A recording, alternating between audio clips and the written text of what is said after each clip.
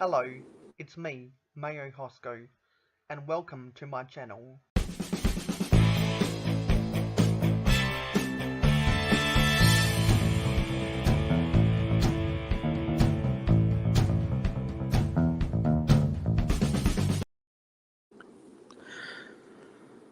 Hello, it's me, Mayo Hosko. No sugar, no filler, just real whole egg.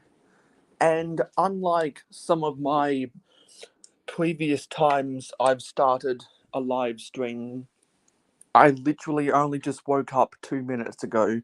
Normally I wake up 15 minutes to go before I start these live streams, but today I woke up 2 minutes before I went live.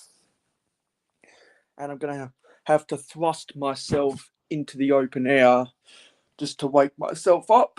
And what better way to force myself to wake up than to be doing a live stream? So this is going to be an 8-hour live stream, and we are going to be hopefully be finishing the build of the Lego Monkey Kid City of Lanterns.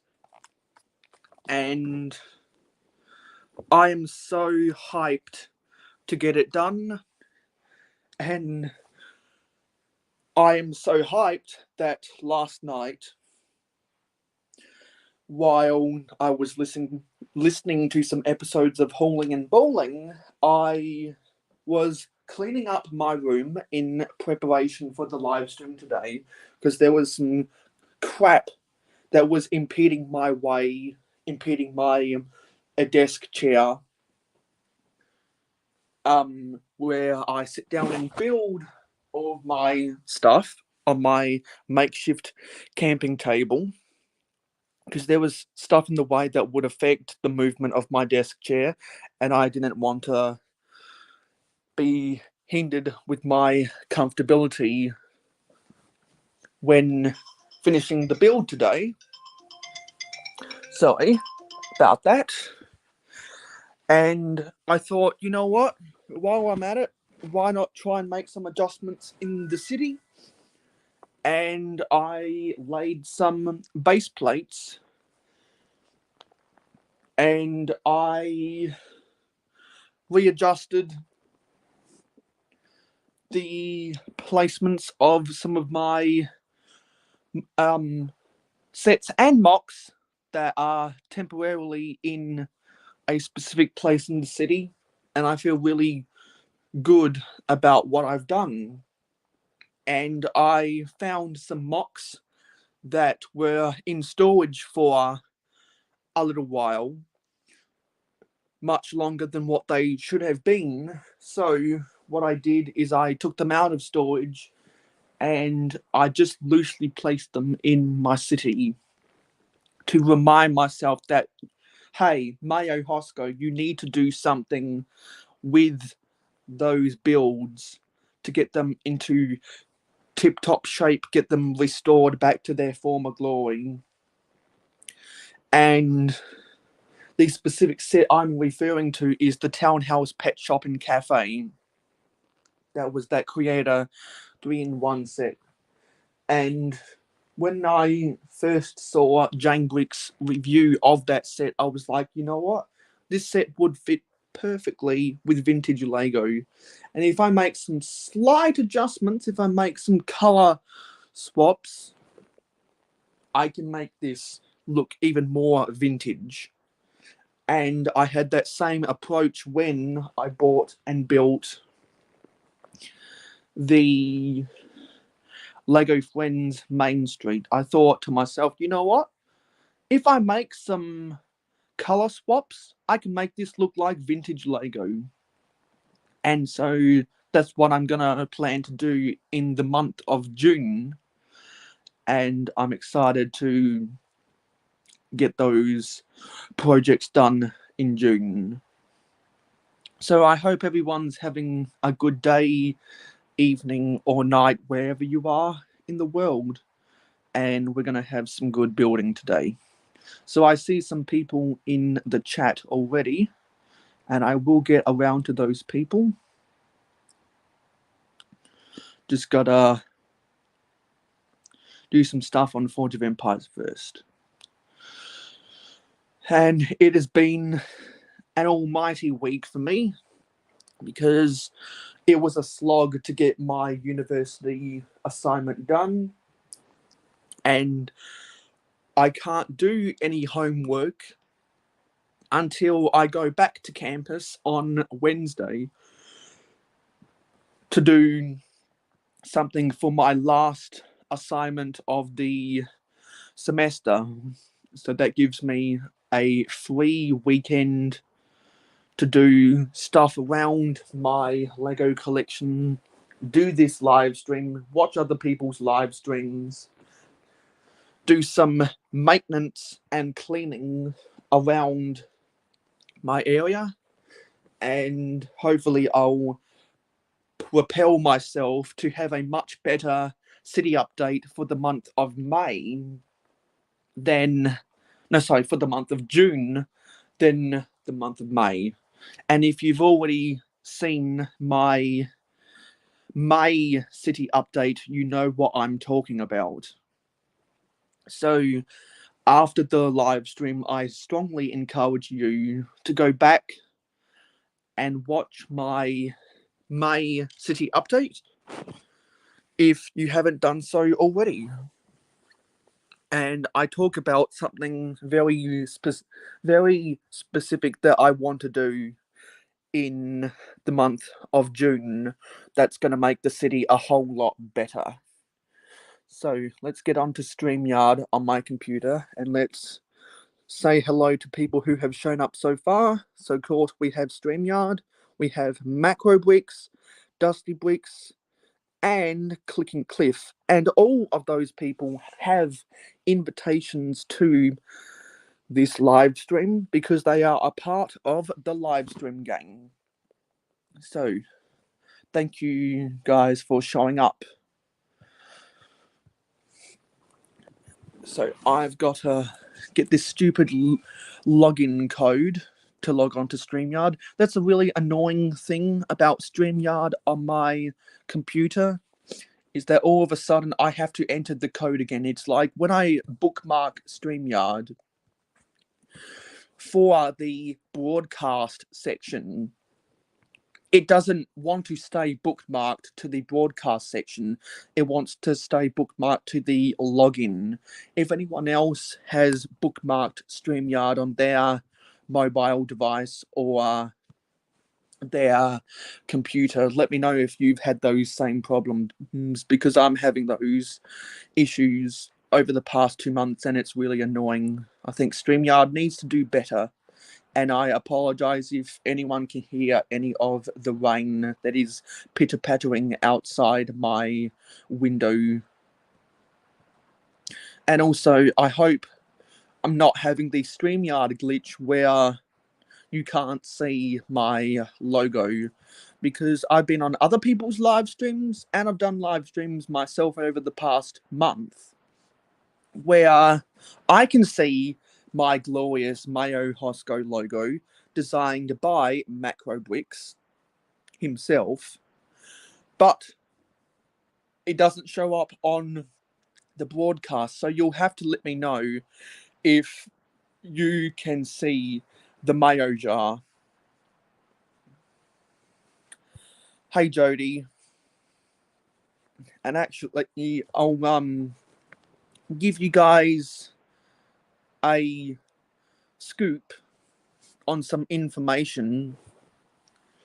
I was in the works of filming a couple shorts for my train channel on Thursday night, which is Mayo Hosko's TWR and TTTE. There was a link to my train channel in the about page of my on the about page of my YouTube channel. For those who aren't already subscribed to my train channel, it'd be great if you can hop over there and subscribe as well. I thought to myself, you know what? reaction videos to the comments are some of the most fun videos to watch. And everyone always likes to see their favorite YouTuber react to their comments. And some YouTubers have specific series titles doing that themselves. And I thought, you know what, why don't I attempt to do something similar? And so I've pre-recorded 4 reaction videos to the comments, and after the live stream, I'll sorry, I'll reveal to my Patreon supporters the name of that series. Sorry about that. Let's plug in the microphone and get switched over to my computer. Tell you what, I really like this Keji cord. It's so much better quality than the cord that came with the microphone itself. Because for those who don't know, I have a Blue Yeti World of Warcraft microphone, and it was a microphone that my former Patreon supporter but incredible contributor to the Mayo Hosko channel, Captain Matt, bought for me. And he also bought me, I think I've said this before, he also bought me a webcam. So I can't thank him enough. And one of these days, Alice, one of these days, I'll get around to wiring up that webcam. But what I found is that the cord that came with it, it was too fragile.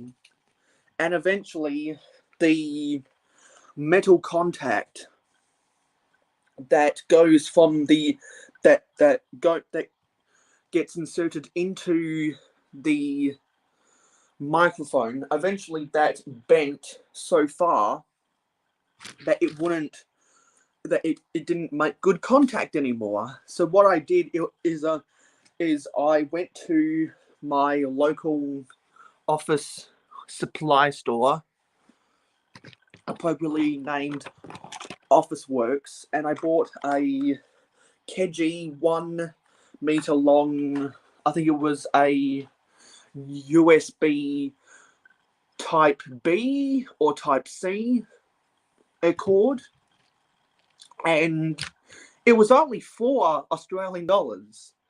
And considering that was the cheapest on the market, I'm more than impressed with the quality of it, because it hasn't, because I guess the Blue Yeti cut down their manufacturing costs by not producing the best quality of cords.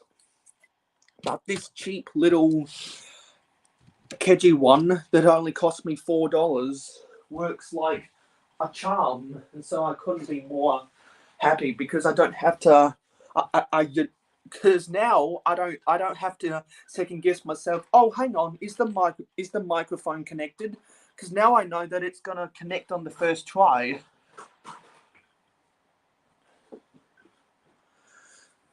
Which is one less thing I have to worry about.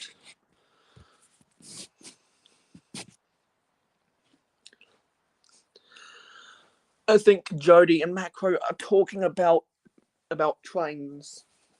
Well, what I'll say to you, Macro, is that you might wanna create a standardized loading gauge so that everything can fit through your tunnels. I had to create a standardized loading gauge so that the trains could pass by my cable legs, because I can only have a loading gauge of 6 studs wide, which is not good. Okay, let's mute the microphone here.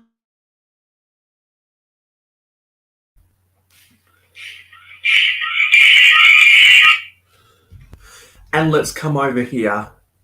Hope everyone can hear me fine. Hey, Scott. Scott is another person who has an automatic invitation to the live stream via the live stream gang. Sweet.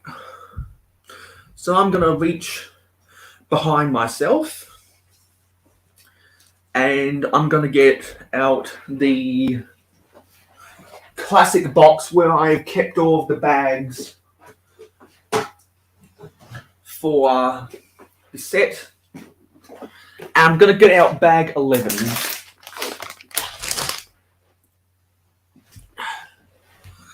And I saw above something that caught my eye. Where was it in the comments? Oh yeah, Macro Bricks is just finishing some editing. Watch your editing, Macro. Watch your editing. Oh, also, I have 2 more things to say while I'm freshening myself up. Hope you guys can hear me.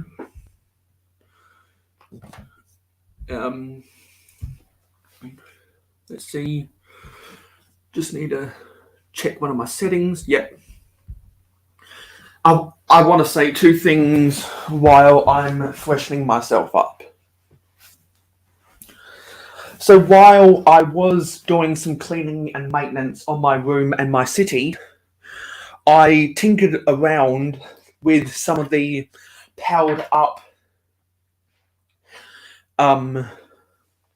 motors and the battery box, and by miracle, because I've had a lot of glitches in the past with the powered up system, I was able to get the Bluetooth frequency to engage between the remote and the battery box. So at least for the time being, there was no disruption in the frequency, which is nice.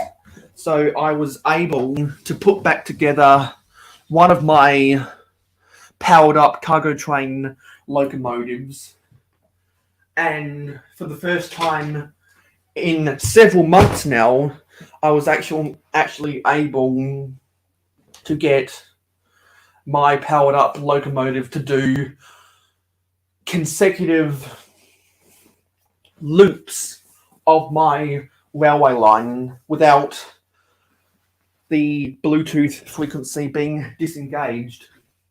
And while I was doing some test runs,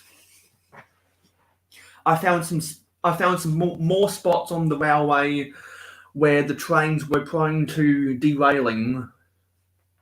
And when I was emptying out some boxes that had some loose Lego, in some of those boxes were unopened bags for my second copy of the powered up cargo train.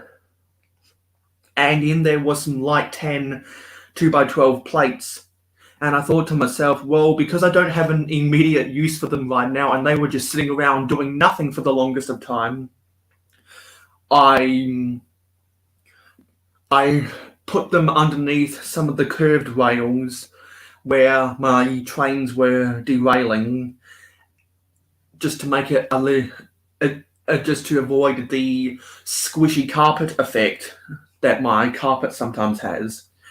And now they're not derailing, so that was a quick fix, which was nice. All right. Oh, I see Captain Matt. Hey, Matt. You have an invitation via the live streaming gang if you want to come on. Actually, what I should do before I start building is I should say that we're live. So bear with me. We are live.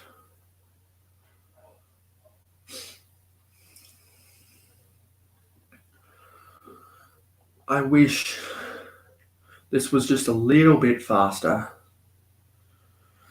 And if you weren't active on Instagram about 10 hours ago and you didn't know that I was on Nicole, aka Lady McBrick's Instagram live again, me, one of her guests, and a Matthew Elder were encountering some of the most wildest in Instagram glitches you'll ever see.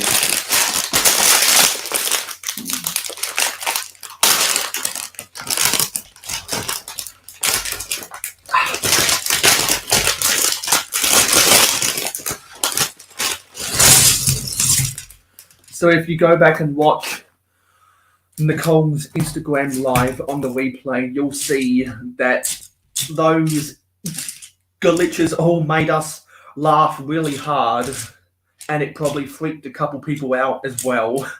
It definitely freaked me out at the start, but then I was like, oh, so this is how it's going to be, Instagram. This is how it's going to be. So I've never experienced a glitch on Instagram quite like that before. I've had some really strange glitches on YouTube. I've had some really strange glitches with my cable TV. But that is the strangest glitch I've ever had on Instagram. And I was having a good me and Matthew Elder were having particularly good conversations about how Lego's gotten more expensive and the reasons for it, and also our appreciation for vintage Lego. Anytime I can see someone in the community, well, anytime I can talk to someone in the community about vintage Lego, that always puts a smile on my face. And if you're not already subscribed to Matt Elder, who is Family Bricks on YouTube, I would highly suggest that. And he made a really cool modification of the airport shuttle he bought. So there is bag 11. Oh, also on the next episode of Good Morning Brick World, I will be an attendee because they're talking about Castle again this week. I guess because the hype is only getting stronger for the 90th anniversary Castle set that's going to come out that was voted by the fans. And actually there's rumoured to be a reimagination of the Galaxy Explorer from Classic Space, because I think Space polled the second most amount of votes on that poll that they did in December and January, what they did in December last year. So I'll have to squeeze in my budget the funds to buy those sets because I like to support vintage Lego throwbacks wherever possible. That's why I bought like 12 copies of the Benny Space Squad from Lego Movie 2. Anyway, I'm rambling. Let's put on the music.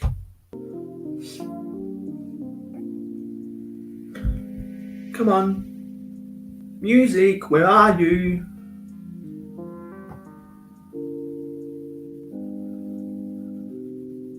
Can anyone else hear the music?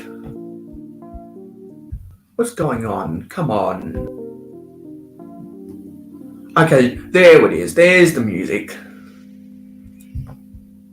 And I'm going to put it at volume 40 because when I did my live stream last weekend, Ingrid Wynne, who was on the panel, said even when there's guests on the panel, keep the music going. And I got some good feedback about having the music playing even when we had guests. So I think I'm going to roll with the punches. And that was a good idea from Ingrid Wynne. Oh, I see we have a Johnny G. Hey, Johnny. And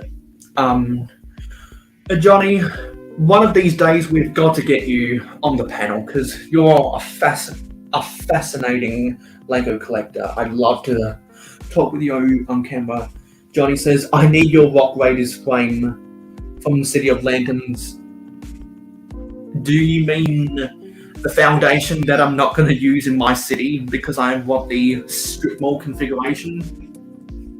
If so, then I guess I don't know how the logistics would work out with that. Oh, I see that we have a guest, and it's Scott.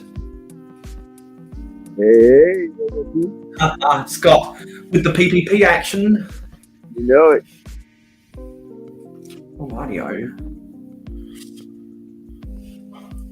So how's your week been? Not too bad. Not too bad. Have you been up to any Lego projects? Other than just nothing other than just trying to keep my city clean and that's about it, really. Yeah, I know a couple city builders who are in a state of, before I do anything else with Lego, I got to clean up the mess, and I've had that same state of mind. Yeah, I just had back nothing up and finally got it squared away, and I can get tickets here and there trying to put things back in order.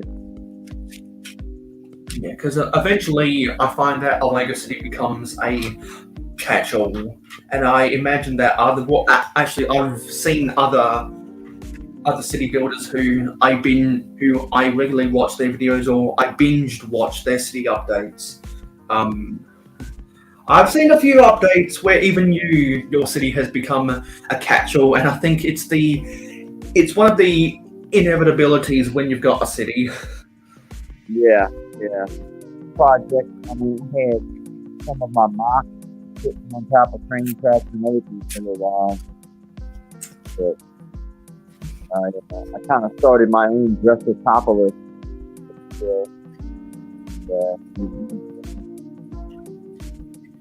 Yeah, because if anyone's watched my city update that I uploaded on Thursday or Wednesday night, if you're in North America, you'll know that my city was a catch-all, and it still kind of is in places a catch-all. Yeah, but at least it's around the edges. Yeah, mostly why it'll never be in the city for me is because to get to the middle, I have to walk over the smooth sections of my roads. Yeah, that's right. Because I have to stand on my city, which is all up off the ground on the plywood table I made. And, yeah, you definitely have to step on the road place only. Yeah, and it's a nightmare when I accidentally step on the started section of the road base plates, because I can just feel the studs touching my skin, and when you press down your palm on a base plate when you're trying to lean over, after a while you're going to notice the imprint of the studs, and it's like, yeah, that's not good for my carpal tunnel. Right. Oh yeah. I've definitely had the word logo stamped in my hand multiple times. Leaning over on that one hand and just getting in the rhythm of building that corner build, and so you know it. Oh wow! I could almost put a Lego brick on my hand. Yeah, the main time I have to lean over and step in my city is when I'm putting the that's a crooked sticker. Is when I'm putting in the Technic pin connections that I use to connect all of my roads together. Because originally I tried using the 4x4 plate technique that a lot of people use, but I found that using a Technic pin connection was just stronger, and it was easier to take apart if I ever wanted to move the roads around. So if anyone's watched my city updates in the past and questioned my decision, that's why I do it. Right. Because it's a nightmare sometimes. Right.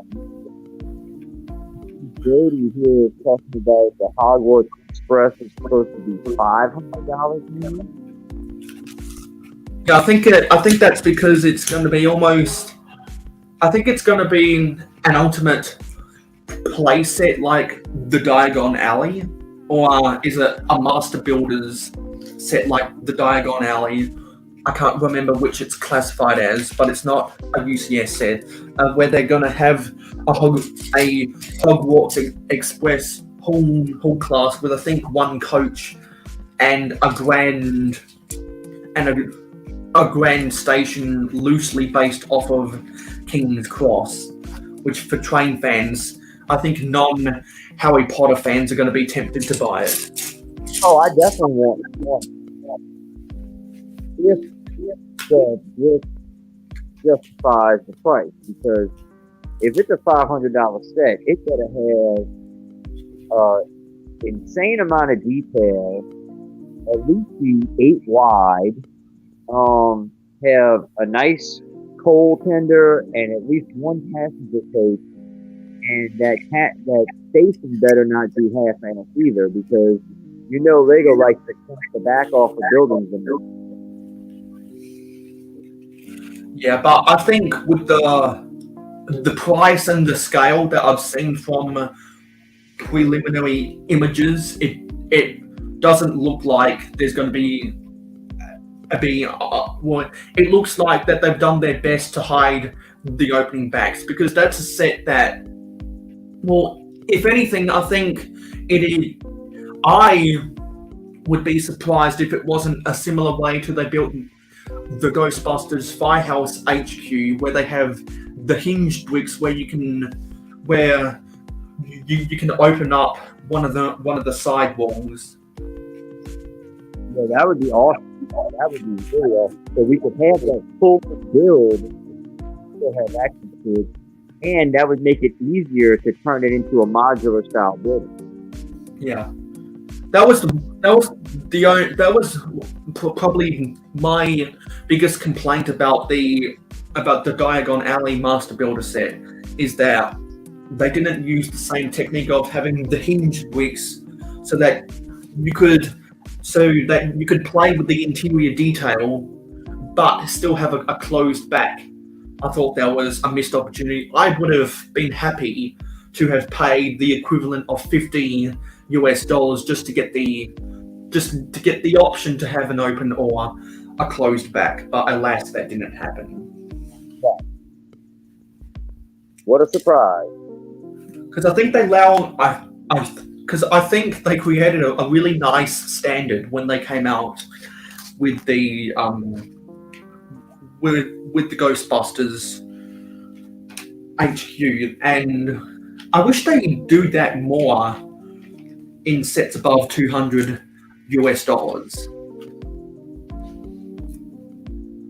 Because it's a good system, and it's not new for Lego. It actually goes back as far as the 80s, because I think of sets like the Cargo Center and the Metro Park and Service Tower and the Big Rig truck stop. They were on 2 base plates, but they had hinges. They had hinge bricks where you could change the configuration of the set to close up the back if you wanted to have the building be end to end, or you could have the back open if you wanted the buildings to be side by side.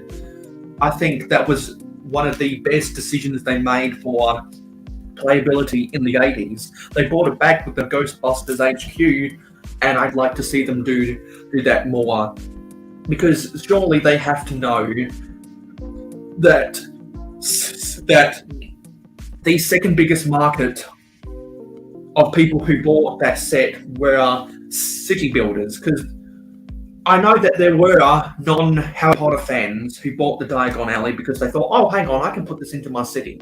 I was even considering buying it for a little while, but then I decided to buy other sets instead. Yeah, I thought about getting it as well, but the price and where they were built, I couldn't do it. See, we have a Pandemonious Panda Oh, again, stopping in while at work. See, I always appreciate those people who stop on by before they go to bed or while they're still at work. I get a lot of them around here, probably because of the time I go live. yeah. But yeah, it's nice for people at least take the time to come.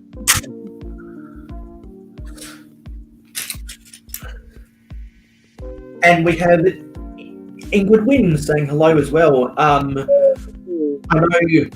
know Panda can't stay, but Ingrid Wynn is also one of those people who has an automatic invitation via the live stream game. Also, everyone who's watching, don't forget to leave a like on the stream to tell YouTube that people want to watch my content.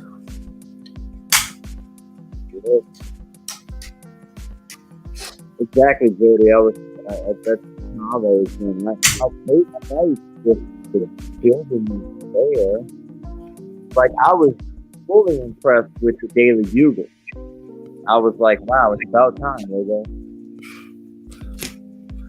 Yeah, when the Daily Bugle came out, I had no intentions of ever buying it. But then I got a job, and the more I started thinking about it, well, and specifically after I changed the layout of my train track, that allowed me to get room for one more modular. I was like, do I want the bookshop, the boutique hotel, or the Daily Bugle to occupy that extra space? And I was like, I don't collect corner buildings, which is what Lego deems the boutique hotel to be, even though a lot of fans say it's an end building instead because it looks good. Because it just looks too good from the left back quadrant to have it hidden behind another building that's perpendicular. And I was just never sold on the bookshop because I saw some people viewing it, and they had this weird technique where instead of building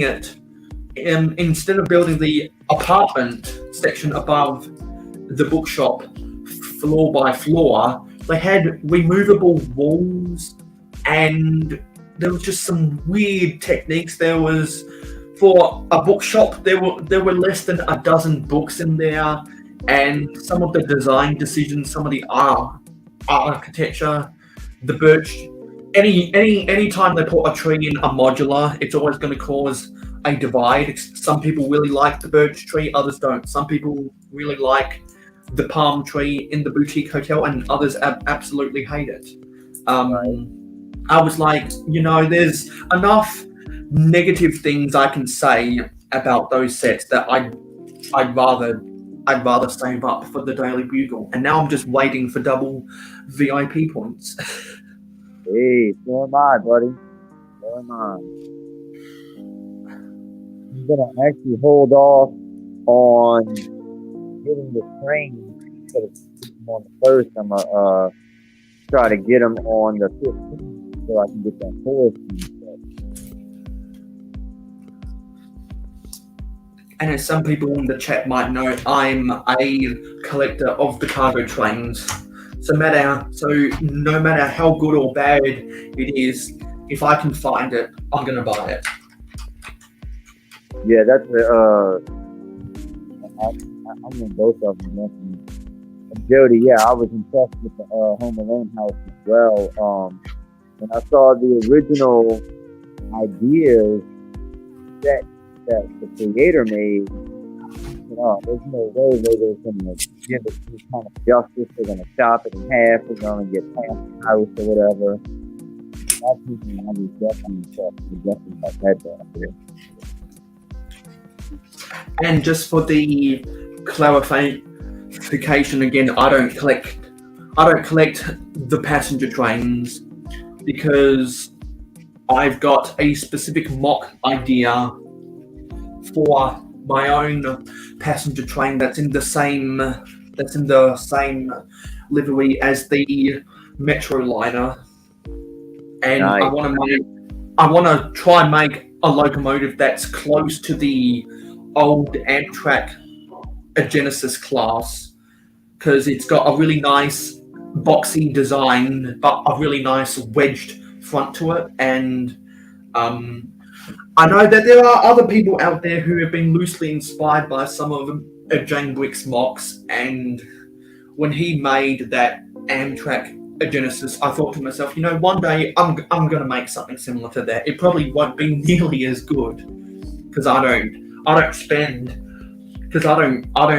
go onto a digital designing programs and premeditate the building of my mocks. I just think to myself, I know what parts I'm using, and I'm gonna use them. Right. And so I think I've got some pieces that would make a good wedged front.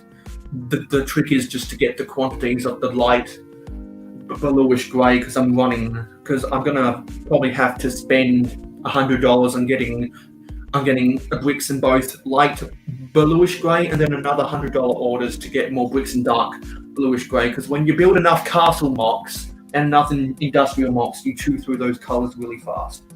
Oh yeah. But yeah, that's the first type of thing that pops in here to use of stuff is that particular style for sure. Very iconic suit to those engines and everything. Yeah, because while there I was tempted to go with the Superliner class, and I think one day it'd be fun to make a Norfolk Southern Talgo locomotive. And if anyone has seen a very popular model train video on YouTube that has well over 1 million views, you probably know my inspiration, and you probably know what exact locomotives I'm talking about. But I think it'd be fun to recreate those logos as a passion project sometime. But those would be much more difficult to build than an Amtrak Genesis. And I wouldn't just want to make a clone of the Metro liner either, because that's just too simple. Right. Yeah, you got to put some own twist on it too. The Metro liner is my favourite train, and the Freight and Crane Railway, even though none of those train sets have actually have a way of powering it. They have the powered rails, they have the motors, but they don't have the transformer or the speed regulator. Just the look of them, just the look of the Metro liner and the playability of the Freight and Crane Railway, I just love those sets.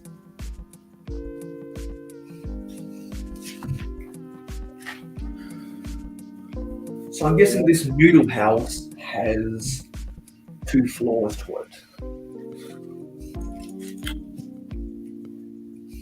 I would have loved to get my hands on the Santa Fe. Yeah, the Santa Fe Super Chief version of the F unit. I think it's an F7 class, or it might be an F4 class. I can't remember which number of F unit it is, but that's probably the most iconic livery for the F series back in the 40s. And that's why, and also the pearl light grey colour of the old Santa Fe coaches is probably the most it's probably the most iconic historical passenger train in American railroading. Absolutely. Yep. Some people who are unawares nowadays will say, no, it's the DC mainline HST. No, that does not compare to the Santa Fe Super Chief. Right.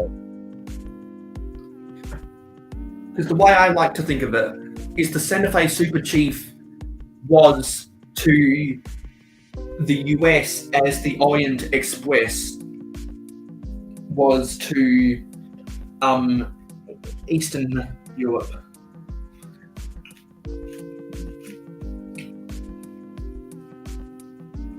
That's the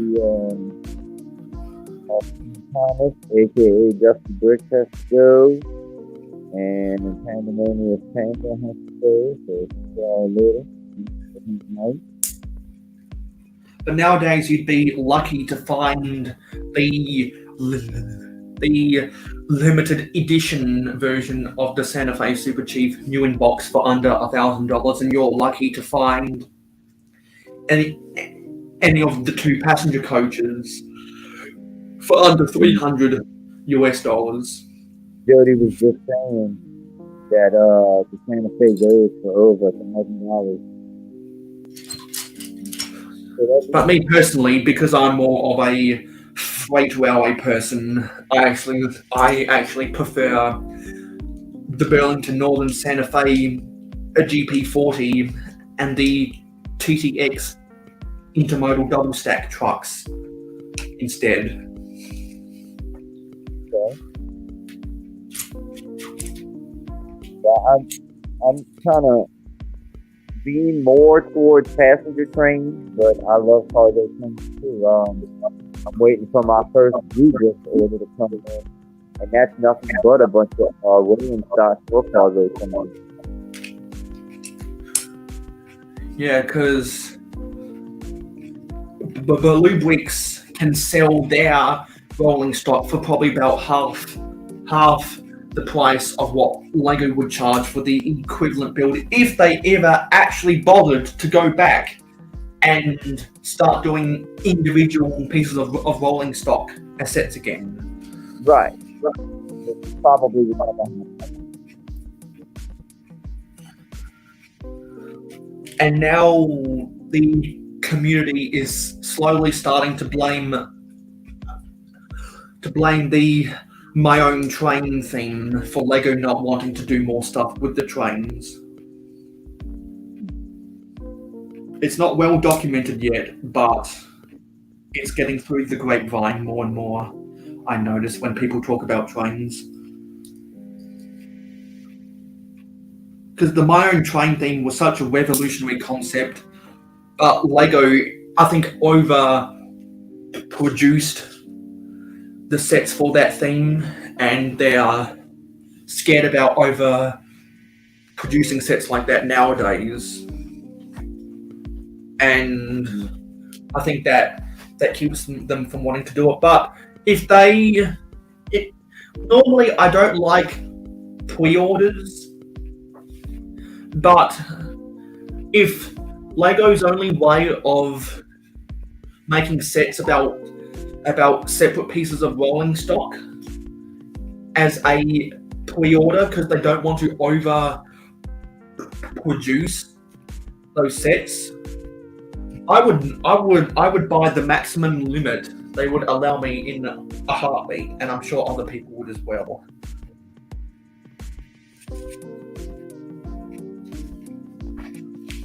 This is a new colour for the 2x2 round plate for me. It's in the medium nougat. I'm sure other people already have that in their collection, but that's a new colour for me.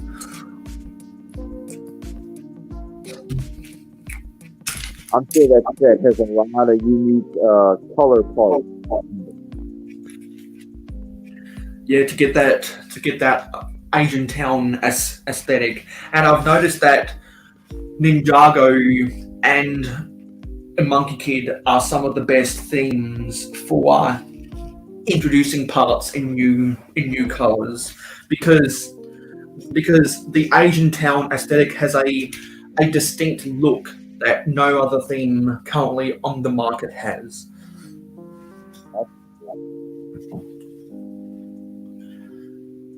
So this has a too wide gap.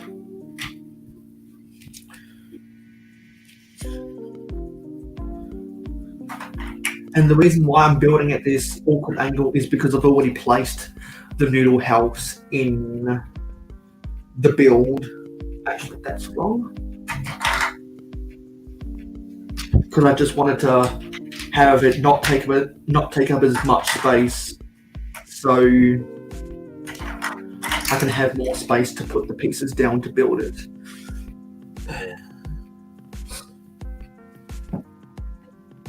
Ah, yes, the most change. That's another one I would love to get my hands on.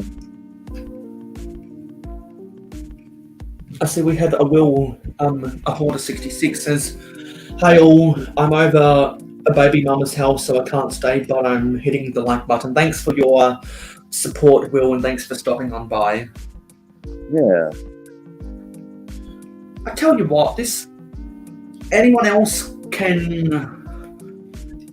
that's built the City of Lanterns can relate, but this stickered element only being attached on a 1x1 brick that goes in between the hole of one of the oriental fence pieces, that's one of the worst techniques I've ever seen, because it falls out just with the slightest knock of the set. It's so annoying.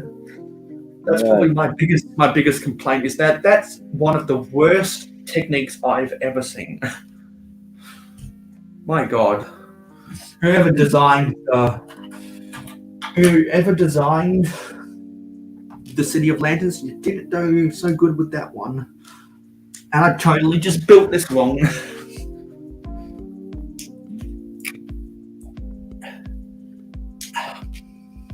Forgot to put the square plate on. Yeah, if the Santa Fe is going for 1,000, the Emerald Knight's got to be going for close to $2,000 sealed. Yeah. What set's going for $2,000 sealed? I said if the Santa Fe is going for 1,000, then the Emerald Knight has got to be close to 2,000 sealed and boxed. Yeah, some crazy prices out there. No, for a train that costs $100. Yeah, because I think when the Santa Fe stuff was initially released, both the locomotive and the passenger coach were $40. So to get a locomotive plus getting all 5 variants of the passenger coaches plus the 9-volt motor, which I think cost $20 back in 2002, that would have been overall a $260 investment. So now look at that, and you can if people had the nerve to keep that stuff new in box for the last 20 years, you could resell it, and the market dictates that you could make 10 times what you paid for all that stuff. That's just crazy. That's like you're sitting in gold right there. Ooh.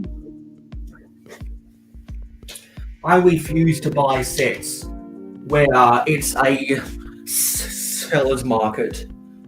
We have regular brick studios, and if you don't know, that's a regular viewer of Gladiator Bricks Productions. Good to see you over here, regular.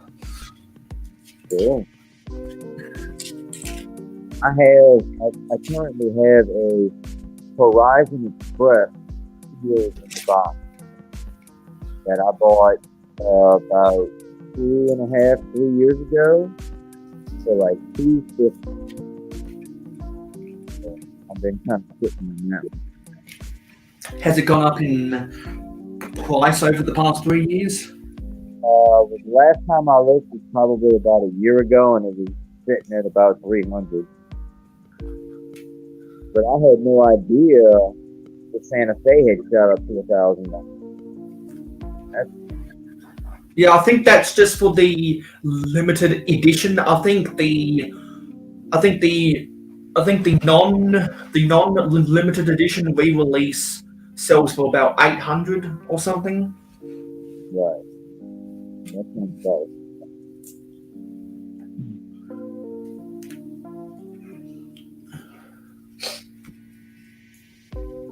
Actually, I'm gonna go check my my notifications.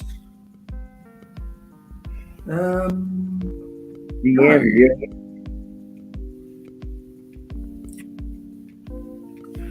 yeah. I'm not sure what's happened with Bevan's Bricks. For a while, he was doing live streams consistently on a Friday night, but over the past month, he hasn't been doing as many live streams. He actually released a video, I don't know if it was members only or public, but he was back from his channel a little bit. Oh, do you know that because you're a member of Daryl's? Yes, I've been a long time supporter of Daryl. But anyways, I think he's just suffering from YouTube burnout. And I think he's just tired of the BS that comes with trying to do a live stream. You have over 20,000 subs. You have trolls and all of that, and I think he's just tired of it. Interesting feedback.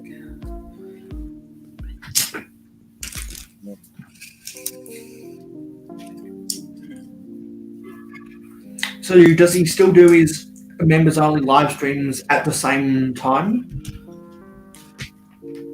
He hasn't done his own live stream. This is the way that he posts. Maybe he's got a lot of external stuff outside of YouTube going on right now. Right. That's preventing him from doing live content. Yeah.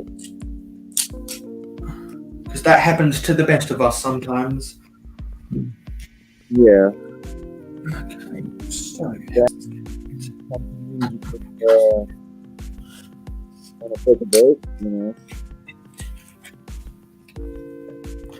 So I'll ask Macro Bricks how the editing's going. As he said at the start that he was editing some videos, so I wonder if that's some more videos with the Berlou Bricks, because he said he was going to make a video about comparing Berlou Bricks to Lego or something. Yeah, I'm waiting for a full review of that search. That's for sure. You hear me, Mark? Actually, that is probably what he's working on. Yeah, I would think so. That's no. I'm taking a swing with this same stuff here, and even though our friend Mark didn't have the best relationship with the attention, I'm going for it. Because if it's a widespread problem that extends to more than just one person, then you know something's wrong with the quality control. Yeah, I also made sure not to order the same type of rolling stock he did. With the rise of Berlou Bricks in the Lego community, I'm almost tempted to buy a small Berlou Brick, well, multiple small Berlou Brick sets. Allow myself to spend $100 or something just to experiment with it. Yep. Because I want to see what because I'd like to see if Ludwig's is all that it's cracked up to be. That's what I'm doing. I'm giving them a fair shot. Each piece of rolling stock I bought.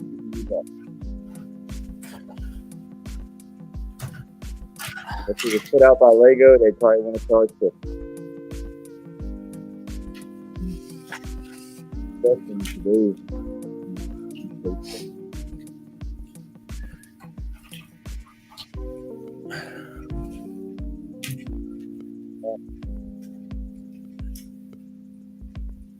Okay, got that. Plate's connected. Sweet.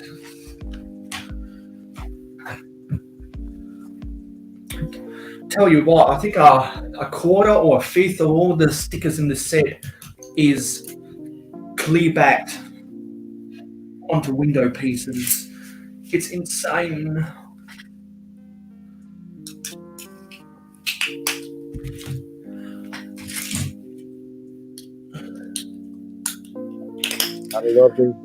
Oh, have a good rest of your night, Ingrid.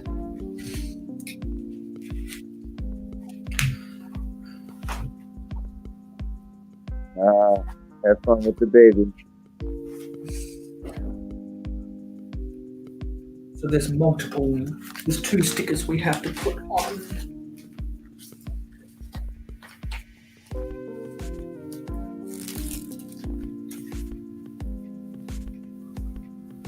Yeah, so that has to go on the outside.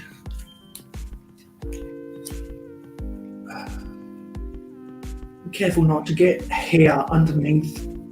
We don't want the air bubbles creeping up. Yeah. I almost find it harder to do the big stickers.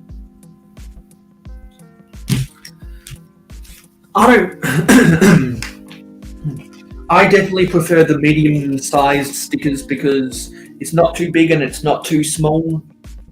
That's what she said. And because I think the 2 worst stickers to put on any piece is either on a 1x1 plate, or on a 1x1 tile, or an 8x16 tile. Because everyone who remembers the classic TV series A Batcave, how to get the details of the red Batman symbol on the black helicopter pad, that was clear backed stickers on 8x16 tiles, and everyone I saw reviewing that set, they universally complained, why isn't this pointed? We're paying $270 back in 2015 and you're telling me that this can't be a print? Come on, Lego. That's what they were saying. And Lego should know when they come out with an exclusive printed, it's only going to make that set more valuable and wanted. Because Lego has to know that there is a market of their consumers that don't buy sets with stickers in them. That's why the modulars are so well beloved, and that's why the 4+ sets have an unexpected fan base, because there's no stickers. Yep. And you have so many exclusive and very cool printed parts. And actually, they spend the money to make new printed pieces, and people, and that's like, that makes the 4+ sets more expensive than what it actually is. But right. A stickered piece is always going to have less value on the resale market than a printed piece. Yep. Because people sometimes try to avoid stickers at all costs. Now I'm that guy who says hold the phone. I like with stickers, I have the option whether I place the sticker on the piece or not. Because as a set, if you're a set builder, you absolutely hate stickers. But if you're a mock builder, then you love stickers. Because if you go and buy bulk quantities of a certain set just because you want to use pieces for mocks. You have the option: do I want to put the stickers on and risk this detail getting in the way of one of my builds, or do I not? Or do I not want to because I have the option? Now I'm a combo set and mock builder, so because I prefer mock building, and because I have bought bulk quantities of a set because it was on clearance to build mocks. Like when I think it was Christmas of 2020, in Australia they were still trying to get rid of all the excess stock from the Lego Movie 2, and Big W, who is probably our second biggest department store. And just to clarify, Big W is not a nickname for Walmart. We don't have Walmart in this country. Big W is the name of an actual department store. Just to clarify that, because someone asked me that last live stream. I bought 3 copies of the Lego Movie 2 pop-out party bus for only one. I think it's 70% off, and I was like, score. I'm just gonna make it rain on this set because that set has so many good pieces. Right. And I remember when that came out. I think the pop-out party bus was the Lego Movie 2's equivalent of the Benny Space Squad. Yeah. And then I have the Lego Movie 2 Pixar spaceship. Oh yeah, was that the set that had the roll of stickers that you'd put in the trunk? Yep, it comes out the back. Yep, and they actually give you a second roll of stickers too. Yeah, because I think I remember the viewers like Jane Briggs and Just Too Good saying that, and I think that roll of stickers sells for at least $20 or maybe more on the resale market, which if that set was originally $70 back in 2019, that's almost a third of the value of the set. And we have macro bricks. Hey Mayo. Hey Scotty, how's it going, man? The man, the legend, macro brick. Right on. Happy weekend to you guys. Hopefully all is great. Yeah. So you're rocking my logo, and I'm rocking Buigzar's tipper truck. There you go.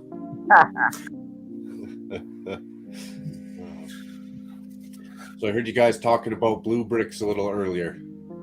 Yes, sir. And we can all blame Eric for indoctrinating us. Right. Yes, we can. I did just drop that video. It's uploading, but it's not going to get released till 1 my time this morning. So is it rendering?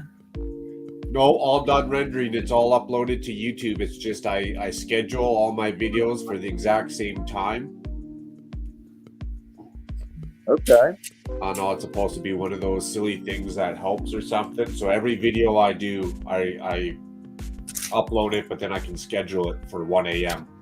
Yeah. Hey, whatever helps the algorithm, though. Yeah, so they say. I don't know if it's helping or not, but so they say. So yeah, that was a blue bricks, not a review, just like an overview, kind of like how many pieces you get, how much it costs, what I think about it. And then to be honest, like I'm doing another one right now. This is all blue bricks. That's what I thought. The way you got your parts right there. Yeah, it's good. I mean, you get what you pay for and then some.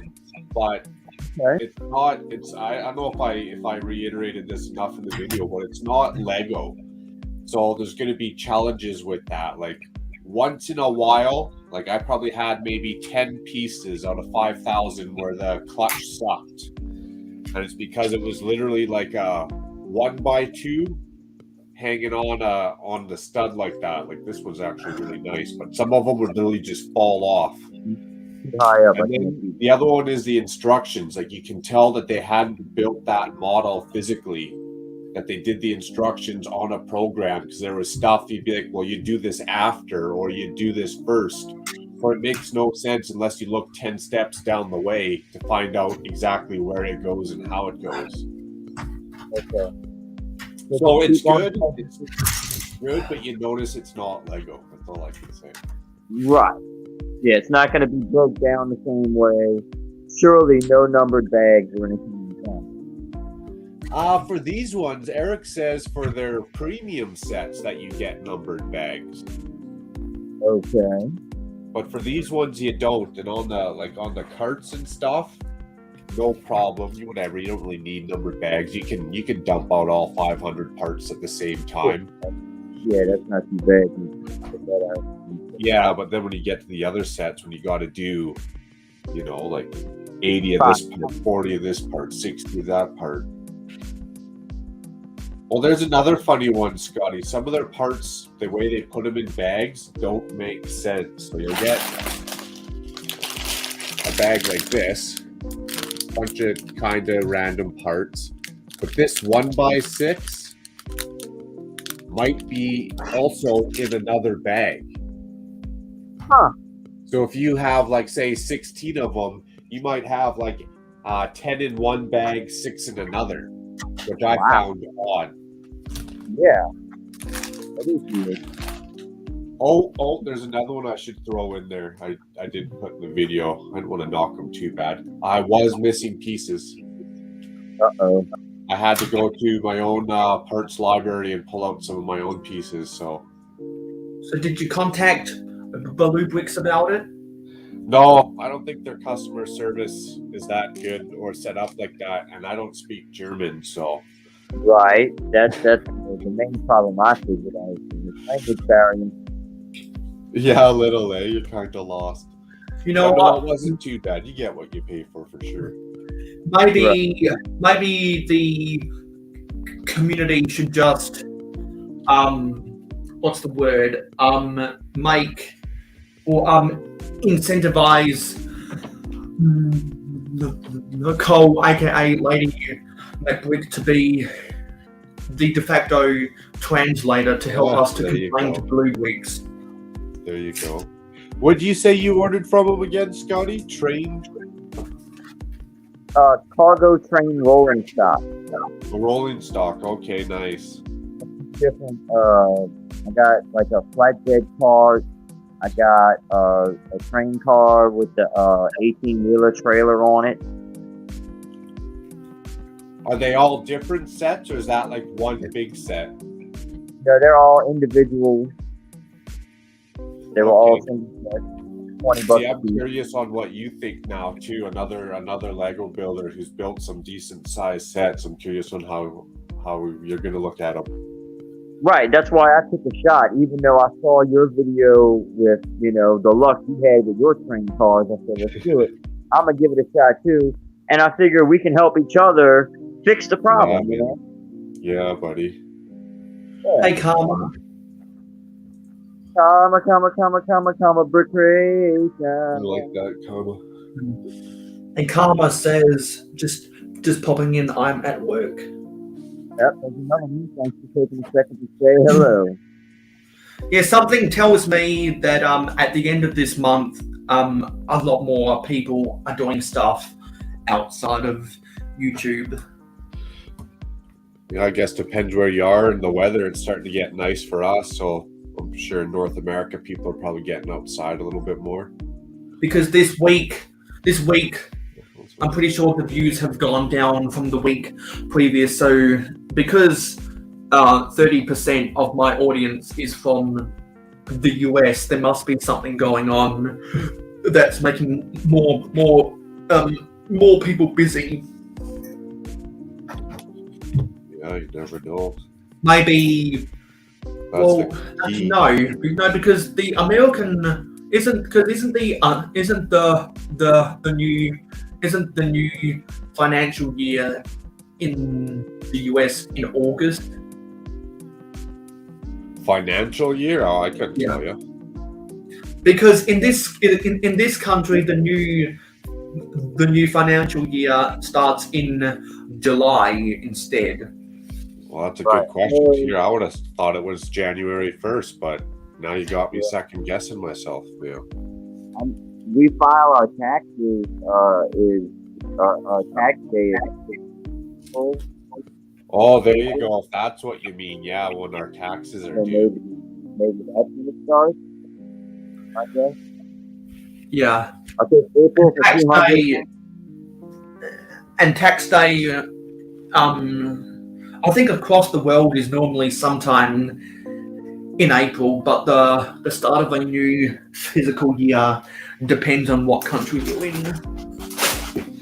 I think in the UK it starts in October or something. Okay. Hey, I hate to do it, but I gotta pop off for a second. I'm gonna go run to the store. I will jump back on. Right on, man.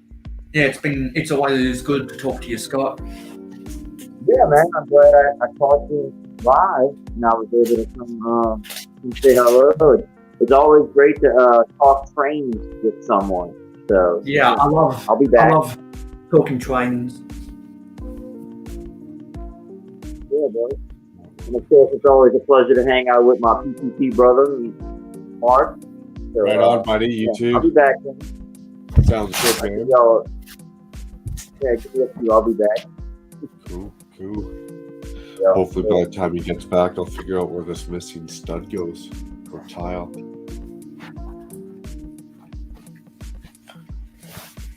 Any big plans for you this weekend, Mayo, or are you just chilling?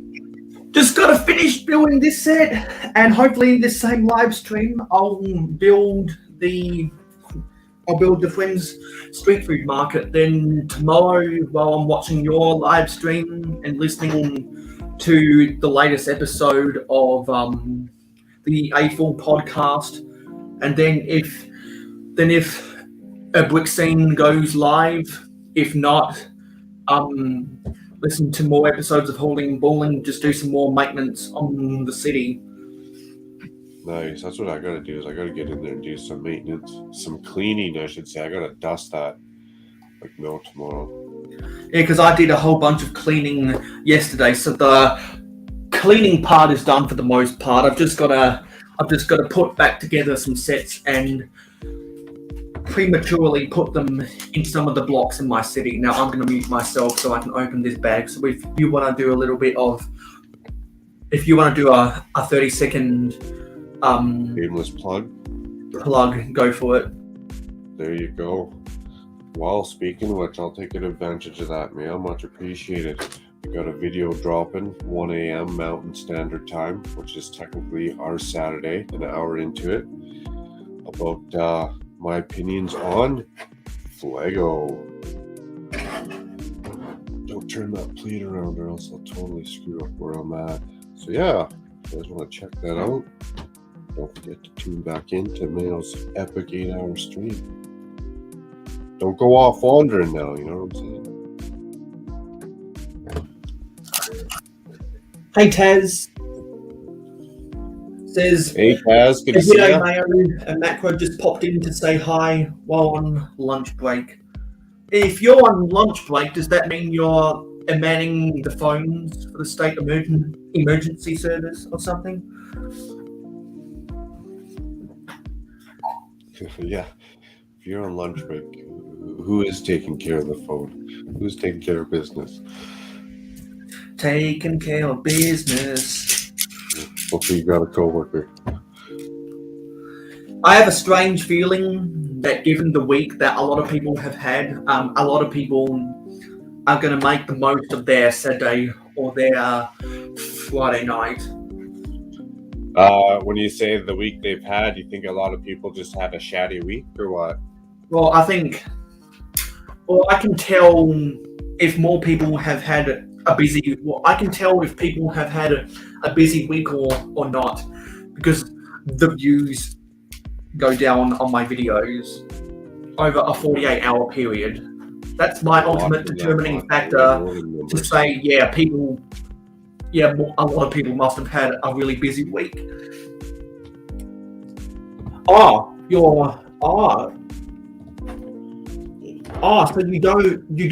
don't run the phone lines. You do more of the communications within the agency. Okay. Okay, thanks for the heads up. So you're more on the administrative end rather than managing communications. Well, the more you know, and knowing is half the battle. G.I. Joe.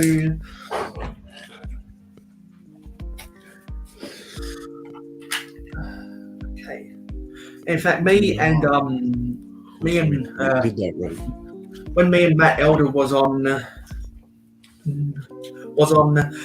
Nicole's Instagram live last night. We're talking about I was talking about the increase in curved pieces we've got since Speed Champions. He pointed out the bracket pieces, and it only just clicked with me that, you know what, Lego has come out with a bunch of new bracket pieces over the past decade. So yeah, and like he made me really curved parts. He made me think about something that I otherwise didn't think about. So you switched jobs. Yeah, operational administration. Well, yeah, operation administration. Yeah, because when I go to my work for the government, I always hear people manning the phones, talking with the direct client, clients, and there I am 10 meters away from them processing invoices. And I don't think I could ever be that. I don't think I could ever be that guy who's manning the phones. So I definitely think the backstage is more. It's easier to handle because you're not having to worry about direct contact with the clients. So I can kind of relate to what you're saying, Taz, because for those who don't know, I'm a contractor for the state government. I work on Tuesdays and Thursdays in this contract because I was working 3 days on my last two contracts, but I cut down to 2 days a week because I knew that I was going to be so busy with the university in May and June.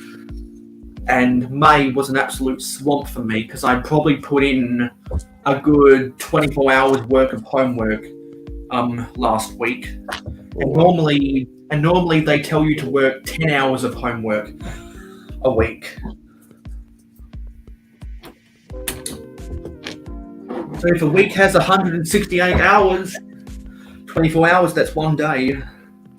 1/7 of your week is spent doing homework. That's what I had to go through. And so that's why I felt swamped, and that's why when I did my city update this week, it looked like a catch-all because it was.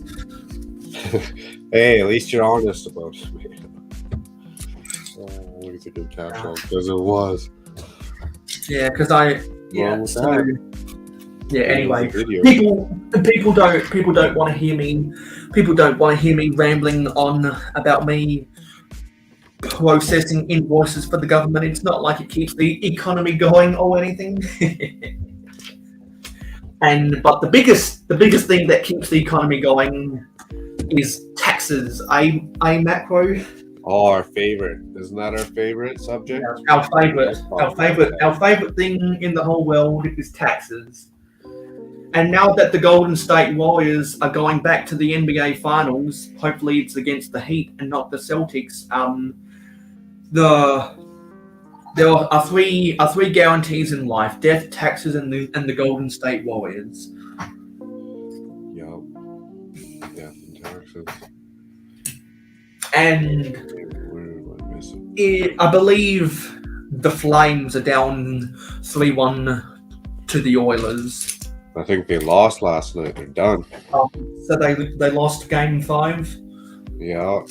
I'm just trying to rub some salt in those wounds a little bit, Mayo. I think more and more people are starting to think that Tampa Bay are going to become repeat Stanley Cup champions. Yeah, if they work for it, they earn it. I wouldn't still write off the Oilers. I wouldn't still write off the Oilers or the Avalanche. Because something tells me that the Tampa Bay Lightning are going to come out of the East, and either the Oilers or the Avalanche are going to come out of the West. Well, Tampa definitely has a lot of the experience in the Stanley Cup Finals and even recently. But I think sports has kind of shown that once it gets to that end game, people are willing to do stuff and put their bodies on the line. It could be really any team's game at that point, right? Upsets happen all the time. Is that what statistics are? Is like if you went to Vegas and put $100 on it, the worst odds are on Tampa because they're obviously thinking they're gonna win. Yeah, because I think the Caesars Sportsbook has Tampa Bay as the favourites to win the Stanley Cup. I stopped caring about the NHL once the Rangers eliminated my Penguins in the first round. See, I kind of like that too. I didn't really care who won Calgary or Edmonton in the first place. I think it's good for the province no matter what happens. Bars and restaurants and all that stuff.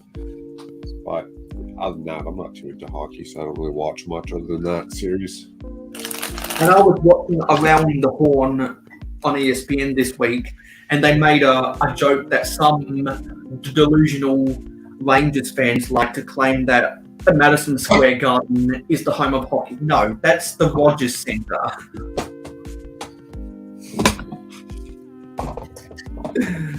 How do they claim that? How is it? Is it going to be the first? I don't know, because there are some delusional people. There are some delusional people in New York City who think that the Madison Square Garden is the best stadium in the world, so they get drunk off of their homoism.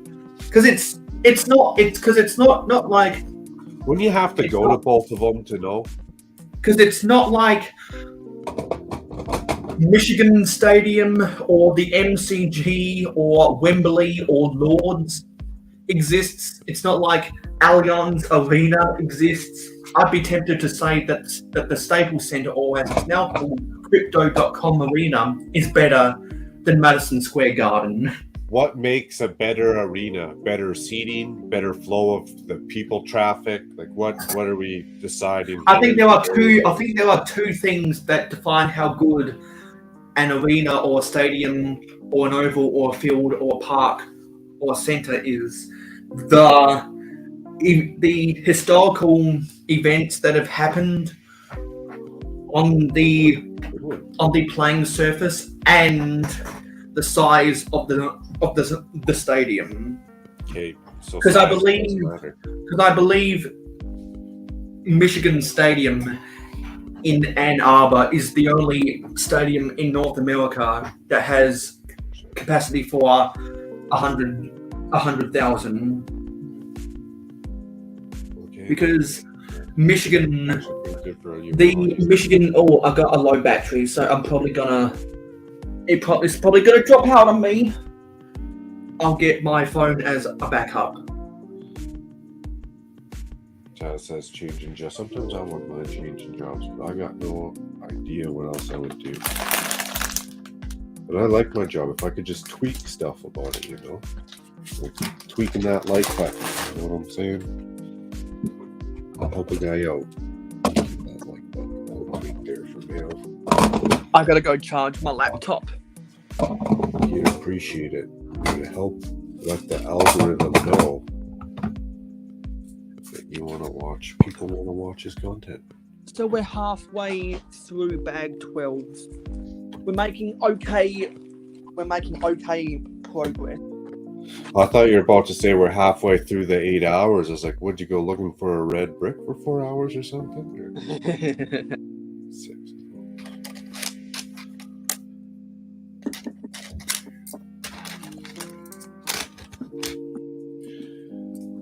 So is there a reason why you're starting your live stream a little bit later? Yeah, I'm gonna go visit some family, do some family stuff. So it will be way later. I'll actually make a quick community post here before I go catch some sleep. Oh, nice. If I go to sleep.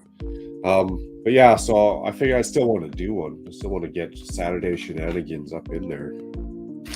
Even if it is for just an hour or something. Yeah, so I'm hoping I'll be back in town and off the highway. So it'll be 11 there for a few hours, and then brick scene usually goes on at 2:30, so I'll double check, and then it'll be like a 2-hour stream, quick and easy. Yeah, because Get some stuff done. because you've got it. I think you've got it set up to go live at 2:30 p.m.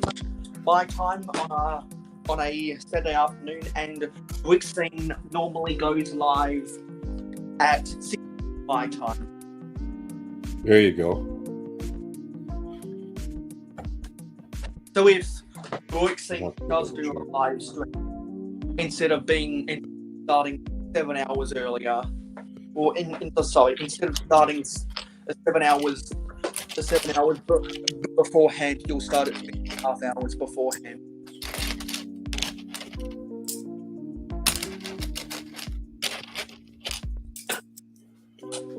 Oh, I'm gonna find those out.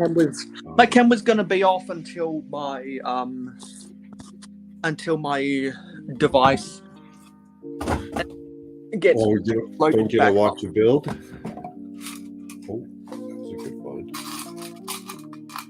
While I'm on the phone, let me reverse the camera. Get the back camera. You can see over there. I've moved some stuff out of that area, and you can see, if you squint hard enough, you can see that I've put some base plates there. Kazoo tight. Yeah, I put some base plates over there. And also, I've changed the colour of some of the greens in various spots. 16. Holy cow, And I'll have to talk about that in the next video update.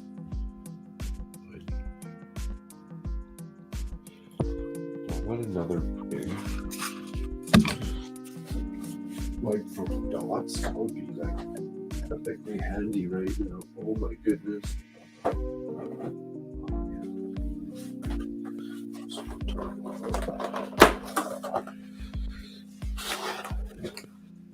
And I was talking with about Top 2021 last night, and he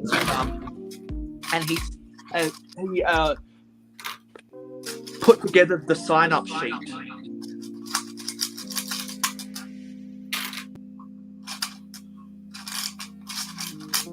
Yeah. He's put together the sign-up sheet for the 72-hour community live stream, and he was fielding offers for the regularly scheduled live streams. So I told him that can reserve my spot for 9 p.m. on Friday to 1 a.m. on Saturday Eastern Standard Time in North America, and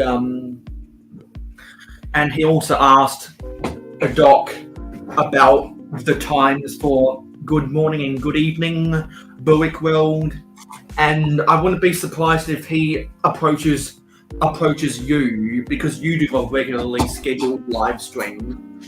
Yes, sir. I did get a message from our chat. I wouldn't be surprised if he reach out to you too, and he'll probably do the same with London Bridge Weeks for London Calling, and some of the other regularly scheduled live streams. Maybe Buick's seen as well. He'll probably reach out to him because he told me that he wants to get the early bird special for people who do regular live streams before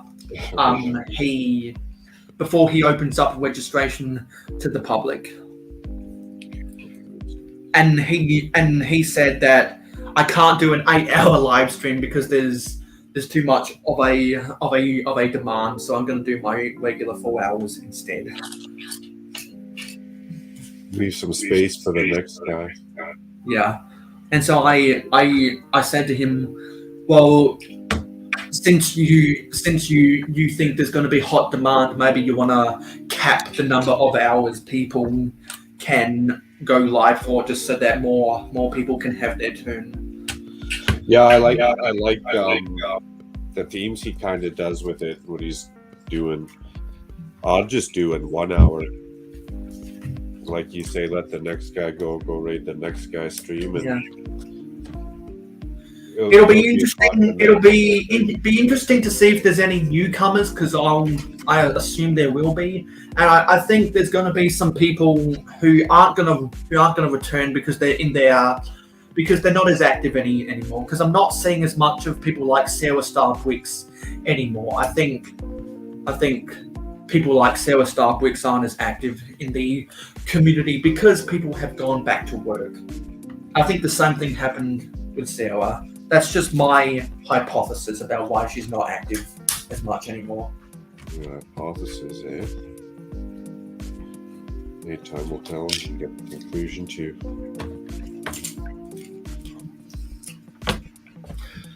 But I know that some of the live streams that have I know that so many people were inspired to do regularly scheduled live streams after that awesome event last year. Yeah, that's true, and it was a darn awesome event. So I'd expect that there'll be an even bigger demand than what there was last year, because with the new generation of Lego YouTubers that came around in 2020, and even more people of the next generation that came around last year, I think 2022 is going to be able to top 2021, and 2021 topped 2020. Because in my rewatching of the Hauling and Bowling podcast, I watched the episodes where they got a butt chop on the panel, and he was plugging away for the 72-hour live stream they did back in 2020. I think I'm up to August of 2020 in my rewatches, which is episode 267 out of 350 something. So I'm less than 100 episodes to go, Fick and Cab and BR. Before you're done? Well, yeah, because I originally wanted to binge watch all their episodes within a 2-month period, but because work got really demanding, it's probably going to take me double that amount of time to listen to all the episodes. Okay. That's dedicated, Mayo. That's dedication.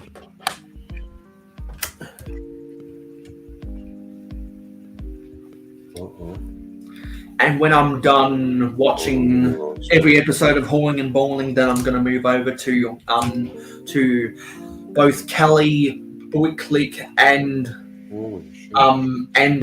ACOB.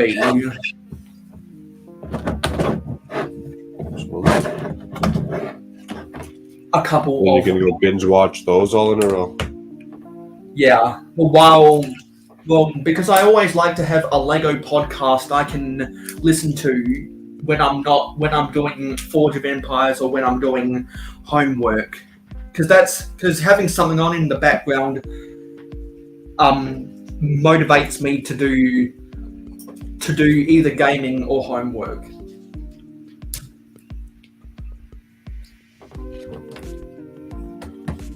Yeah, that motivation these days. Sometimes. Okay, those to those.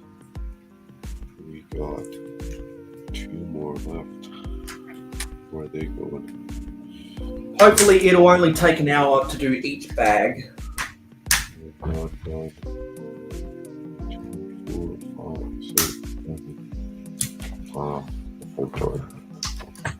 An hour to do each bag? Yeah.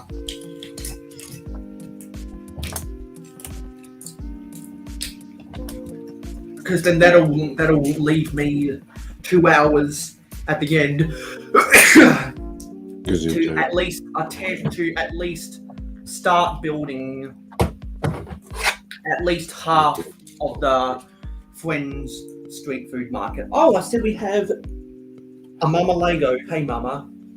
You have an invitation to the live stream via the live stream gang if you want to come out and hang out with us. Good evening, Mama Lego. Okay. I think I've done that almost right. Yeah, and so as I was saying earlier, I don't expect this live stream to perform as well as my last 2 live streams, because that's what the analytics have told me to expect. But I am not paying as much attention to the views of this live stream today because I got my focus squarely on trying to get this set done. Scott's back in the store. So we'll probably try and pop the views. Sometimes it's don't get the building done. I'll probably try and pop back in and we can talk more about trains. What's your favorite train of all time, Mayo, that Lego's released? I think I said this. I think I said this. I think I said this with Scott before you popped in the panel. My 2 favorite trains are the Metroliner and the Freight and Crane Railway. I love the look. Well, I love the Amtrak inspiration for the Metroliner, and I love the playability of the crane section of the Freight and Crane Railway and the way that it interacts with the rolling stock. Mama says out of town, so only have my phone. Ah, she's doing it podcast styles.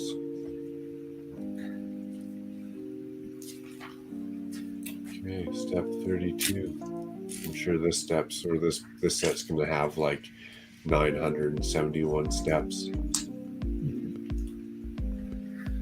Someone more. If I was on my phone, I put up the cake emoji for Scott. Cake emoji. Hey, Scotty, would appreciate that.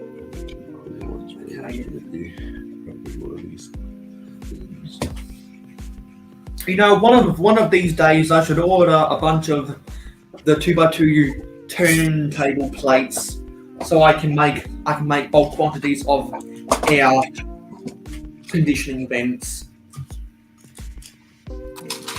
Just had to build an air conditioner.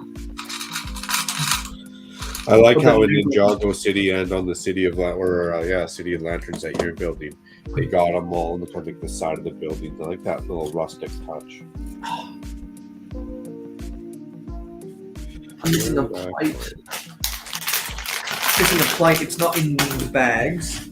Okay, there it is. It got lodged nearby the build. Looking for parts. I hate it how the Mail app on my computer now only wants to tell me that London Calling has gone live, even though it's 2 hours late. Oh, it does that to me too. No, sorry, even though it's 8 hours late, and it wants to tell me that it wants to tell me that the Mayo Hosko channel is live, even though we're nearly 2 hours in, and it wants to tell me that Buick scene is live, even though that happened yesterday.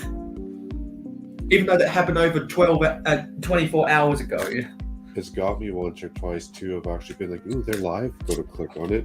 Oh, damn. They're already over. It's because of a delayed notification.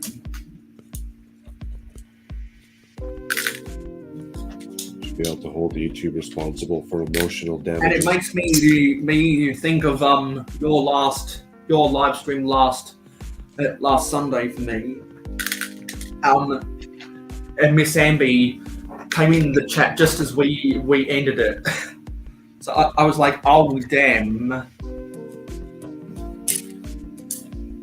Hey Mayo, I got a question for you. Yeah, hit me. As a unofficial, uninformed, informative, do you have any involvement in the laundering of Brent's $2? No, because I don't watch as many. Well, I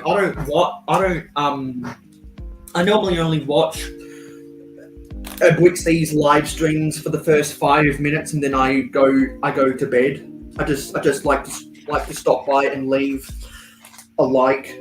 So when people started talking about that $2, initially I had no idea what they were talking about. Okay, so to further that question, you wouldn't know anyone who does have any involvement in laundering Brent's $2 then? No, I guess I'm not subscribed to those people. Okay. But I know that it's become a meme that other people have used. Oh yeah, Because there's uninformed, informative. I gotta find some kind of detail somewhere, you know. Yeah, because there's three pieces of controversy going around right now. Tried. The smallest is that that some people on Facebook were accusing Papa's Bricks of stealing Lego artisans' design, even though Kim gave permission to Papa, because Kim likes to say, hey, if you buy my instructions and you build my mocks, I give you free reign to do all the add-ons you want. Oh, and changes and color altercations. Yeah. Because he doesn't say, no, you can't change my design. You bought my instructions and you have to go by the letter of the law. I'm a grouchy Facebook moderator, so this is the way I am. No, Kim isn't that way. He likes to promote creativity. So it was funny. It was funny how it was no big deal to Kim because he encouraged it, but yet this random Facebook moderator kicked up a big stink about it, and that made me laugh. It really did. Because I got that architect firm and I didn't have the right pieces, so I changed the color on it. I mean, was someone going to say something? Wow. Yeah, because Papa got dragged into something that it was never a problem until this random Facebook mod made it a problem. So that was kind of Facebook mod, do whatever and kick you out or say whatever they want to say. Go somewhere. So that was kind of funny. Bring it over here, Richard. We appreciate your building. So that was kind of funny. And after Papa did a video about it, I found the Facebook. Awesome. I found the Facebook group that was, and I joined it, and also I found Papa on Facebook. So now we're friends over there. Well, send me a link. I want to join that Facebook group. But are you on Facebook? I don't think so.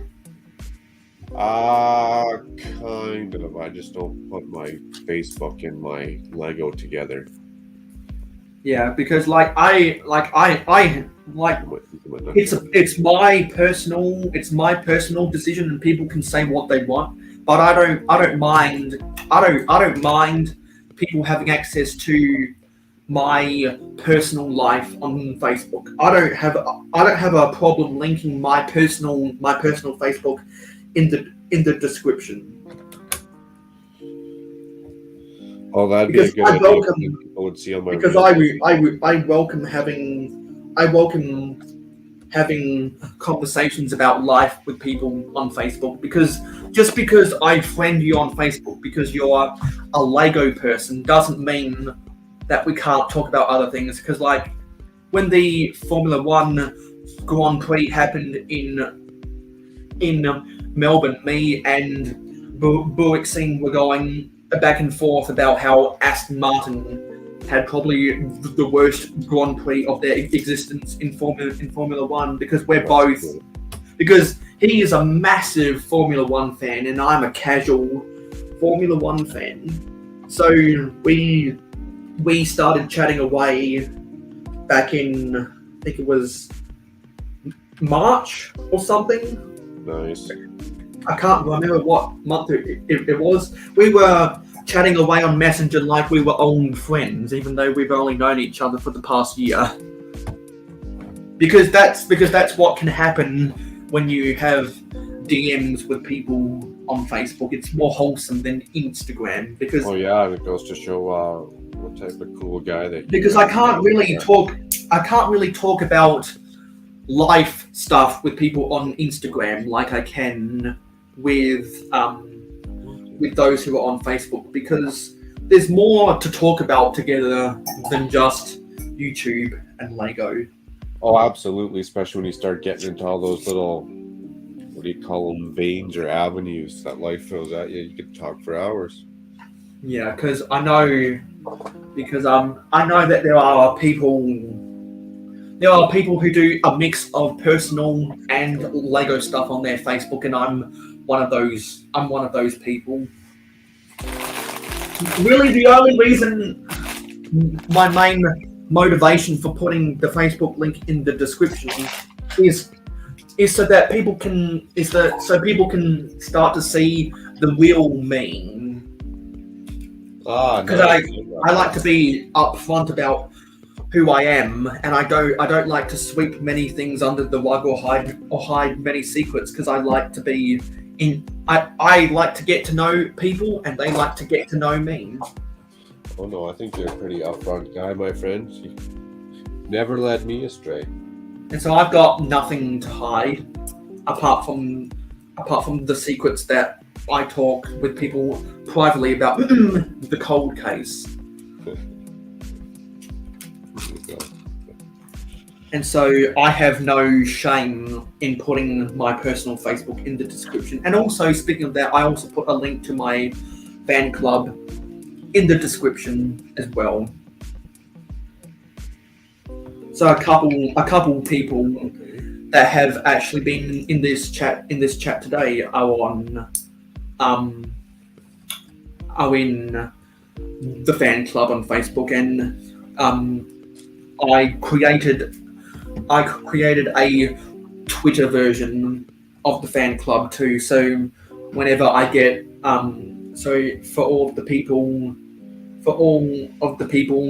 who are on Twitter, if you're go and use the link in the description to go and follow me on Twitter, and then there should be somewhere on my Twitter homepage where you can join the Mayo Hosko fan club, which is a Twitter community.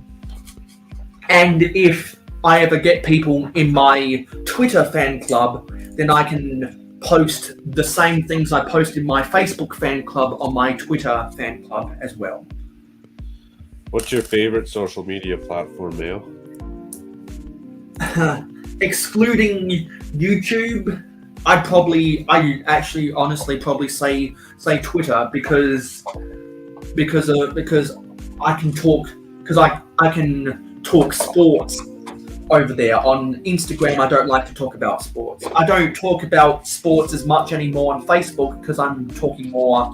What I'm doing more is I share my Facebook memories, or I'm sending out watch links to my videos. So I talk more about sports on Twitter, on Facebook nowadays, and I like talking about sports. So I'd say that I probably like Twitter better than Instagram, even though I have more networking on Instagram and Facebook is more historical.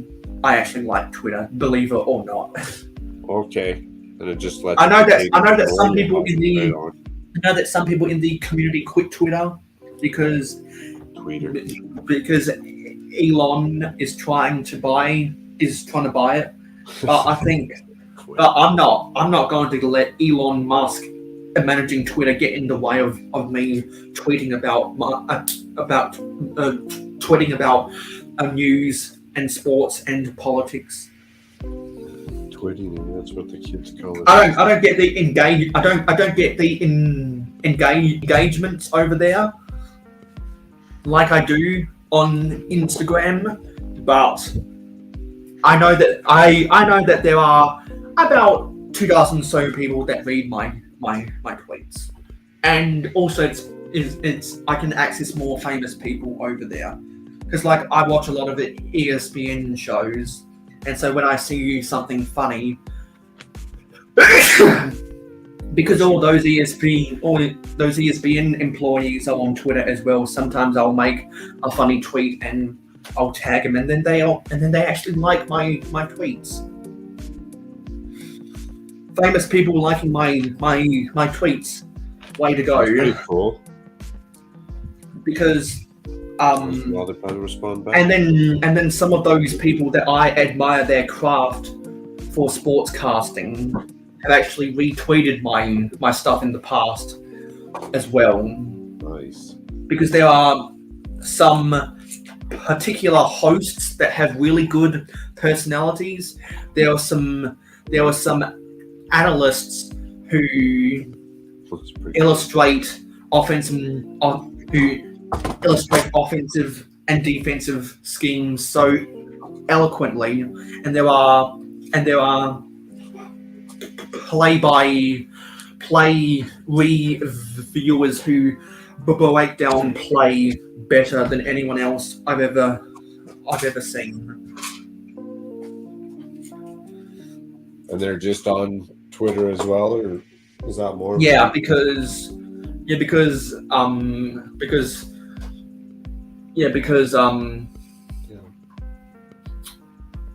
well, they're on Twitter because they know there's a market for the stuff outside of sports as well that they can talk to with people on Twitter.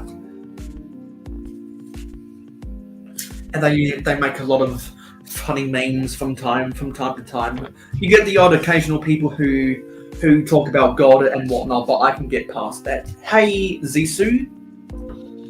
Zissou, what's up? You have a invitation via the live stream, gang, if you want to come on. Happy weekend. Jody saying, hey, what up, Jody? Did you leave and come back? Okay, I think I forgot to put something in because I've got a 4x4 brick that's just sitting here doing nothing. Oh, almost got the wrong set of instructions. Step.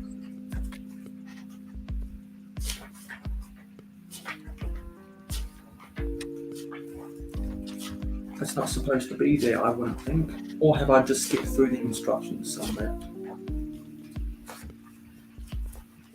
Oh, yeah, this is supposed to go on the bottom. Okay.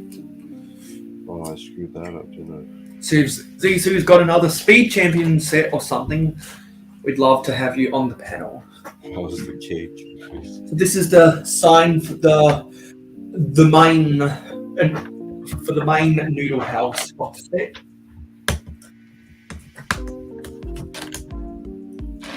And there we go. You enjoying that set so far? absolutely, bar one or two features that have a bad connection. So now let's start bag 13.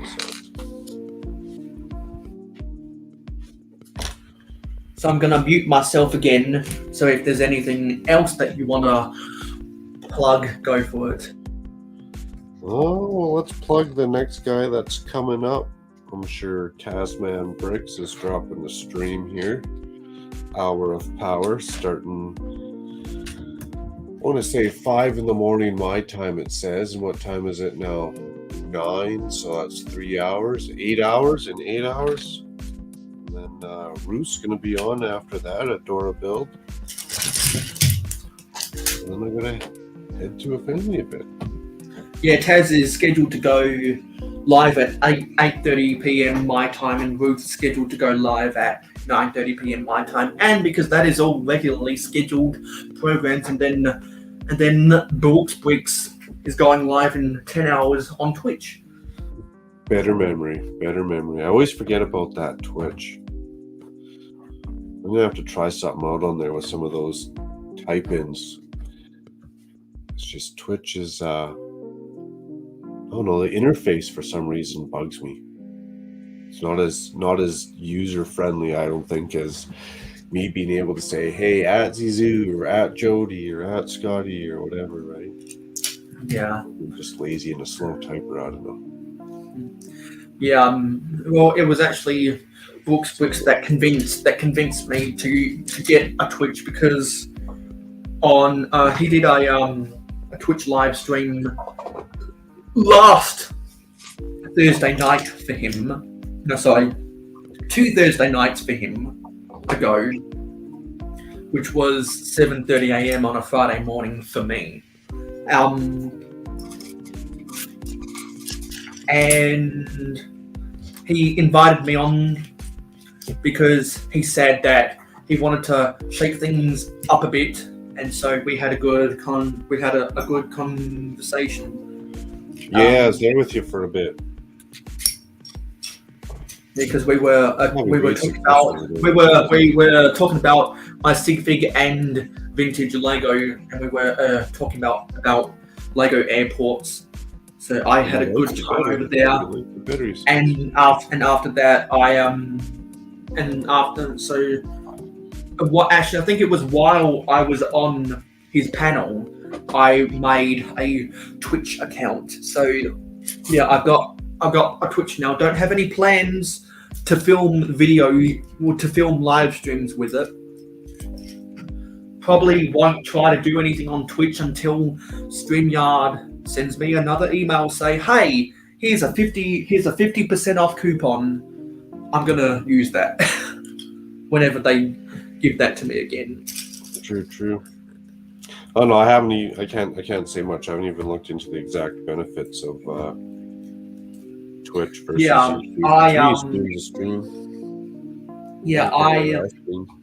the first thing I did when I made my Twitch was go and follow Matt's, because normally I don't like watching people on Twitch, but Matt only does stuff on Twitch now, so I'm kind of forced, because I like having Matt's stuff on in the background while I'm doing Forge or Empires or other things.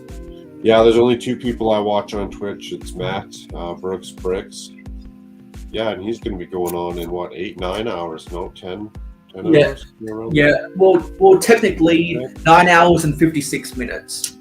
There you go. And then Captain Zan, but she's always on when I'm like in the middle of work, so unless I got the time off to catch her or something, like a day off randomly to catch her. Yeah, Zan always goes live at like 4 a.m. on a weekday my time, so I kind of stopped watching Zan because I just can't stay up that late. Yeah, and if they're having more fun, hey, all the power to them, right? Whatever platform suits you best. I'm just lazy. I learned this one, so I just stick to this one. And also, I watched a Jang tweet. I watched the first 5 minutes of a Jang Twitch stream, and I'll tell you what, I think he has a lot more fun on Twitch than YouTube live streams. Than he ever did on YouTube. because I wouldn't he's watch got things. he's got a lot of complex overlays and pop-ups over on his Twitch. And Scott's back. Speaking of Yes, pop-up, Judy, I sure am. Hey, Scotty. hey brother. Yeah, I'm excited about that castle too. A lot of people are, I'm sure. Yeah, I'm super pumped for the 90th anniversary castle, and I'm sure that when I'm on this weekend's episode of Good Morning Brick World, we'll most likely be talking about that castle. When's that gonna come out? For some reason, silly me thought it was like May 1st or whatever, June 1st. I was getting super excited before I should have. Curb your enthusiasm. I think it's coming out in the fall in the Northern Hemisphere, which is spring for me in the Southern Hemisphere. You're saying, Scotty, that Matt's the only reason you have Twitch. How come you didn't venture over there even before? Because I had no desire to. YouTube keeps me busy enough, and I'm happy with that. That's a better way of putting it. YouTube keeps me busy enough. There you go. I didn't have a desire to learn more stuff. I didn't have a desire to join Twitch because I just wasn't, I just didn't want to have to do another social media. Because in the past 6 months, I've got a Lego Pinterest and a Whatnot, and now a Twitch. Because there are some people like Boic Studios and Emasaurus and Thick and Bricks that and I've got to try and watch some of Pop's blocks. Whatnot options. There are just some really fun people. Like, even though I'm not going to buy anything, I just like to go and say hi. Nothing wrong with that. I don't think there's any Australians that sell stuff on Whatnot, so I'm not in the buying market on Whatnot. The only reason I even got Instagram was so I could keep in touch with you guys a lot easier. Yeah, pairing Instagram up's kind of a nice little tool to piggyback on the side, but yeah. Then I hear you on it keeps you busy enough. Like if I'm already struggling to get this done and that done, to take the time to go learn a new interface and where the buttons are and how to make this and that work, I'm just too busy already. Yeah, I was down on Instagram for the first time, messed up and called people at 2 o'clock in the morning. I didn't know what I was cooking. I'm sorry. Oh, that's funny. Yeah, because the only way I used to be able to get Scott on the panel was going through a Discord. Yeah. Discord or posting it in the chat like Mark used to do, and still does. Yeah, exactly. Just learn one, stick with it. It usually works, but why need like 9 of them? I guess depends what you want to do. Too much for me. Now we're building the Lego store section. Tech savvy. Now we're building the Lego store section of the City of Lanterns. Nice.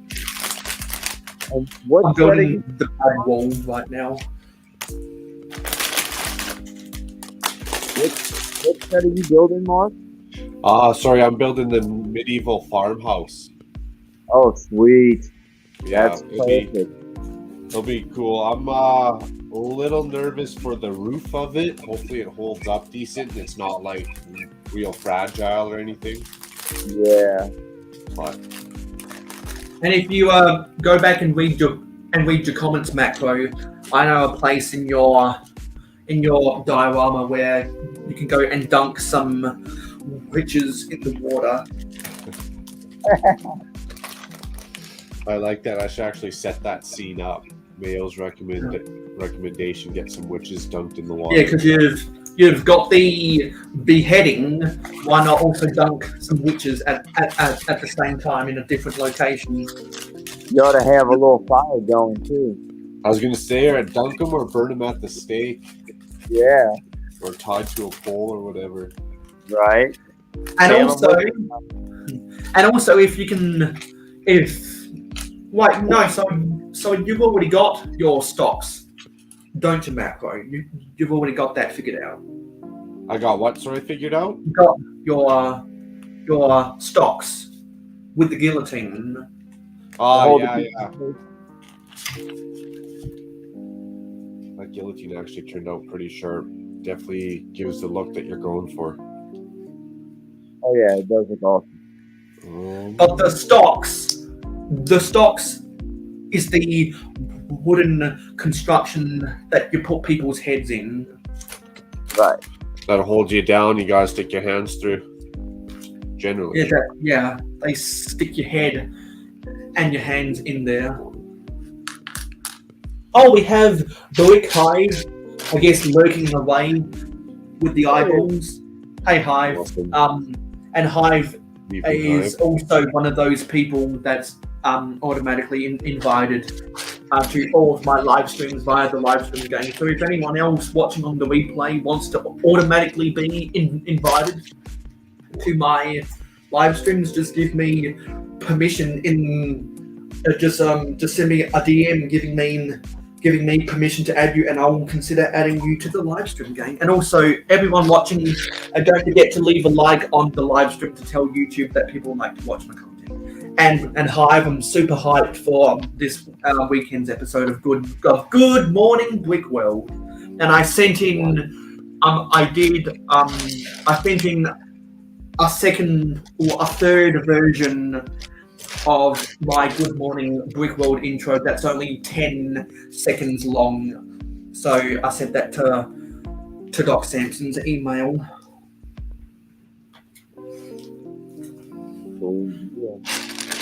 Okay, I need one more piece. It's gotta be in here somewhere.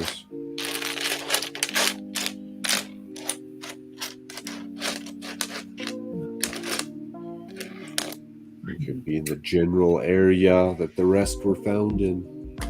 And speaking of castles, one of the stickers for the Lego sets within this Lego store build that you put on one of the 1x2 bricks is for the yellow castle. Yes, indeed. And another one is for the ancient Egypt ruins. I forget what the exact name is. From the first wave of adventurers in 1998.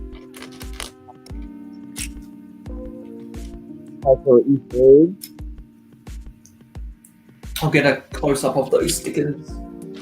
You can see the yellow castle and the Sphinx. Yeah, that is too. Nice. I love those stickers. But I don't collect Lego stores, in all honesty.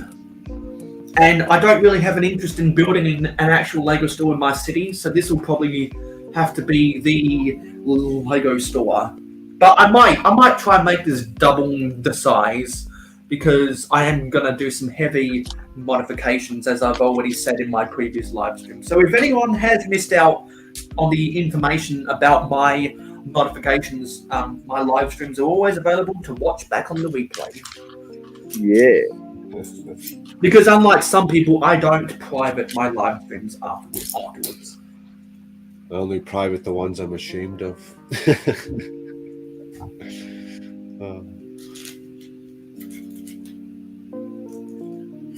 That's funny. So I hope the music isn't too loud. Just right on my end. And then when you talk, I can hear you clearly. Perfect. Because I think 40% is better than 50%. 11 is louder than 10. Sounds about right. Trying to fiddle around putting the window When we start playing glass golf, I got confused. inside of the frame. God, come on. And you'll need 1 by 2. Where you at? Oh, Where you so at? fiddly.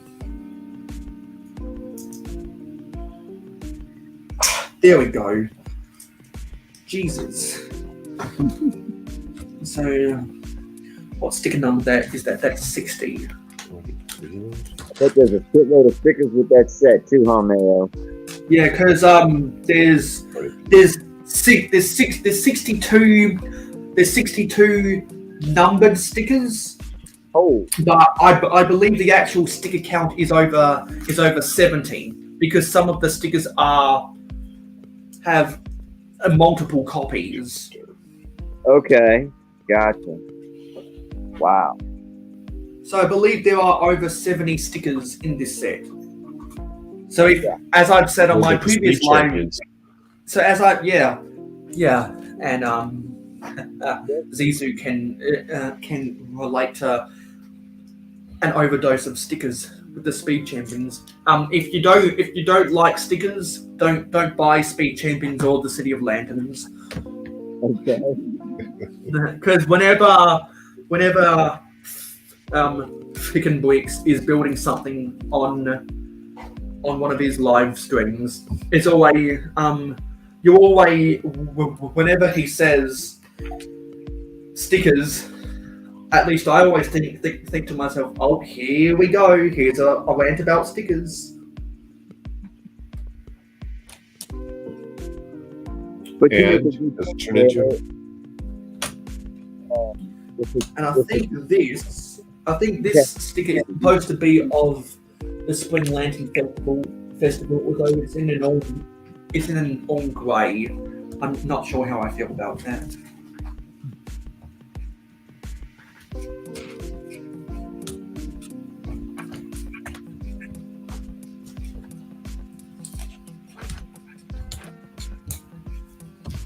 And I think there's stickers for a universal building set from the 70s and the Galaxy Explorer and the Black Seas Barracuda and the poolside paradise from the Paradise or something of town. So they're going all out on the stickers based on classic or vintage Lego sets. I love that. I love that detail, and that's probably my favorite of the small details. You gotta work tomorrow, Scouty? Yeah. Weekend warrior.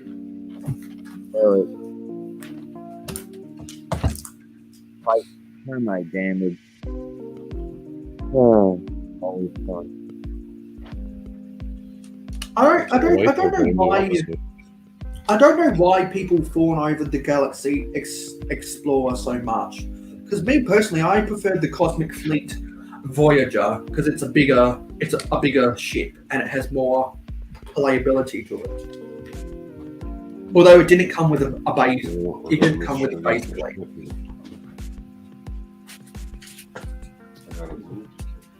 I believe I've showed off the Cosmic Fleet Voyager on some of my live streams before.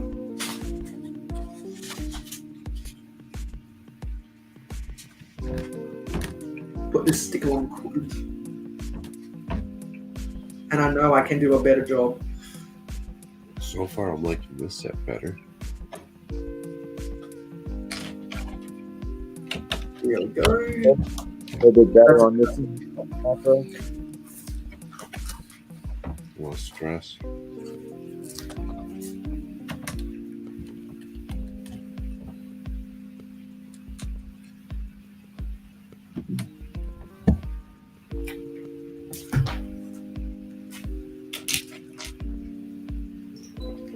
Oh, did I do that?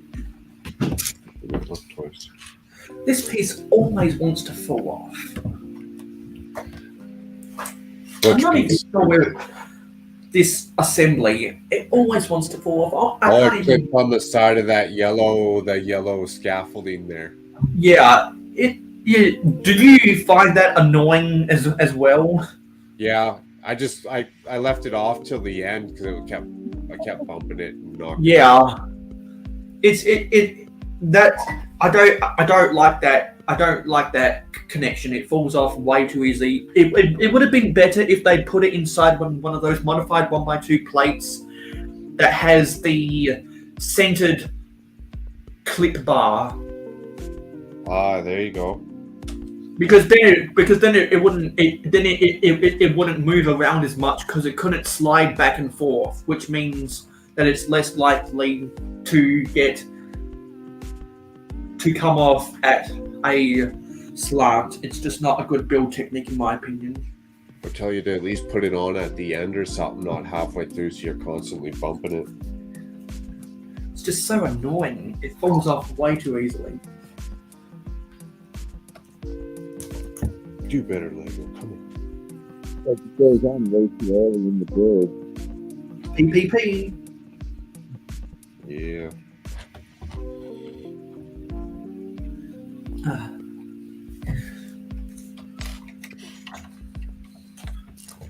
Speaking of PPP, I guess Amanda got her new job months ago and never came back.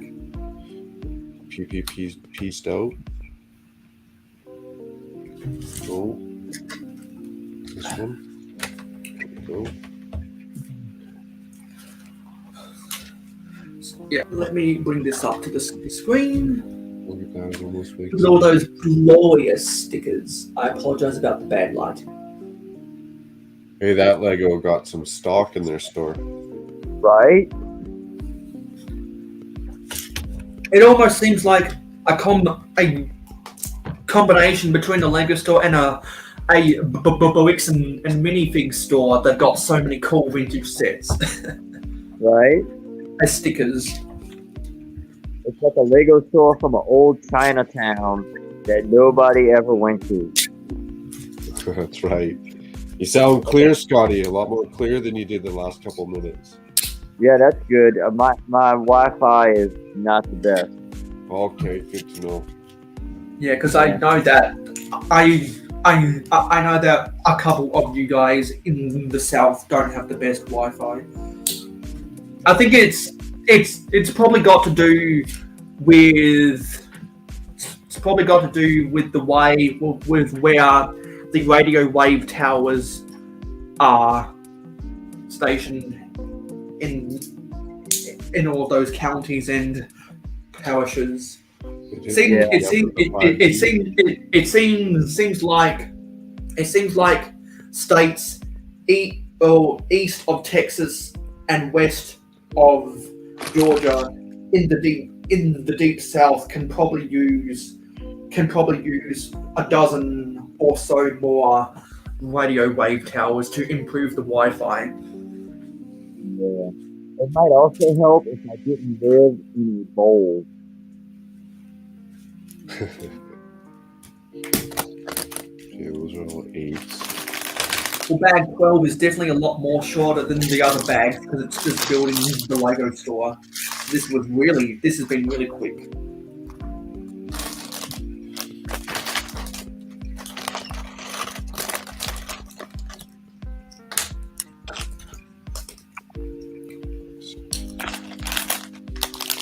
I mean, that's a handy part of blue bricks, because all your pieces come in like one big massive bag.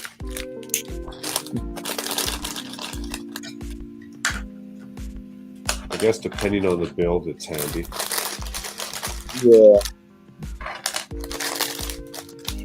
So Mark, are you enjoying that build better than the church so far?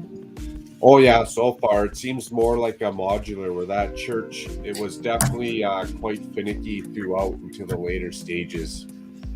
Yeah, you kind of had to build a section and wait until you got to a certain point to lock it into place. Yeah. Then even still, I had to add studs on the bottom, so anytime you pushed on put the next piece on, push on top, the bottom would just cave out. I was like, well, right. why wouldn't they put studs on the bottom all the way to touch the table, right? Yeah. So just like floating there. Yeah, exactly. Oh, wow. Regular Wix Studios is back in the comments. welcome back. Hello. Right on RBS, right on. Yeah, because I think Gladiator Wix Productions was going live a little bit earlier, and for those who don't know, regular Wix is one of his regular commenters. Nice. If you like stop motions, then consider subscribing to Gladiator Wix Productions, because that's the main thing he does on his channel. Wow, that is awesome. That is truly a labor of love. Yeah, I was about to say that's some patience right there. Absolutely. It's amazing that I've seen people do, but I also realize the time it takes to do that. Oh, massive amounts of time. And he's probably the most active live streamer I know. And what he'll do in a lot of his live streams is he is oftentimes just building sets for filming his stop motions. Well, that's cool. I know some of you guys would know his name, but even though he's got 400 subscribers, he doesn't get as many views as what I think he should. Maybe it's because he's not as interactive on the social medias. Maybe it's because he doesn't put hyperlinks to his videos in his Instagram stories. But anyway, I know that some of you guys would have watched my live streams where he's been on the panel, and some of you guys have talked to him on the panel before. He has a lot of big figs as well. He's probably got more big figs than anyone else I know, because I think he's a collector of the big figs. Big fig. That's awesome. And I should probably say to him, hey, you might want to join the 72-hour community live stream. That's a good idea. Because I think if he registers for that, he'll get a big boom on his channel. Yeah, that's probably it. Anyway, 2x4 breath. bag 12 only took me half an hour to build, so bag 13 only took me half an hour to build, so I'm gonna mute myself again. Open bag 14. So if anyone wants to plug one of their projects or social media, go for it. I'm good. I think you got me all plugged out. I've nailed them all up and coming. Yeah. I got a bunch of parts and pieces that showed up that I've been kind of saving. I could always do a haul video. Usually I don't do those videos, but when it's parts directly for a project or pieces directly for a project, it's not so bad. Right, yeah, you can kind of get us hyped up for the next mock that's coming, or the progress of your next mock that's coming. Exactly how I'm looking at it, for sure. Right. Without being like, stood at the Lego store for an hour and I spent $1,000. Right. It's no Yeah. fun. And when I saw what Blue Bricks set you got, I was very excited, because then you just such a perfect match. You're gonna fit right in. Yeah, for sure. I like that's one thing I like about Blue Bricks is all their models seem a little bit more, we'll call it adult oriented. Yeah, amazing detail, and Yeah. they have diversity. You got all the Western sets, you know, Absolutely huge. and medieval stuff, and city stuff. Definitely got a nice variety. Medieval trains, I was cars, just saying, yeah, they got My lots. favorite, the trains, of course. They've got a much more diverse range of types of sets than Lego has. I'll say that. For the themes that I want, yeah. I think if they got a little bit pickier and started copying some of the Lego stuff, when I say copying, I mean like their infrastructure and Lego's kind of business model. Cleaned up some of their instructions or even pieces and how they do some of that type of stuff. Man, with the models that they got, I'd have no problem spending more money on Blue Bricks. Right? Because that train station was looking mighty fine. Yeah, lots of good ones. I forgot about that train station until you just mentioned that. And then they have a train shed that you can buy other additions for as well. I seen that. I like that one. Yeah. Yeah, you can make it bigger as you kind of need. Yep. I like that. Awesome. Yeah, I wonder if any of their stuff's going to start to go up in value like Lego does over the years. I think the more and more people that start buying from them because they hear it from word to mouth. If the Blue Bricks ever retires some of their sets, I think they'll definitely go up in value. But I wish that Lego would retire their sets at the same rate as what the Blue Bricks does, which is not that often. Because if a set is still selling, don't prematurely retire. Just keep it on the market for longer. Oh, hey, Chef. Hey, Chef team. I'll send you in. If you want to come on, if you want to come on to the panel and talk with us, I'll have no hesitation sending you an invite. But if you're busy, thanks for watching the live stream. Also, everyone watching, don't forget to leave a like on the live stream to tell YouTube that people like to watch my videos. Man, for all I know, there's one part in here, or it's missing, or it's like the only one, and I can't find it. And we are in the middle of bag 14 of the Monkey Kid City of Lanterns. So we'll have this all finished. Out of how many bags? 19 or like 21? There's 17 bags. Nice. Okay.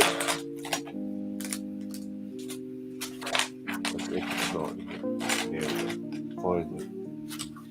How many is there? Mayo. Only one. Out of 3,700 pieces, you gotta go find one brick. Wow. It's definitely not a high man's game. That's for sure. High times. Oh. Thanks for the heads up. I'd be staring at these pile of pieces, I feel like, a lot longer than I would sometimes. Right. PPP. Yeah. Look how these pieces blend into these ones, man. Well, Yeah, I still gotta make my 2 dispensary mocks someday. One is gonna be Showens, Stoners, and I forget what I was gonna call a Macros franchise. But I'd like one of them. I'd like one of them to be white, to have white walls, like what Dredrick Tatum's was in that one Simpsons episode where Marge worked for Dredrick Tatum selling the edibles, and I'd like another one to have brown walls with green stripes. I think that'd be a cool look.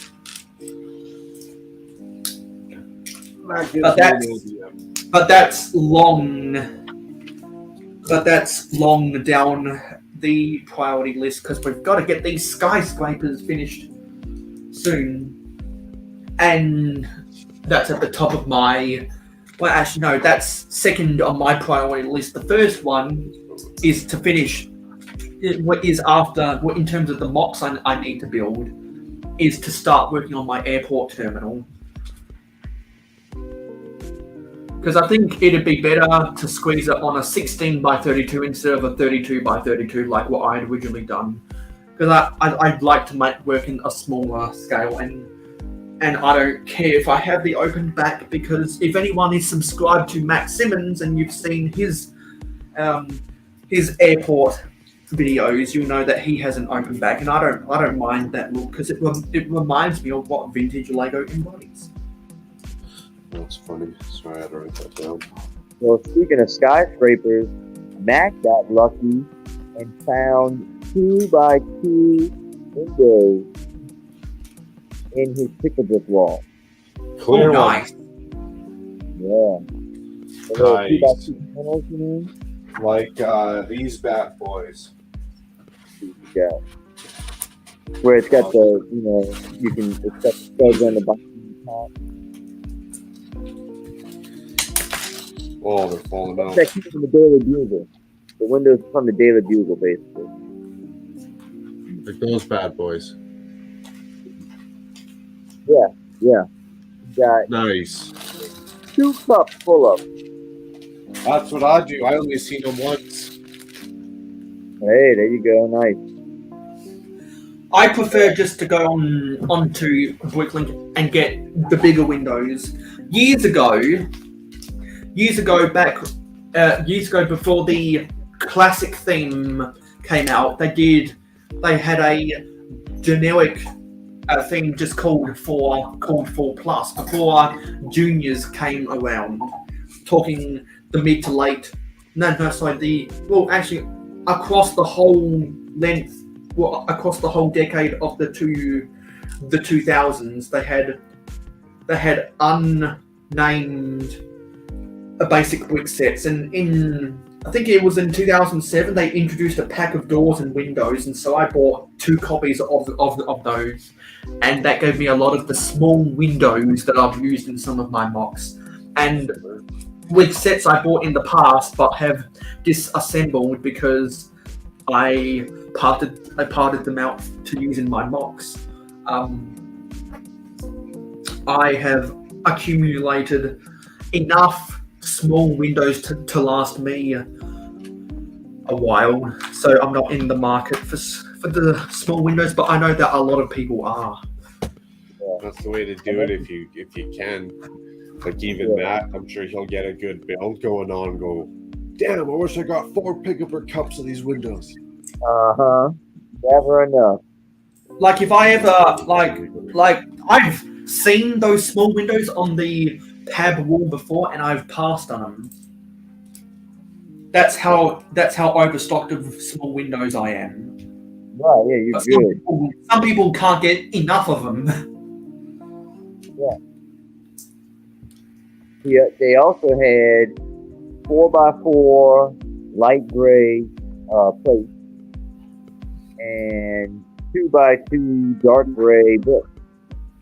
Handy. We had funny, I actually got some cups. They had 4x4 green plates. Okay. Same thing nice. for like Mills plates or whatever, right? Yeah, that's my first thought. Yeah, so I'll sit there and I'll clip them together here. I'll go grab a stack. Oh yeah, dude. I even clip them together so they fit inside the top. Yeah, a little bit, but then I'll offset them one stud each way, so then when I take them apart, it's just quick to take them apart again. Right. I made that mistake the first time. I stuck it together like just all one big, and then I got to sit there and bust my fingernails. It does take a while. I went through a few brick separators on that deal. Sometime next month, I'm gonna have to get some of my road-based plates and lay down some. Where are they? Gonna have to lay down some light 10 2x2. Where are they? Light 10 2x2 jumpers I bought on the pad wall. Yeah, they're over there. Because I found them on the pad wall because I originally in Hawaii back in 2016 saw them on the wall, and I was like, hey, not all cities and towns need concrete sidewalks, why not go for a sandstone look instead? And so that's the standard I came up with. And now whenever I see them on the pad wall, I buy them. Yeah, there's certain parts that if I see them on the pad wall or anytime I do, I load up. 2 cups would be an understatement for sure. Dusty is back. Says, I got the felt people's CMFs. Dusty, the next time I go back to the Lego store, if you want me to get some, if you want me to get some pigs for you, and mail them to your address, I'm still willing to do so if you want to. Because that kind of stuff I can easily put into some baggies. I can send you some baggies of pigs and try and get away with putting that via a regular envelope, I hope. That's another good one. If you see it on there, grab a couple extra pigs. Why not? Yeah. I'm still down for doing that if you still want some pigs.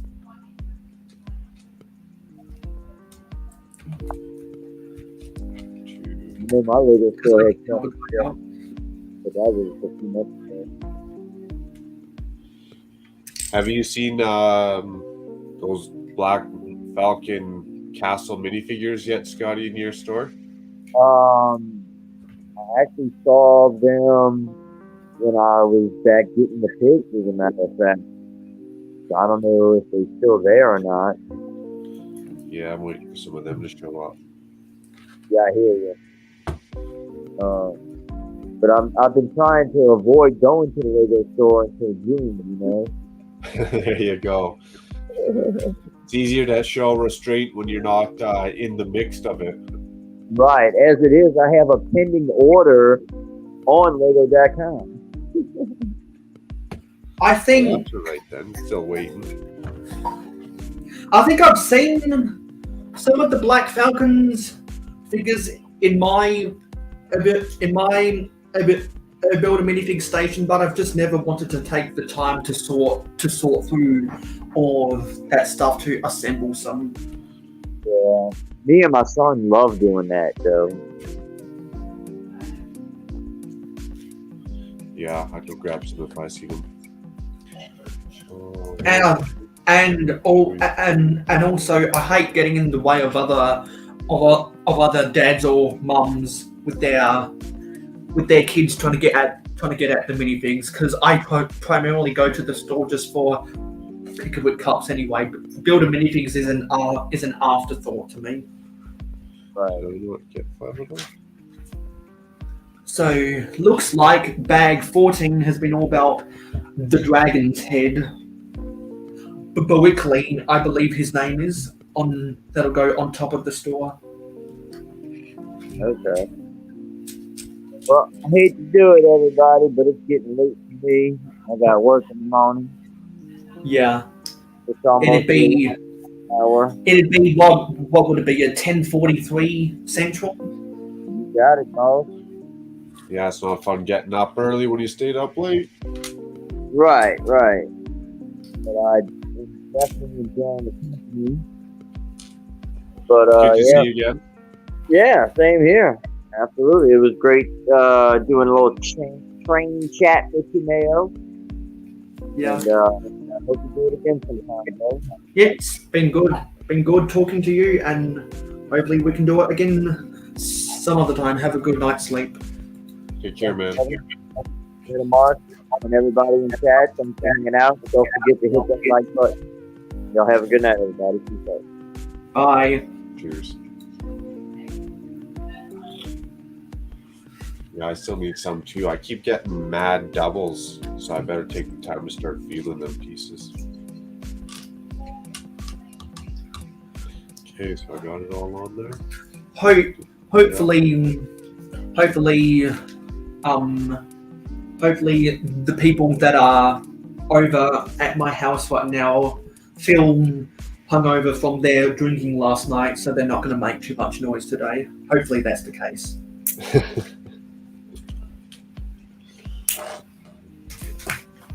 You practice Bye, enough, you Scott. don't get hungover.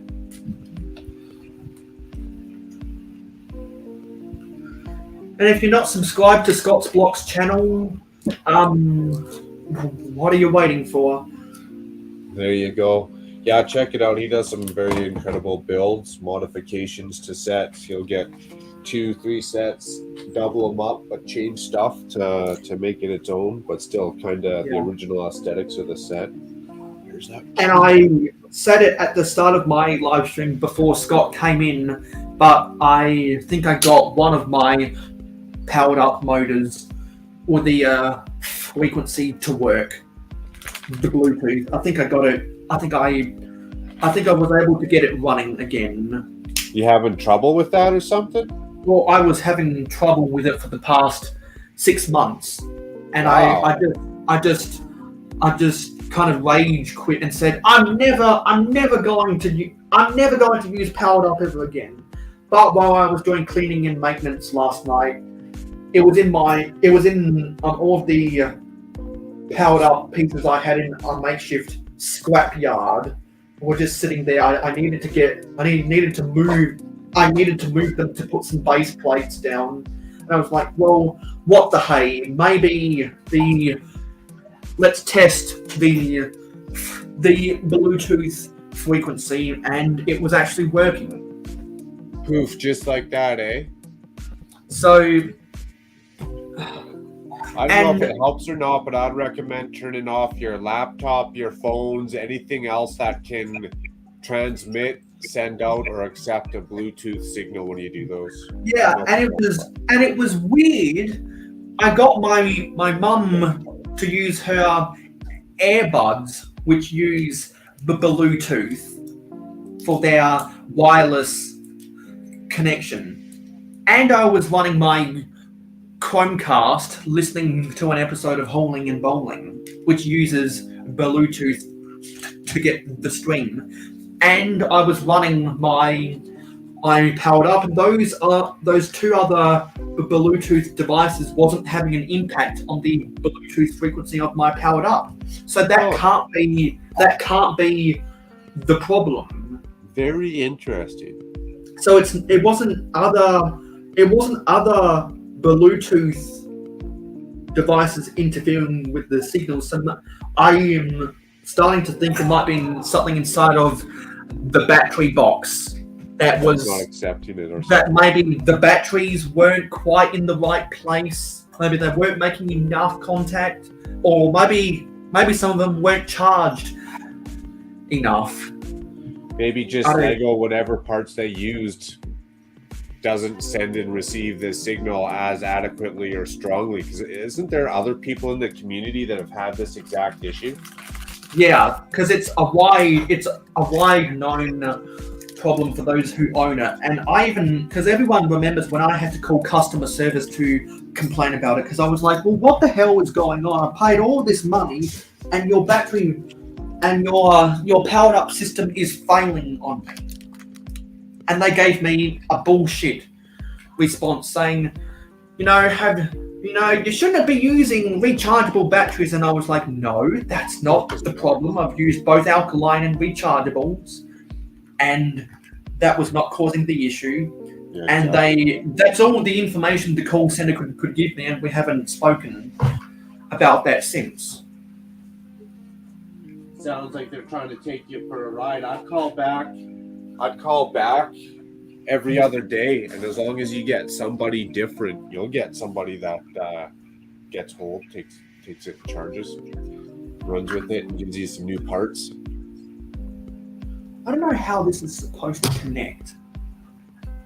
I've had Lego where I called and they said yada yada yada. If it's not by such a date, call us again and we'll send you new parts order. So I wait that date. 2 days later, on top of it, call again, get some other lady. She's like, no, we're not doing this, we're not doing that, we're not doing this, we're not doing that. I was like, well, actually, the other guy said this. So if you want to go back and listen to the recording that you use for training purposes, and come get back to me. And they went and did. They went back, listened to their own video, their own recording, and they're like, yeah, you're right. We got to send you those parts. That's why Lego has the best customer service in the world. And there's a reason they have to have the best customer service in the world, is because they make too many mistakes. They're always quick to rectify their problems because they know they hold themselves to high standards. Only the best is good enough, but if the best isn't good enough, we're going to make it good enough.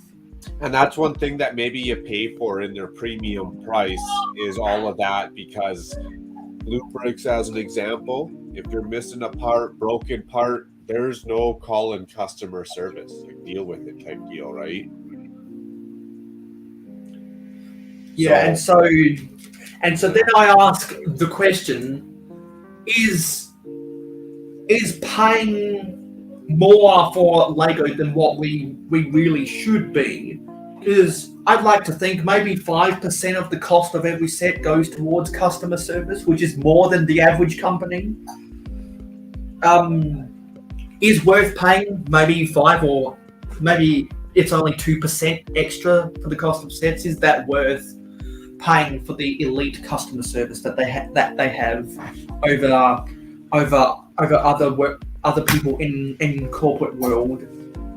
If it just stayed the way it is now, like Lego kept up their tolerances, you very rarely, if ever, got a missing piece, right? Half the time we just forget it in the bag and throw it away. But if you had never got a missing piece, their pieces were still the same quality, Lego didn't change anything, yeah, I could do away with customer service. But if Lego ever got kind of shoddy and that front end fell apart, then you'd want the customer service back. And Blue Bricks, once people start buying these sets, there's no way it's just me. Like I've built, this is telling Eric, like I've built a lot of Lego in my time. I've done it sober, drunk, and at times really, really high. So I feel like I got a broad range of experience when it comes to building Lego. So when I have this issue or a frustration with Blue Bricks, either I'm spoiled because I've been building just with Lego, or there's a legit issue within these sets. And this is a good example that if there was customer service, they'd probably be getting a lot of phone calls from what I've seen so far. Nothing wrong, nothing that's going to deter me, especially for the price of what you're paying for this model. But people would still be like, hey, I'm missing these pieces, this doesn't fit, the instructions aren't showing this, I got to go to page 3 pages up to figure out how it all works, right? I got to jump 8 instructions to figure out instructions that I'm looking at right now. So that's a good, I think once people start building these, they're going to see it a little bit more, what we're paying for it. Is it 2%, 5%? That's a good question. Hey, that's cool. So there's the Lego store, all complete with the stuff on the top. Got the 1x1 blue plate. Got the Did you put your stickers 1x2 on the piece first? On the round piece? You put your stickers on the round piece before you put the round piece on the build? No, I don't. And got the 1x2 yellow plate with the Buickley dragon. There they go. They're So right that goes, side up. Nice. And I hope the rain outside isn't too distracting. No, I can't hear it. I can hear the hot water tank Now buzzing. do bags 15. So What you read. if you want to go on a ramble, feel free to do so. A ramble, a rant, and a rave, eh? About what? The world we live in. No, that's a dumpster fire.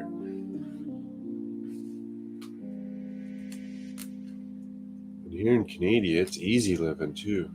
I wonder what I'd be saying if I lived elsewhere in the world. Holy cow. That's my rant and rave there. While Mayo opens up his bag of dirty, parts and pieces. Oh, see, that's how you go missing a piece. Next thing you know, you're looking for, dropped it again. Now you're looking for another half hour for a piece. Where'd that piece go? You don't even realize you dropped it on the floor. That's a a dangerous game the way you open those bags, my friend. You're gonna have it pop. Pieces are gonna go flying one of these days. Look, he's trying to look at the torque putting in that. Look at the torque he's putting in that. Yeah.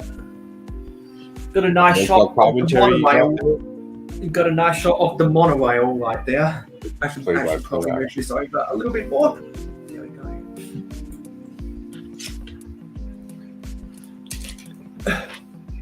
There's a lot of female minifigs in this set. For the City of Lanterns, eh? I wonder why. What's the ratio you think so far? I'll have to. 3 to 1? I'll have to count it at the end of the build. Why would Lego decide? But we're approaching 3 hours, which means it'll be midnight in the east coast of the US soon.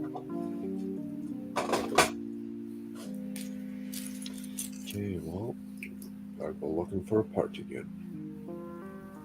Currently on the hunt for a 2x2 plate in this reddish brown here. Now, often, I think the rest of this build is going to be nothing but stores. what was that, sorry? I think the rest of this build is going to be nothing but stores, which is why I wanted the set, because of the stores. I found once I got past that subframe and like the actual frame, I enjoyed it a lot more building those little stores, right? They come together pretty quick. Yeah, It was nice. I like that part a lot more. yeah, because you've got the convenience store, you've got the noodle house, you've got the Lego store. It's Zissou store. How's it going, Zizu? Good. How are you guys? Great. It looks like you got. Are those all from one set? Or are you sorting? Yeah, it's from the burrow. I think I built that on your stream. Yeah, Oh, wow. I'm sorting it so I don't look at the pieces later. Like you built it and you took it apart? Yeah, I gotcha. yeah. It's one that I don't know. I might keep it. I may sell it in the future. So as I was saying, you've got the convenience store, you've got the bubble tea shop, you've got the noodle house, you've got the Lego store, you've got looks like I don't know, it's a weird, like it's a karaoke booth. It's like I want to say it's some modern concept where you can record yourself singing karaoke, and it converts into a digital recording, just like those old places back in the 80s where you could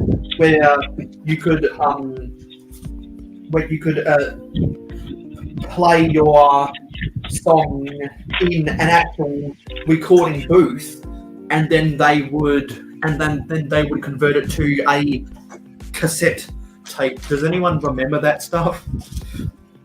No, not unless it's like a modern recording studio. With modern No, video. because if you've seen the Simpsons episode where I think it's back in season 5 or something, when Homer becomes the manager of Lurleen, Aha! the country singer from the bar, That's awesome. in the redneck county. That's what they do. That's how she gets her first record. She pays to go into a recording booth and get it ripped onto a cassette tape, and then Homer becomes her manager, and then she wants to have sex with Homer, but there's no way in hell that was ever going to happen. You described it perfectly. Sorry, literally. Oh, Because yeah. Because I'll ask the question, Macro, do you want to bunk with me tonight? Does anyone else out there want to bunk with me tonight? Nobody says they love me, but you do. No one understands you, but I do. There you go. I finally bagged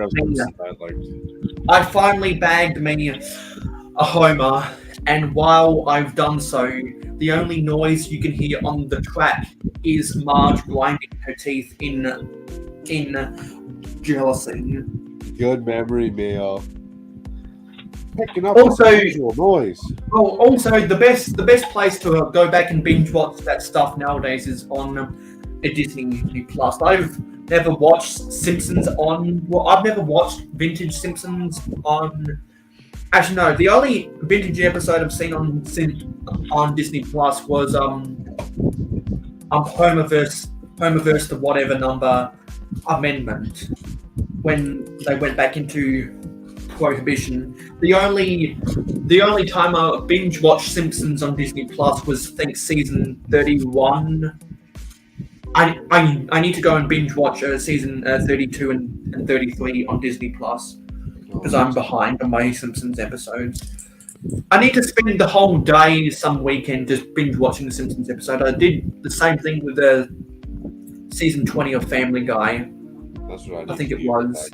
Binge watching Simpsons. Because Disney Plus in this country with the way that 20th Century Fox has their broadcast rights with Australian network television, Disney Plus can a Disney Plus and cable television can only show episodes from 2 seasons before the most current. That's with a lot of shows. Because in Australia we have the anti-siphoning law. So when production companies go to negotiate broadcast rights, by law you have to go to network television before you go to cable or streaming services, and the only way a show can be exclusive to cable or streaming service is if the network television channels say no, we don't have an interest in airing that. So then they go to cable, they might say no, we don't have an interest in airing that. So then they go to streaming services like Binge TV and say, yep, we'll stream that and pay X, Y, and Z money. I see we have Cliff back. It says good night. Yeah, because it's 11 p.m. Central. Later, Cliff. We'll catch up with you soon. Good night, Cliff. I actually got my alarm set. I always forget. So this morning, as soon as I thought about it, I set my alarm for Taz. Oh no, it doesn't have a flame in it. Go back and adjust it for an hour. They have a golden frog. Actually, they have a couple golden frogs in this set. What I like is the chocolate frog from the various Hogwarts Express sets from Harry Potter. And I think this is an iridescent or opalescent blue 1x1 cone brick. That's a new colour for the cone brick for me. I think I have some well, I've got that colour before with the Sweet Mayhem mini doll from the Lego Movie 2 sets I've got. But in that cone brick, that's a new colour for me.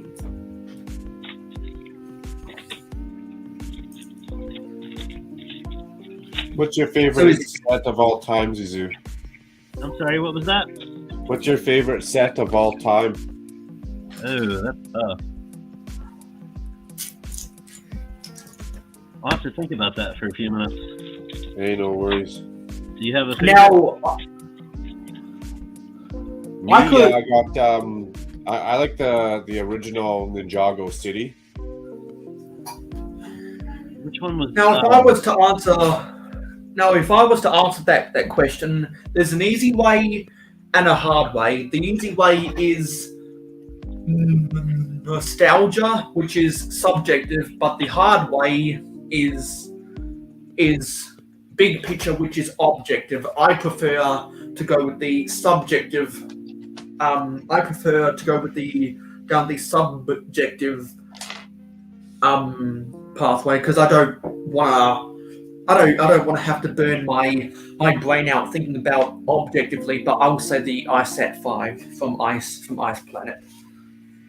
Oh wow, That's my favorite I set of have all one that time. has- way back. The ISAT 5, released back in 1993. Because out of all the vintage sets I had as a child, that's my most nostalgic. But that's for nostalgia. For collecting, without doubt, it's the Victory Lap Raceway. And sets like the Airport Shuttle is just too easy. It's just too easy for me to say that, so I'm not going to say that. But I also hold the 1994 Century Skyway Airport, the Metro Park and Service Tower, the cargo center, and which was from 1995, and the Big Rig truck stop. I like that stuff. Also, the gas and Wash Express from 1992, the Launch and Load Seaport from 1991, and the Sail and Fly Marina from 1994. I could make a top 10 video out of those sets, but I need to think of how I'd want to order it. Yeah, I was about to say that's not a you didn't pick just one there. Which Yeah, that's where I'm stuck too. I could probably make a top 10 list, maybe top one, or just one. That's a lot harder. And as much as I love the modulars, because I'm a vintage fan of Lego, the modulars wouldn't even crack my top 10. The Macro said the older or the original Ninjago City. Is that the one that, like, there's 3 of them? There's Ninjago Gardens, Ninjago Docks. Yeah, you bet. Okay, I thought maybe there was another that I wasn't thinking of that's even further. And I don't have anything like that has super nostalgia. Like, I remember Star Wars when I was younger. There's some cool Star Wars sets that I got, but they didn't. I don't know. I just really liked that Ninjago City and the build of it and all that stuff. I was just really amped for that. I don't know why. Yeah, That's because you're a contemporary builder. Maybe. I mean, I never even watched the show or anything, so that never even played a part into my Ninjago like for Ninjago. I liked their sets before that a little bit too, because they had some pretty decent sets for a couple waves before that. Yeah, because I think On that aisle. people like those Ninjago modular sets and the Temple of Air Jitsu and other stuff like that, because even though people may not like Ninjago, they appreciate the intricate details in those sets. I appreciate those intricate details, but they just don't fit in my city, so I've never bought them. And yeah, it depends what you're looking for, because I really like the Expert roller coaster. I mean, a lot of it's basic, repetitive building, but the overall big picture of it, Lego in motion, it's just, I don't know. To me, that's a good set. I like it. Not my favorite, but it'd be up there. they are making a second coaster, right? Or we think Yeah, they are. I've heard. It's rumored to Exciting. come out, but if anyone knows me well enough, you know that I don't believe in the rumors. I wait for the actual press release, because I learned a lot from when the ideas SpongeBob Krusty Krab got the 10,000 votes, so it was one of the 34 idea sets, or how many number it was, to become in line, and they didn't make it because another company holds the SpongeBob license. And from then on, I vowed that I was never going to get disappointed ever again, so I stopped caring about rumors.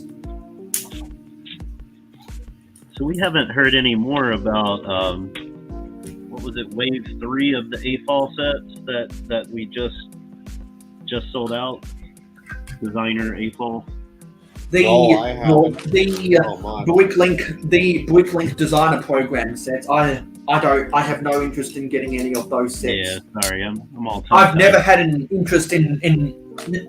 I don't think I've actually ever bought even a used set on Bricklink before, because I'm just interested in the parts. I'd rather spend that money to buy parts to build mocks instead. So we haven't heard anything yet, though, about a new wave, have we? Yeah, You it came mean- and went pretty fast.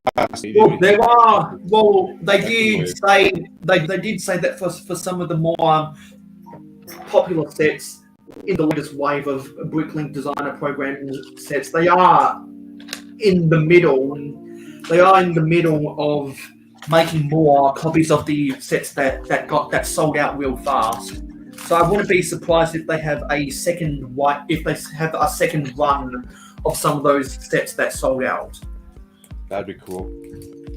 Because they deserve to have a second run. Lego should be producing more of those sets so that because there's more people who buy the Bricklink designer program sets than you think. And they are very vocal on YouTube complaining about how they don't make enough of those sets. There's a bunch of sets that they just don't make enough of. Well, I thought they were going to crowdfund those, get them to 10,000 people, and then the popular ones actually make them as a set, not just stock. I thought they were going to do this whole smoke and mirrors, see how popular all these sets are, and then make them based on them being popular or not. And seeing as how they're all popular, like, man, if Lego did that train station or that bowling alley and just released that on store shelves at Walmart or Toys R Us, look how fast they sold out. People would be scooping those up.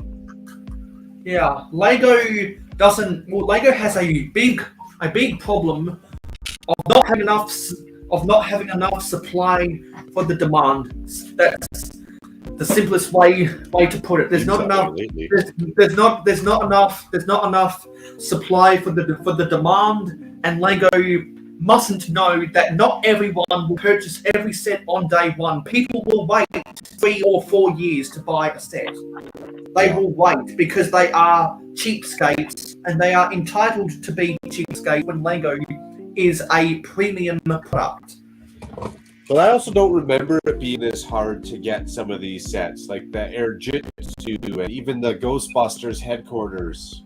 What other good ones back? Like, I just don't remember having issues or waiting 4 or 5 months or out of stock nonstop to get certain sets. That's because Lego didn't do as much limited edition crap, and they didn't do pre-orders back in those days. Well, they're doing something. You would think Driving the up pre-orders. inflation, Lego. You would think the I think pre-order, having the pre-orders, you think would actually help a little bit, wouldn't you? That's what I thought. Yeah, it'd alleviate or let them know how many people right off the hop. Like, okay, we know we have to make at least 100,000 sets because that's how many got pre-ordered, right? Yeah. I would think. I think as far as all those complaints go, I think there are 2 determining factors. Lego does not have enough supply for the demand, and also they are scared. They are scared to overproduce a set. They are scared. 'Tis better to have overproduction than underproduction. They're too scared of how well the Mayo train thing didn't sell as well in the early 2000s, and we had to destroy all those NBA sets in 2004. Blah blah blah blah blah. They use bullshit excuses from more than a decade ago to not give the people what they want, what the people want to buy. Well, I don't We know will who's buy running it. the business, but We will buy it if Lego will sell it. So I just had to air out that grievance over the air. and if they make a train, if they make a bunch of rolling stock as a set, okay, they make 1 million of these sets, and it didn't sell as good, or it died down, you know, they only sold half of them. Well, then store half of them. You got enough money. Store a bunch of them and re-release them in 4 years' time, like you do with all the police stations and firehouses. but you know what they say. But you know what they'll say. Well, it costs way too much money to store this in an empty warehouse. Well, then they need to do better market research, because there's certain sets that if they Yes. I've been echoing that sentiment for months now. Lego has, in my opinion, the worst market research out of any company that has ever been voted the most recognizable brand in the world. Lego, Coca-Cola, Apple, Amazon, McDonald's, all those people, they have all Ferrari, they have all at some time in their existence been recognized according to financial and economic statistics as the most recognizable brand in the world. Out of all of those 6 companies, Lego has the worst market research. Absolutely. To not know if that they could sell 1 million or 2 million or 3 million or 4 million of a set, or at least come close to a number, I mean, that seems kind of awkward to me. Because in Ferrari's case, you wouldn't want to release a car that has 90s technology in 2022. For Amazon and Apple, you wouldn't want to re-release the iPhone 1 to compete with the iPhone 13. In those scenarios, absolutely not. You're right. With McDonald's, they wouldn't want to re-release spaghetti outside the Philippines ever again. I don't know. The main item, or the most profitable item that McDonald's sells in the Philippines is actually the McSpaghetti, believe it or not. That sells more in the Philippines than a Big Mac, because for some reason the Philippines love spaghetti. Mayo, how do you know this? How do you even know the spaghetti at McDonald's? And they have the sweetest pasta sauce in the world, and they take pride in that, I believe, with the way that Western cooking has influenced their cuisine. Because has anyone heard about Jollibee? Jollibee probably has the best fast food mascot in the world, because Ronald McDonald, the Burger King, and the ghost of Colonel Sanders got nothing on the Jollibee animal, whatever it's supposed to be. Got nothing on Jollibee. If I were to ever go to the Philippines, I'd want to go see a basketball match. I'd want to go to McDonald's and eat spaghetti, and I'd want to try and do a meetup with Kim Platter. So back to my original question: how do you know or find out that McDonald's in the Philippines has spaghetti? Well, what rabbit hole did you go down for that? Well, I think I originally learned that on Watch Mojo.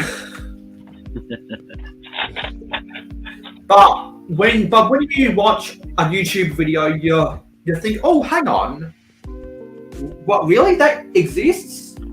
Let me just go and do some external research about that, and then you find out, oh, hang on, oh yeah, wow, this really happens. Wow, this is bigger than what I thought, or oh, this is unexpected, and then you end up going down a rabbit hole where you go and surf like three Wikipedia pages in 10 minutes. You know, like if you ever want to spend 15 minutes on Wikipedia just doing nothing but reading, go look at Wikipedia for world music record labels and American telecommunications companies. I've literally started with the short, watched a YouTube video, ended up reading Wikipedia.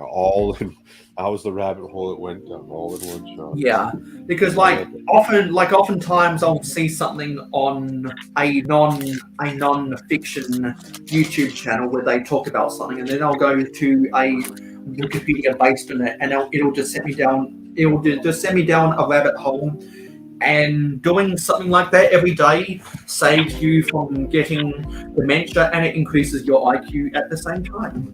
And you'll end up learning a whole lot of sometimes pointless facts that they don't teach you in school.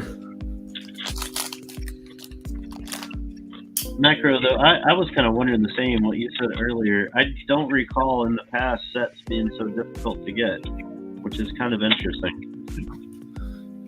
Yeah, it seemed actually like it almost kind of started maybe a hair before COVID. COVID definitely solidified it. But I don't think Diagon Alley was that hard to get. Where I started noticing it was Moss Isley. But back before then, I want to say like even 4 years ago, not a problem. Not a problem. Well, now that I wasn't. Sorry. Well, I was going to say, now that I think more about it, a lot of the sets that I buy, well, you guys probably do the same, that, I'll buy from other places, Target, places like that, but anyway, when I am ordering from Lego directly, I like to get, gifts of purchases and stuff, and it's only recently that it's been so difficult. Like, it's a gift with purchase that I want, but there's nothing, available. And that never happened in the past. No. I had that problem with a taxi cab, especially since they botched it with the modular release. So you go buy your modular, maybe a couple other things January 1st, and then you find out there's this cool looking taxi cab that's retro. Well, there was literally nothing to spend $200 on. I went and bought just straight base plates.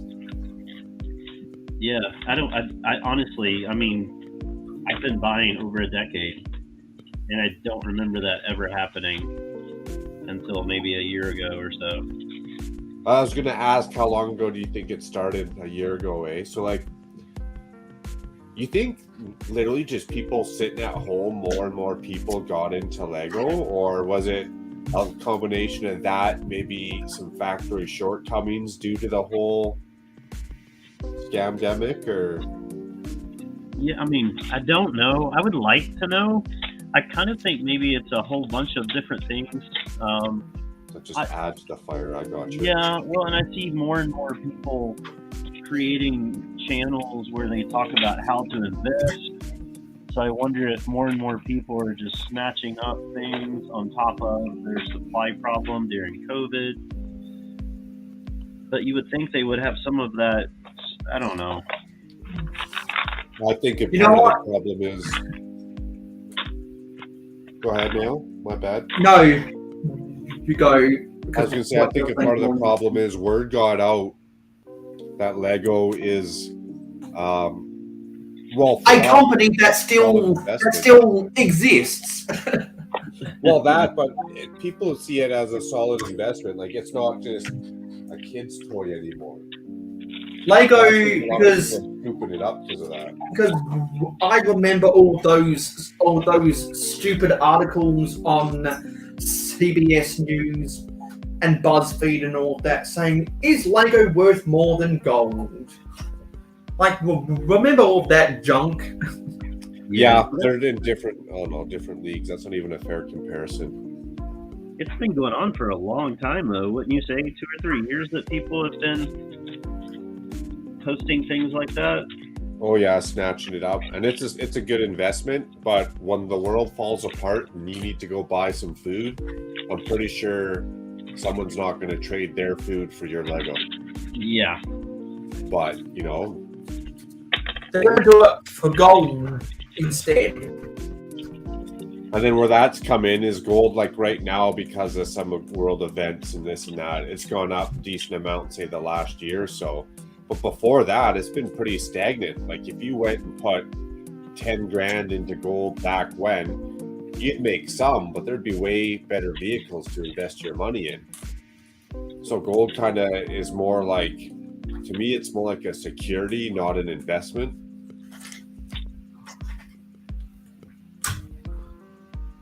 So I think Lego beats it out hand in hand in that, because Lego actually goes up.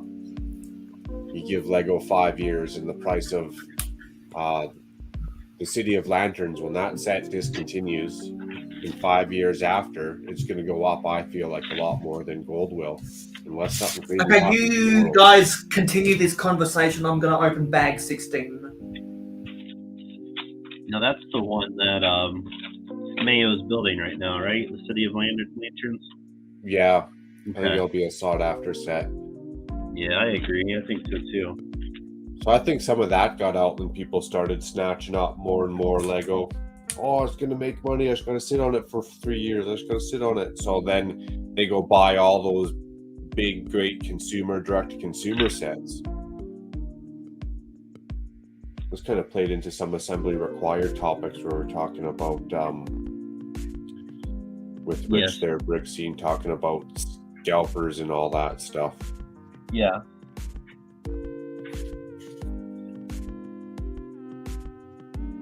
And then, like you mentioned earlier, probably a little bit of everything just combined to that storm, and it is what it is. I'm noticing that the last 3 bags have only taken me half an hour to build. Yes, it's because they're the stores that are on the 8x8 plates. So we should have more than enough time to get the Friends street food market built by the end of this live stream, which will be good. Nice. Because you guys will probably have gone to bed when I start building that, and then hopefully at the end of the live stream we'll have some people from the UK that bob in. Keep the fun times rolling. Hey, where's that piece then? Because I can't keep my North American friends, particularly on the East Coast, up at 5 a.m. unless they can't sleep. I was gonna say, especially if they started with you at, whatever time, then they're staying up 24 hours at that point. Now is Macro on Eastern time or no? I'm on Mountain Standard Time, so pretty much Pacific Time, an hour off. Okay. So for me, it's what time is it right now? Almost 10:30. Okay. It's 12:30 here. So you more towards the coast, or kind of right all along the coast? I think there's one state between me and the ocean. I'm in Kentucky. Okay, I'm just trying to picture the time zones there. Yeah, it's Eastern. Yeah, and as everyone knows, in Kentucky, basketball is the only reason why the SEC is worth watching in college basketball. I don't follow sports. Are they still doing well? I mean, over the last year or so, not necessarily just, I'm pretty sure Kentucky made it to the NCAA tournament again, but they're definitely not as good as they used to be. Yeah. Because Kentucky, I think they're only just the blue blood nowadays, but back then there was no question they were a blue blood. I've now become, ever since people like Zion Williamson and the whole farewell to Coach K, I think I've become a Duke fan, and being a Duke fan in college basketball is like being a Cowboys fan in the NFL. If you don't know who to root for the Cowboys. If you don't know who to root for Duke. A lot of Kentucky fans don't like Duke. I don't know a whole lot about No, sports, but, you know. because there's a big rival. There's a big rivaling between obviously the Tobacco Road Derby is probably the biggest sports rivalry in the US. It's probably bigger than Michigan, Ohio State, or the Cowboys versus the Steelers, or even bigger than the Lakers and Celtics. So that's saying something about the Tobacco Road Derby. But Kentucky and Duke have a strong rivalry as well. It's big enough that I know about it. That's saying a lot too. Yeah.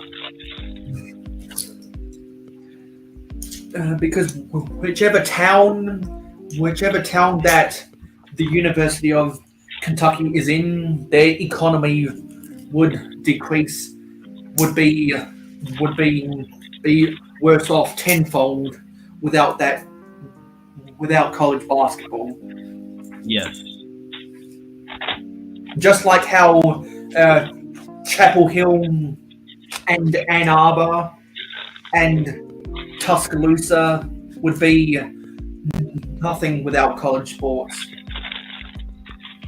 The town where the University of Kentucky is, that's the closest big town to me, and yeah, it's for Kentucky. It's good size. So And which direction from Louisville are you? Well, Louisville would be north more. I'm really far south Kentucky. Okay. Almost Tennessee. But I used to live in central Kentucky until a few years ago. I guess the close. I used to live about 30 minutes away from Lexington, where the University of Kentucky is. Yeah. Oh yeah, it's Lexington, Kentucky, where they play, because I think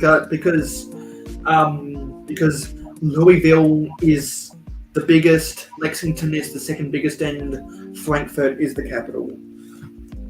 It's sad that you're saying that with such certainty, and I'm about to say I think you're right. I live here, and I'm not sure. That's because I've encountered many people in the Lego community who are in the US, where I actually know more about American geography than what they do. Yeah, I do think you're right, though. I think it's because I'm a geography major at university. But if there's one scapegoat in American education, it is geography. It's not science. It's not maths. It's geography. That's the biggest scapegoat that I hear about. So I could be wrong. So with education, right now there's a standardized test that they take, and it's like the driving force behind a lot of the things that they do. That's what they push to do, is excel well on the test. To the best of my knowledge, they're tested in social studies in 5th grade, once in middle school. I'm not sure about high school, so I guess 1. Yeah. I would say three times all the way through. So yeah, they don't place a lot of significance on history and geography, unfortunately, and history is one of my favorites. Yeah, because I've always been interested in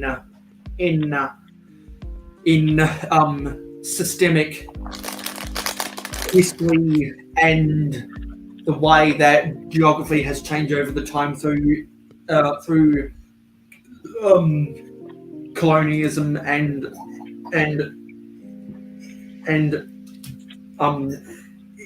industrial periods. So I'm just a sucker for that because it's stuff that it's stuff that mock builders in Lego get particularly inspired by, because Lego has a history of having themes that are periodic. The Wild West theme, castle, pirates, space. That's all.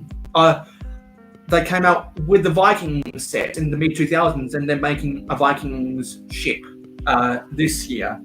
Lego likes going after the historical action, and that has a big that I think that's why a lot of people who like Lego like history.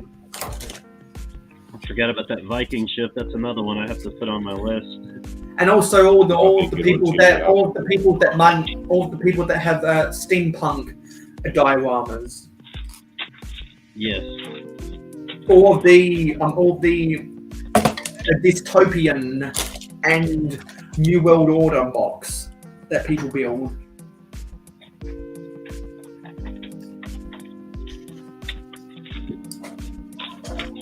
And I think with American education, compared to Australia, it more depends state by state.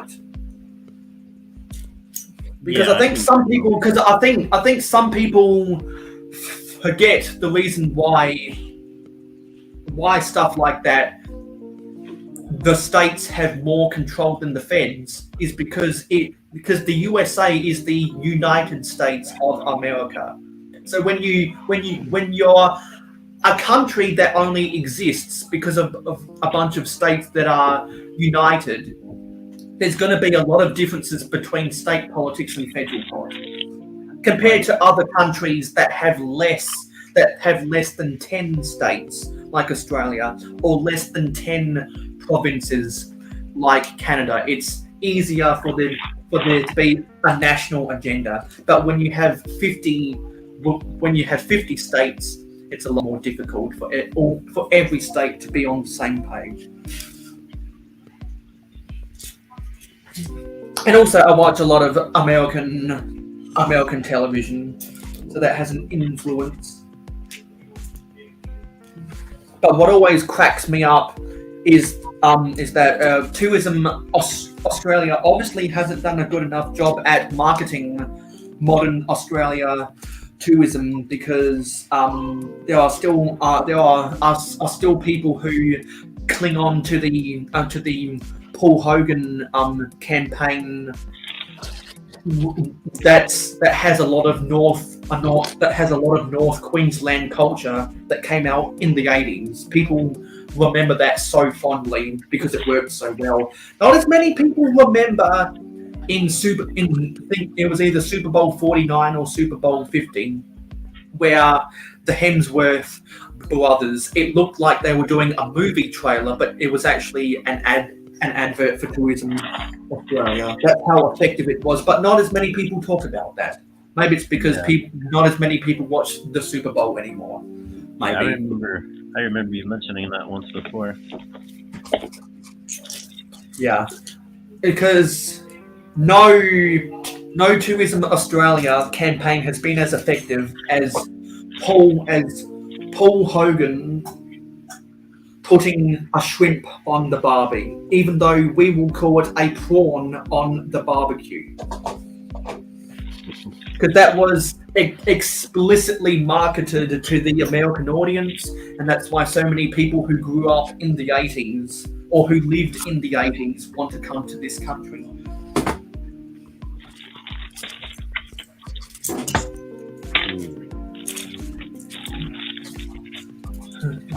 Because some people in this country would be quick to blame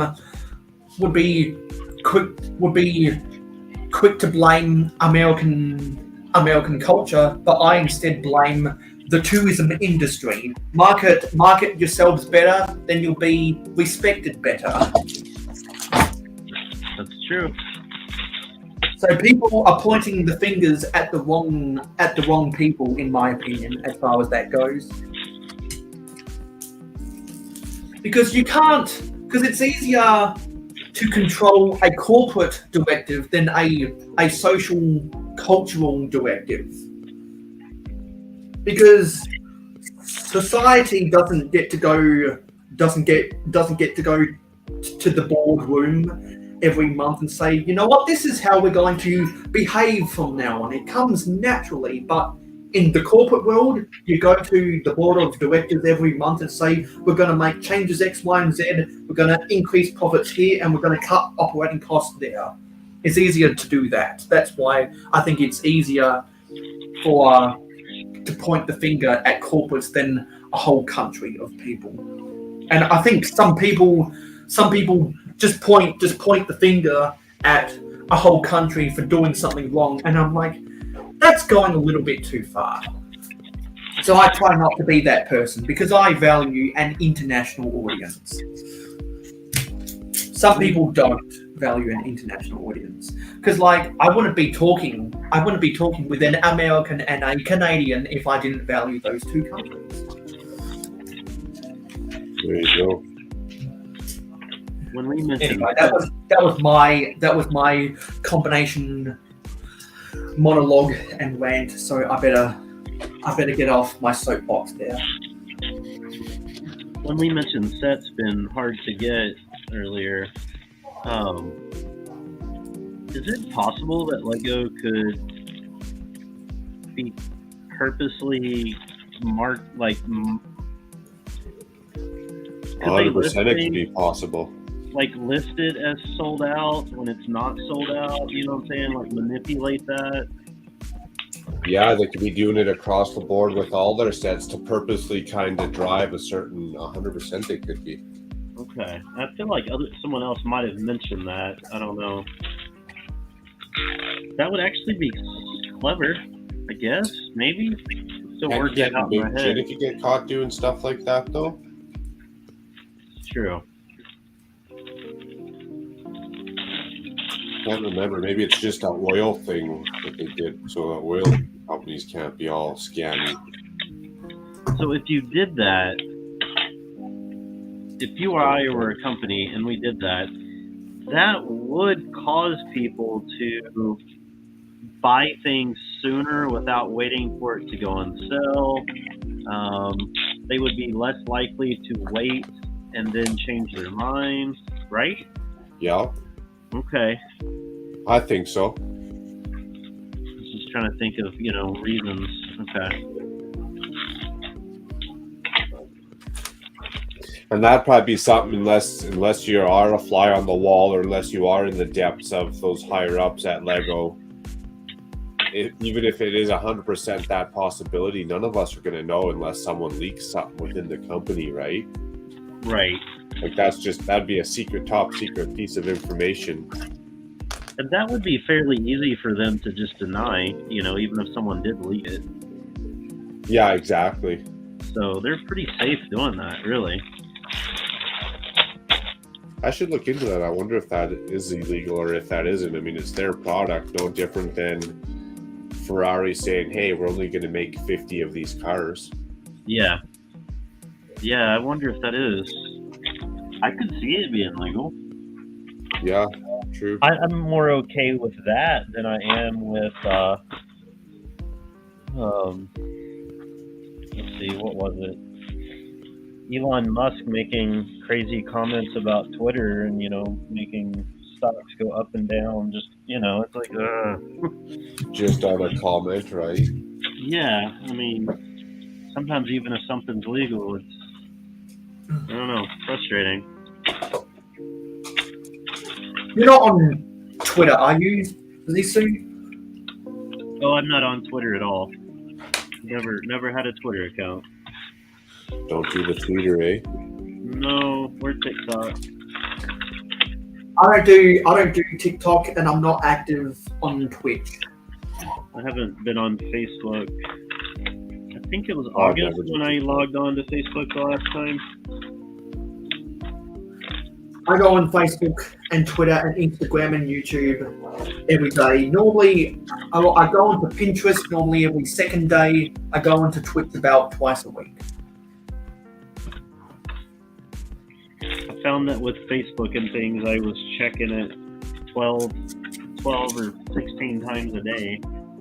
and then See, I do that. I do that every time I see a notification because I don't want to be late to the party about something. And then I get engaged in arguments and things that upset me. So I decided, you know what? I'm best just taking some time off from that. Yeah, I like used to be read- the same on Facebook, engage in stuff I shouldn't be. It's not worth my time. I like to have a quick scroll through some of the Facebook groups I'm in, and then I like to prepare posts for my own Facebook group, which is the Mayo Hosko fan club, of which you can find a link in the description. I found on Facebook and some of those community boards that no matter how dumb I am, I could always find someone dumber. It I'll wasn't be right even back. hard. What's that, sorry? Oh, I'll be back in a second. Nice. Dumb and Dumber Dumb and Dumber. with Jim Carrey. You know, I've never really Ernie, like. both. You know, Jim Carrey has had some iconic roles, but for some reason I just can't get behind his acting. It's pretty goofy, but man, he's pretty funny.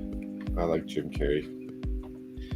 I think it's because I like goofy actors because they can be funny, but I think Jim Carrey just is a little bit too enthusiastic with his work, to be honest. And then over the past 10 years, he's been really depressed. And his facial expressions, I think, sometimes are maybe a little bit too eccentric in his acting. Yeah. Like, I've never watched The Mask. I've never watched Dumb and Dumber. But I know about them, and they have such a big cultural impact. Well, also depends, I guess, what type of movies you're into. Maybe those aren't up your alley.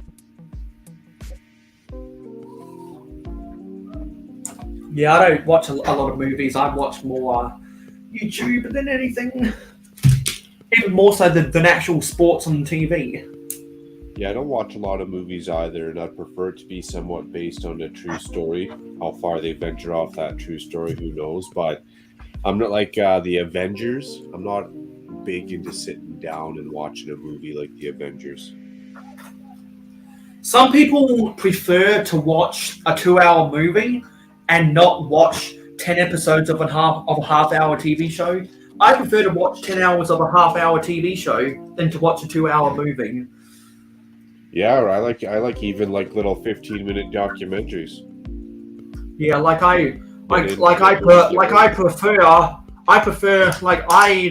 I prefer to watch 12 10-minute videos of someone's Lego City update than to watch a 2-hour movie.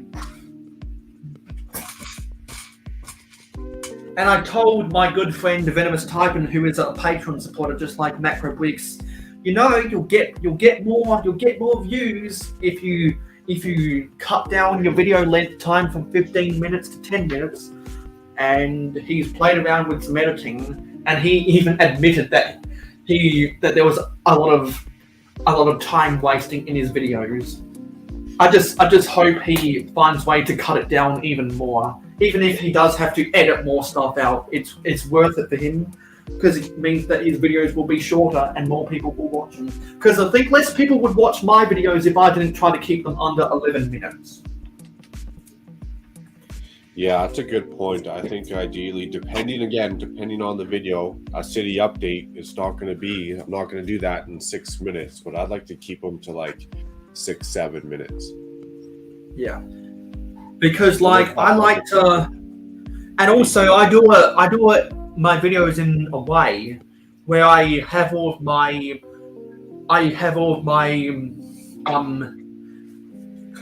my shameless plugs at the end, so people can just quit watching it after there. If you've seen it once, you don't have to see it again. Yeah, there you go. It is. It's like an advertisement at the end of your video, and that's a good point. If they've seen it once, you know, maybe they like that advertisement, that commercial, they'll watch every time. Maybe they skip over it. Who knows, right? Yeah, because like they could easily just skip through where I say thank you for watching this video. Please like, comment, and blah blah blah. They can just skip to the end where before the credits, where I have the technical difficulties color bar, and sometimes I put technical difficulties, or sometimes I put a skit at the end or something, or like videos I screen recorded from Twitter or whatever. That's how you Like- know if people are fast forwarding through. Skip Bayless laughing. Ha ha ha ha ha ha ha ha ha.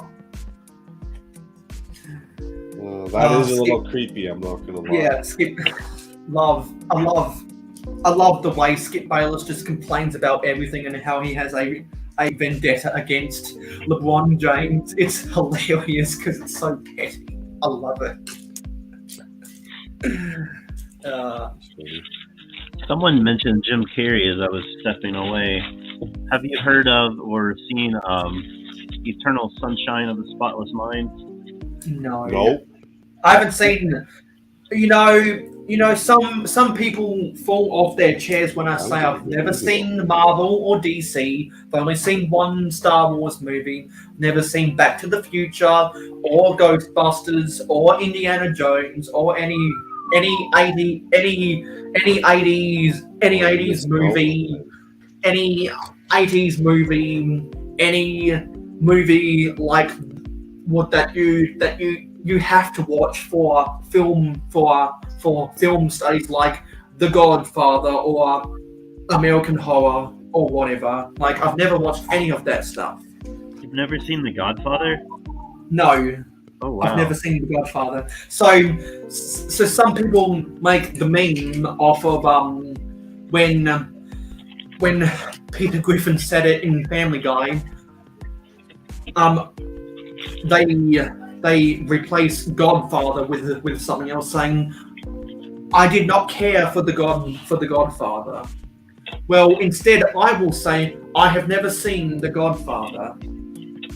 And then people can start arguing with me in the comments about why I should watch The Godfather. So if you're watching this live stream on the replay,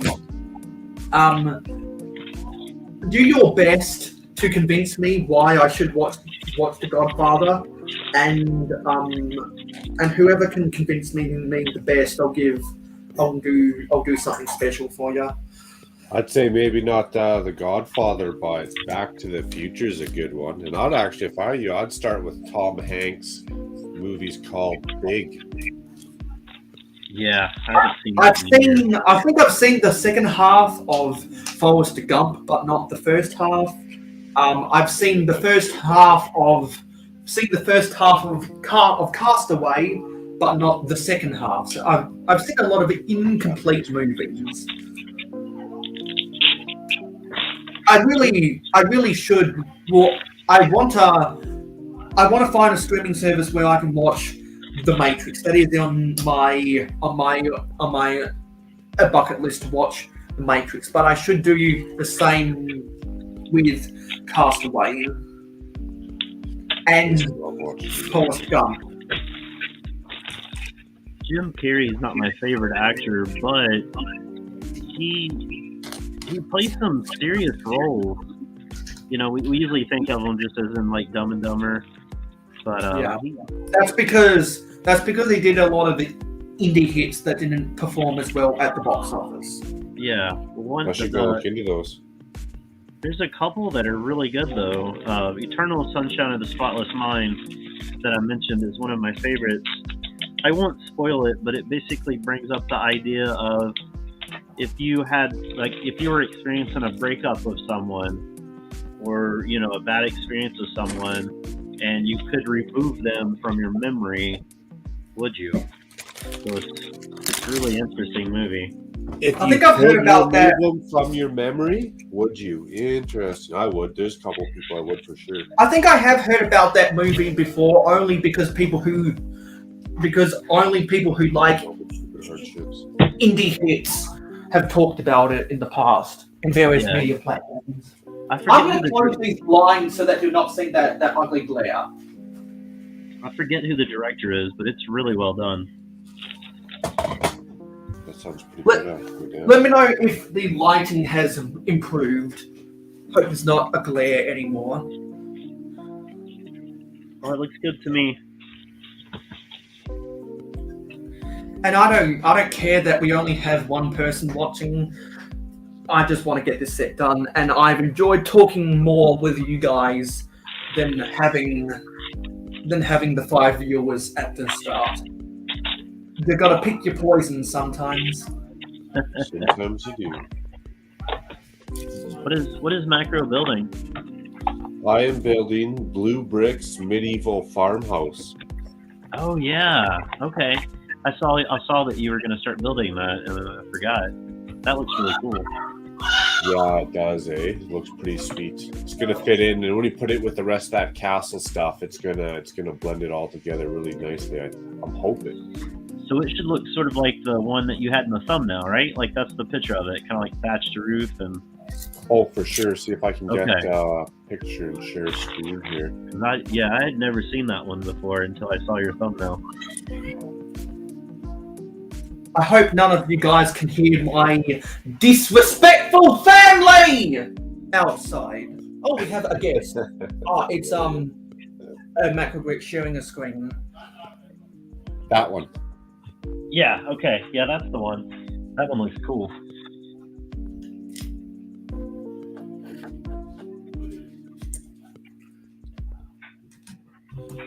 Oh, that's funny. If you want to share any other Blue Week sets that you're thinking about buying, or if you want to just browse through, I wouldn't object to that.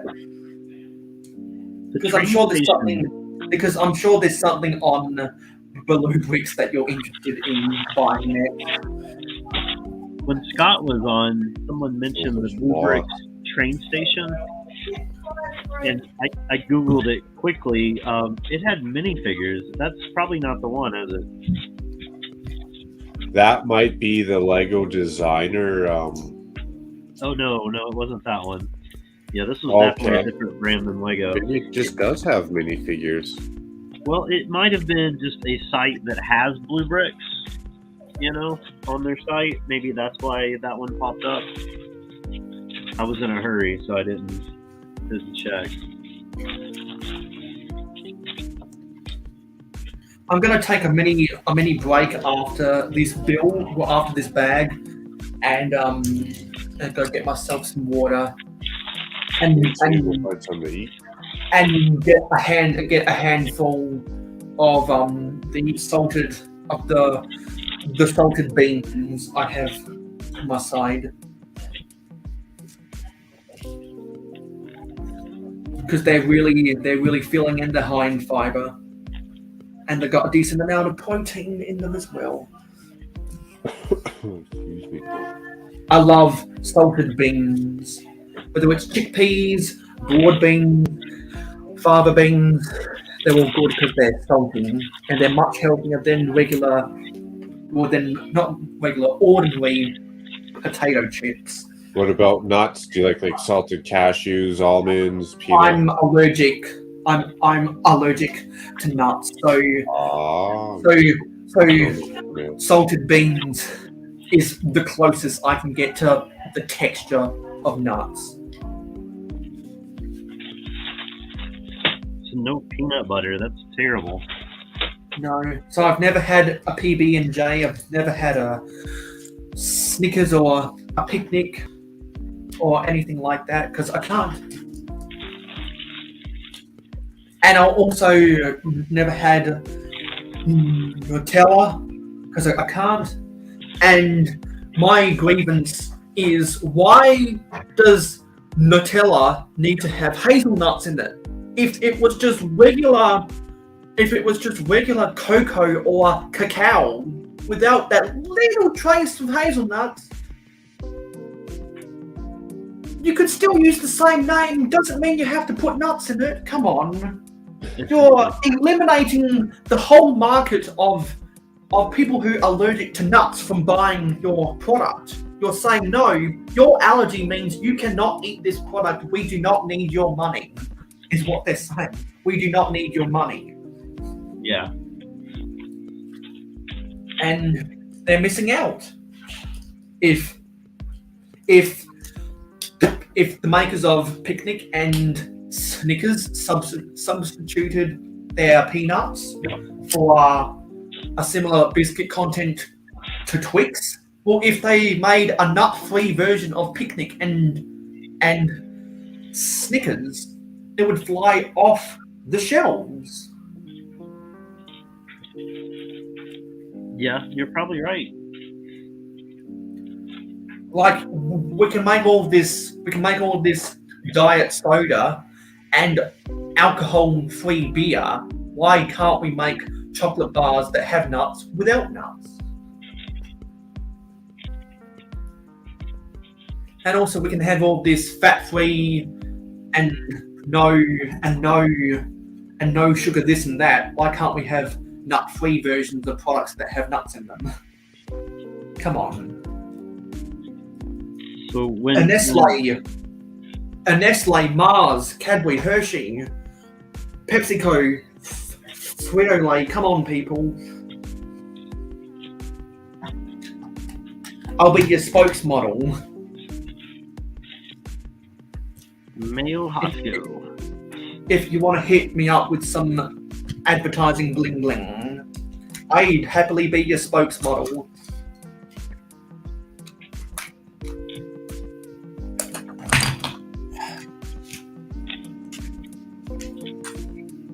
Is Macro streaming tomorrow night as well? Yeah, tomorrow late night. Well, actually, it's going to be in exactly 24 hours. Okay. See, I'm not seeing this train station, and the one I did see was Zhengbao, or whatever it's called. The one I saw had a lot of like light tan, maybe. I'll try to look it up as well.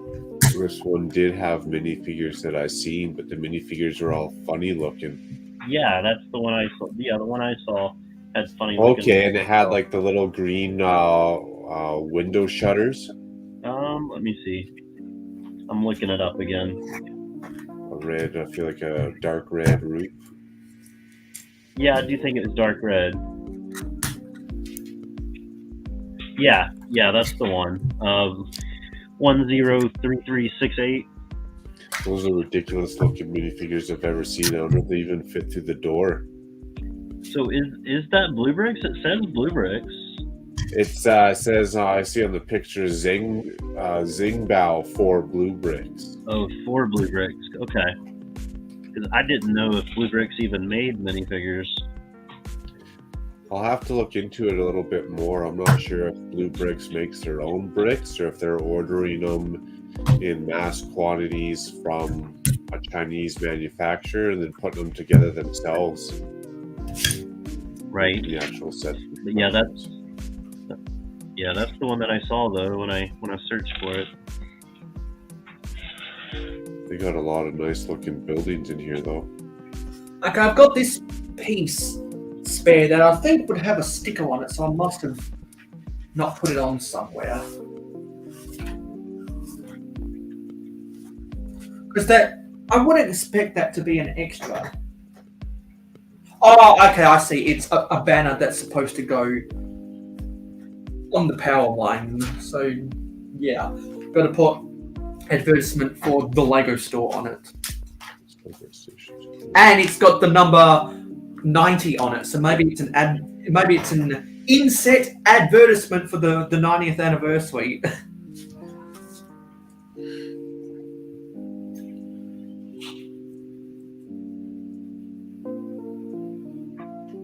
I'm on the Blue Bricks website, and I can actually like search by brand. There's several different brands, like Kobe, for instance. Yeah, I don't know what's up with that. Why they got all these different mini blocks and yeah. Well, we've gone over 4 hours now, so we're halfway there, and you guys will probably have to go to bed soon. Hey, if you want me to go to bed, you can just tell me. You don't have to hint. No, Yeah. because I wouldn't want you guys to lose sleep over my live stream. Yeah, I was just teasing. Yeah, there's another brand. I'm not sure what it's called. Kobe Wang, Wange. They got some cool looking buildings too.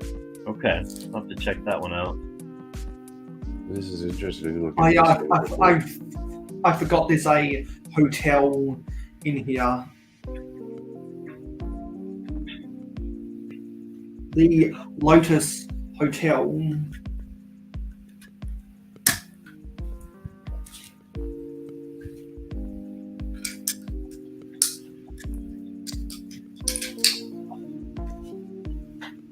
Oh, was it Wange?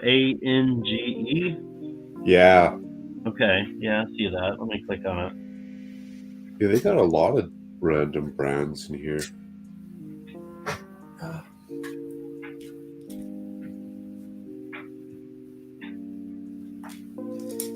Oh, they even have famous works of art like the mosaic. They have the girl with the pearl earring and the Mona Lisa, Cool. sunflower, Starry Night.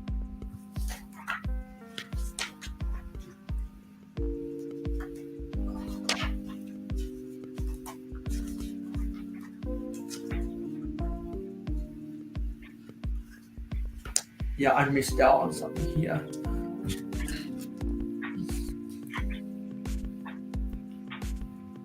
Getting ahead of myself in the instructions.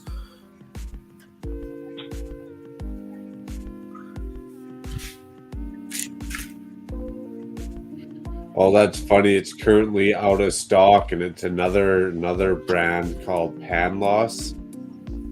And the name of this set is literally called Lunatic Hospital. They could have just called it an insane asylum or what? I guess that's just poorly translated. I don't know. Oh, that's funny. A lot of cool train sheds, train crossings, coaling system. Are you searching by topic, I guess? I just went to what was it? City. I'm just scrolling through all the city theme. Okay.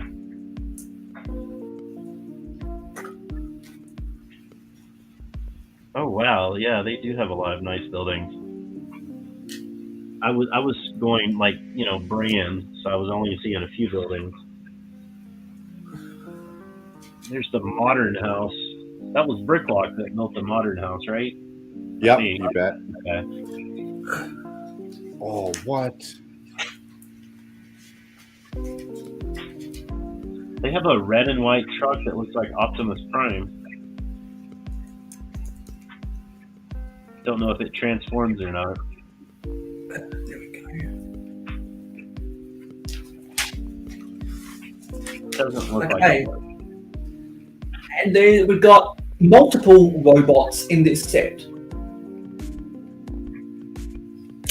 Oh, it may. Okay, now- Okay, we're on to the last bag, people.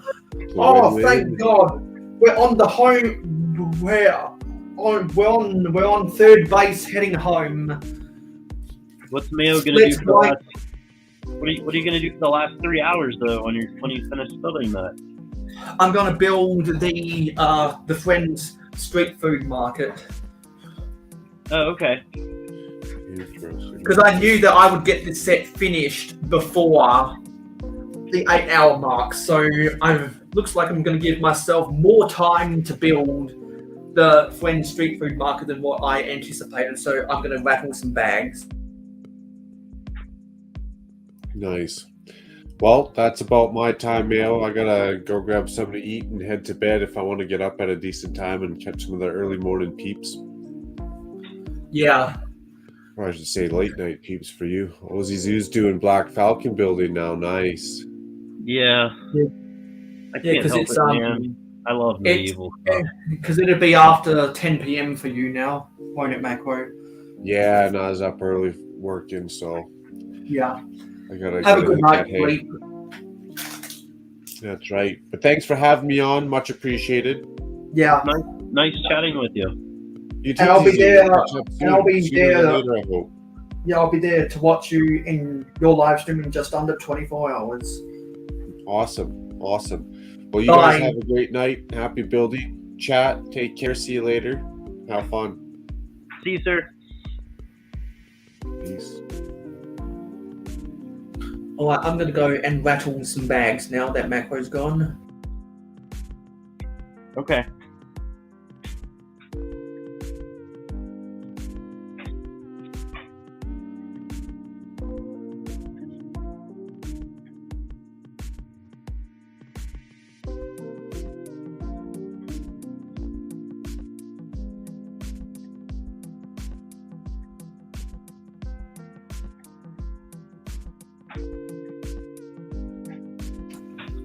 Okay, let's do this. Bag 17, the final bag. Which is the second story of the Lotus Hotel. And the first thing we have to build is a bed. Did you already build the robot? Yeah, actually, before I do that, I'm gonna see what's going on in Forge of Empires. And I'm gonna stretch my back as well. What did you say about vampires? Forge of Empires, it's a mobile game that I play. Oh, okay.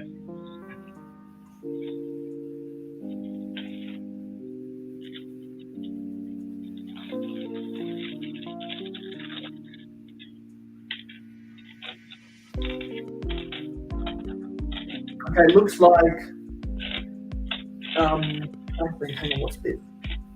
There's nothing there. Oh, I've got some fights I can do right now. So, are you just sorting a whole bunch of bulk pieces right now? Yeah, I wanted to build with you this evening. I've got several sets to build, but I had all of this stuff on the table that had to be sorted, and now it's probably too late for me to open something and start building, but I can always sort a little bit while I chat. So what pieces have you been sorting? Has it been more minifig stuff? Well, what I was doing earlier was just the burrow from, I think that was Saturday night for me. And then, yeah, I've got these just random parts that need to be sorted from various orders. And this was from, direct from Lego bricks and pieces or whatever it is. Yeah, I end up accumulating a whole bunch of bulk pieces in a shoebox or multiple shoeboxes after picking stuff off of the floor or tearing apart mocks. And I say, one day I'll get to this sorting, and Yeah. I just gotta have enough stuff to sort where I can spend a whole month's worth of live streams doing nothing but sorting. Yeah. I love building mocks, but that's one of the worst things about building mocks is all of the sorting that comes after and during. Luckily, I've been able to build mocks where it's been more use of my imagination rather than knowing exactly what parts I need. So I've been able to improvise a lot with the mocks True. I've built recently. But for projects like the skyscrapers, which has become an integral part about my Lego city, and you will have understood that, anyone who has watched my city updates, you'll know how important they are. There's a lot of rigorous planning that goes behind that and a lot of strategic bricklink orders. But with the space mocks, it's more see what pieces you have, grab a bunch of stuff that you know you're never going to use and try to make something out of it. Try to make lemonade out of lemons. That's how I built my space mocks, and they turned out pretty okay. The last time I went to a pad wall, I just tried to build things using only those parts. It was kind of fun. Yeah, because I know that Kaz from the Blockhead UK, when she used to regularly build stuff for her Micropolis, she would go to the pick a brick wall and see what kind of random pieces she could find to use for my Acropolis. And so I've been going back and binge watching a lot of her my Acropolis box showcases, and it's very easy to do that because they're only a minute long. Who is this, if you don't mind me asking? Kaz from Blockhead UK. Is that like KAZ? Yeah, it's Okay. Blockhead UK is her channel name, and she's actually got some of her stuff exhibited at the Lego house. Oh wow, I'll have to check that out. Yeah, so the amount of times I've heard her say in her videos about my Acropolis, I found X, Y, and Z, ABC 1, 2, 3 pieces from the pad world. It's almost like if you binge watch enough of them, you can play a drinking game out of it. That's how much of her Acropolis she's built from the pad world. And you said it was Kaz, and then her channel was called Blockhead? Yeah, Blockhead UK, capital B, capital H, capital UK. Okay.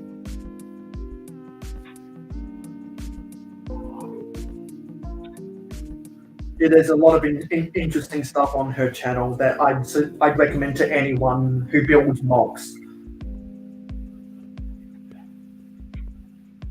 Because I've definitely gotten inspired by Kaz, particularly with the space stuff.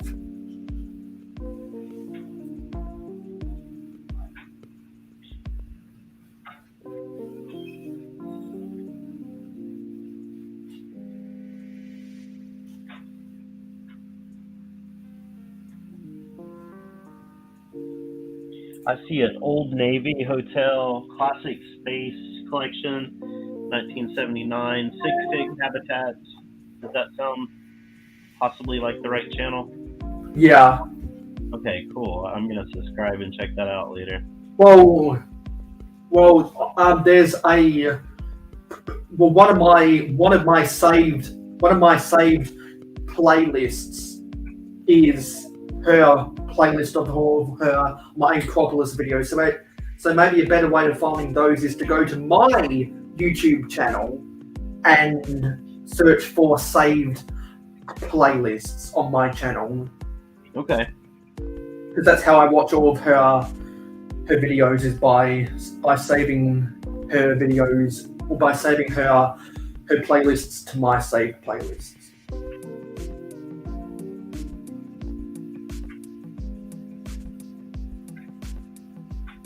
Hey, what playlist am I looking for on your channel?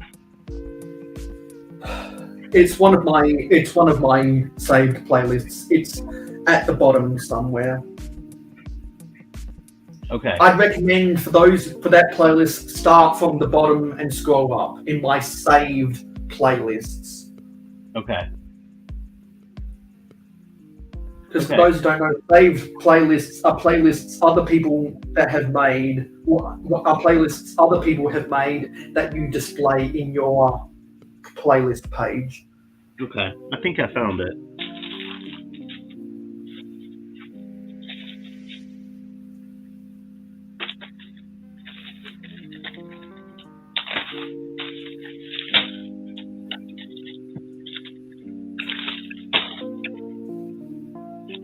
I find it interesting, the cars that you use in your city. You try to stick with 4 wide, right? Yeah, because I'm a vintage Lego fan. That's why. I like that. That's neat. And the only reason I have modulars in my city is because they're too good not to have in your city. Right. The only reason I have modern Lego train locomotives is because I don't have any 9-volt train sets. If I had more vintage Lego sets that were actually complete official sets and weren't mocks, all of that modern stuff would be out of my city. It'd be gone. But I've got nothing else better to put in those places, so that's why they're there. Right. There's a there was a Lego movie set, and it had Emmett's little black and white car. Do you remember the little black and white car? Was it the super secret? Was it one of these super? The one that looked like the smart car. Yes. I really liked that one because it reminded me somewhat of the vintage. I mean, of course, there's some differences, but size-wise, it reminded me of some of the vintage cars. So I've still got that one in my collection. Yeah, because that was a slight improvement on some smart cars they made with the airport sub-theme sets and the cargo train of Lego City in 2010. Yeah. It was a slight modification, and they called it Emmett's car.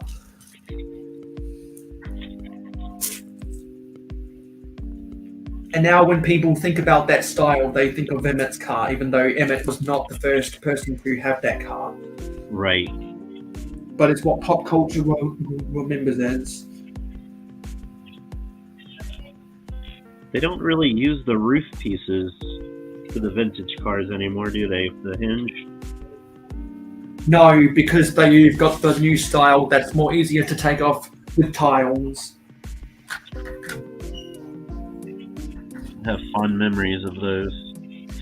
And I need to get more of those hinged roofs on Bricklink so I can build more vintage, like commercial vehicles and tractor trailers. Yeah.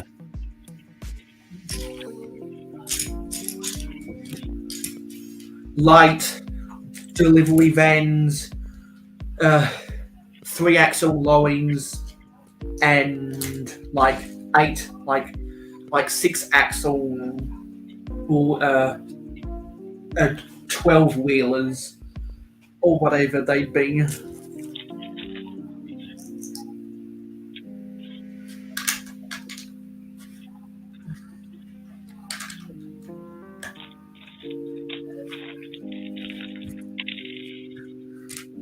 To be honest, I'm quite relieved that we're finally getting this set done because it takes up a lot of space on my build table.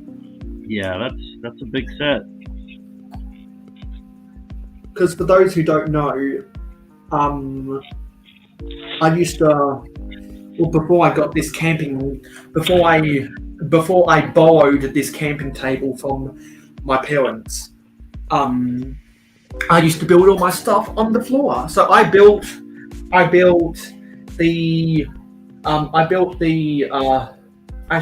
lot, about half the police station modular on the floor. I've built Ninjago sets on the floor. I've built Marvel sets I built the Spider-Man at the Sanctum's workshop on my bed, actually. Yeah. I built a lot of stuff on the floor, and I didn't know when I knew that I wanted to make some changes in my build area because I added more storage. I was like, after I added more height to my storage, I doubled my capacity.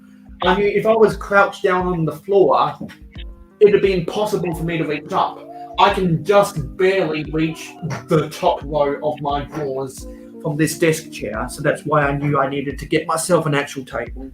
And I didn't want to have to pay. I didn't want to have to pay for one because I know my parents like going camping, and I don't. I think camping is a waste of time. I like seeing new places, but yeah, I like being at home at nighttime. Because I don't want to be stuck out in the cold. I like the comfort of my own bed. I don't need to improve my primitive survival rating like what you'll see on Naked and Afraid on the Discovery Channel, because I'm never going to go out in the wild. If I ever get lost in the wild, I'll accept death.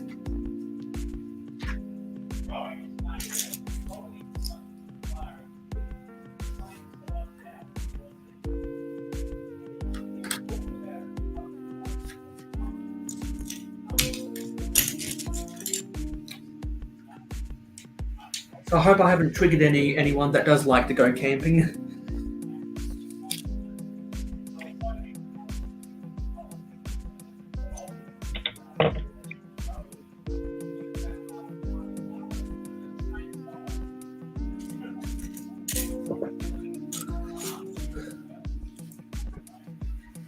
So are you cutting open some bags? Oh, did you ask if I am? Yeah, because you got a pair of scissors on the table. Oh no, I was just moving things around. Ah, I really want to, but it's really late. It's 1:30 here. yeah. I've got sealed bags of Lego parts that I'm gonna have to add to my sorting pile. We have graduations in the morning. I'm not graduating, but my nephew is. Hmm. So even though it's Saturday, I can't sleep late. I have to get up fairly early.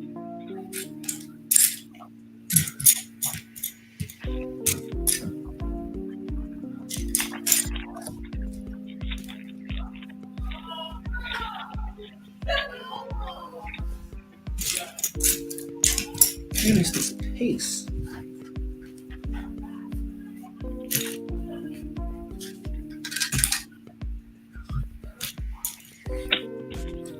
Did you? I'm guessing you didn't. Did you get Barracuda Bay? No, I didn't, because I didn't have a need or room for it. I mean, it's almost similar to a vintage set, somewhat. Yeah, and if you buy two of them, you can have one as the standard and one as a modernized version of the Black Seas Barracuda. Yeah. But I'm just not a pirates collector. I'm more of a castle or a space guy than pirates. Yeah, me too. Because I'd like to collect pirates, but you can't collect everything. No, I agree. I did buy the Creator 3-in-1 pirate ship. That's in my backlog. I haven't built it yet. It looked like a really cool build. I like the way it doesn't use like a specialized hull piece. I think that's going to be an interesting build. Plus the cells are made with parts, I think, right? Instead of cloth. The Creator 3-in-1 version. Yeah, that's the one I have in my backlog. I don't like the rebuilt sails, and and I'd rather have a prefabricated hull because it's a better shape. I agree to both. I just thought it would be a very interesting build. I actually prefer the alternate build of the tavern than the ship itself. I'll have to check that out. Macro built that recently, didn't he? I think. No, he built a custom one. Oh, okay. But I think he did buy that set in one of his old videos. I feel like he opened it up one evening or something. I think he opened it up to use the parts. I think that's what it was. I could be wrong, though.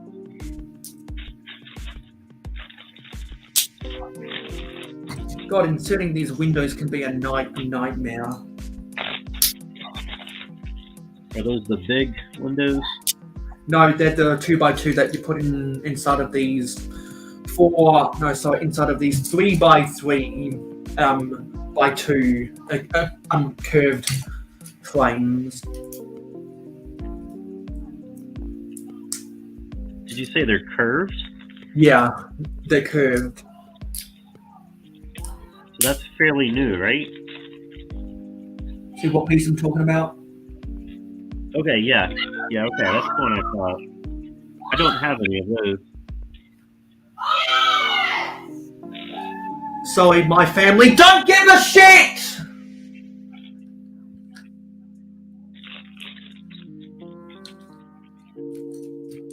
RIP headphone users.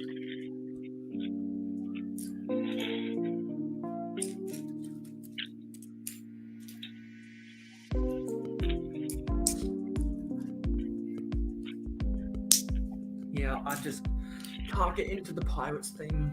I'd like to, but I just can't. I prefer to focus the energy on Castle. Well, I And mean, space I don't have to put as much energy into because I don't have to plan my space mocks as much as I have to plan my castle mocks. Because with the castle mock, there's a distinct look I want to go for. But with my space mock, I'm okay with a hodgepodge build because that's what people imagine space would be. A hodgepodge of technological parts cobbled together with the buttons that go a boot beep. I could see that. So I out of all of the non-city town content to build, I love building space mocks. So much imagination. I know some people can't stand space and they prefer to build castle or pirates instead. Yeah, I don't really buy space sets, but I do like them. I don't buy space sets. I just make mocks of them. Yeah. And I've never been interested in Lego City space sets at all. Never. I take that back. I collect Castle and I guess some superhero, but then the rest is just 52. across different themes, things that I find interesting, like the Pirate 3-in-1. I have a space. Was there one with Galaxy in the title? The Galaxy Squad sets from 2013. Yeah, was that the one with the bug, kind of like mosquito type minifigures? Some of the villains. Yeah, and in Okay. in 2011 there was the Alien Conquest thing. Oh, Alien Conquest just had the UFO shape. Like one of them actually had like a UFO attacking a farmer. Yeah, Okay, yeah, I don't have any of those.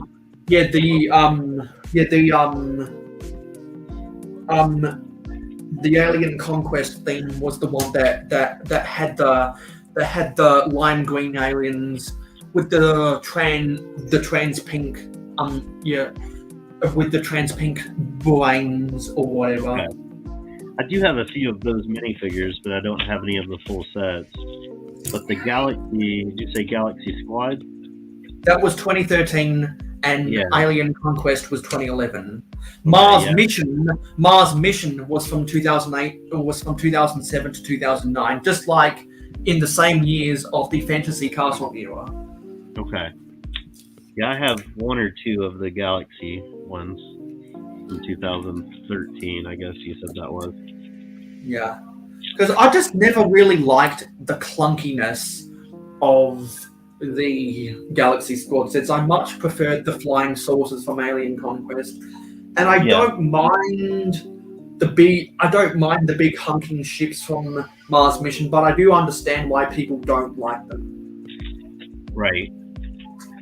The Galaxy Squad, the one that I really liked, had a it was one of the alien vehicles that looked like a giant bug, and when you pushed it, because there was a poly bag with some aliens that looked like the bugs from Insectoids back in 1998. Yeah.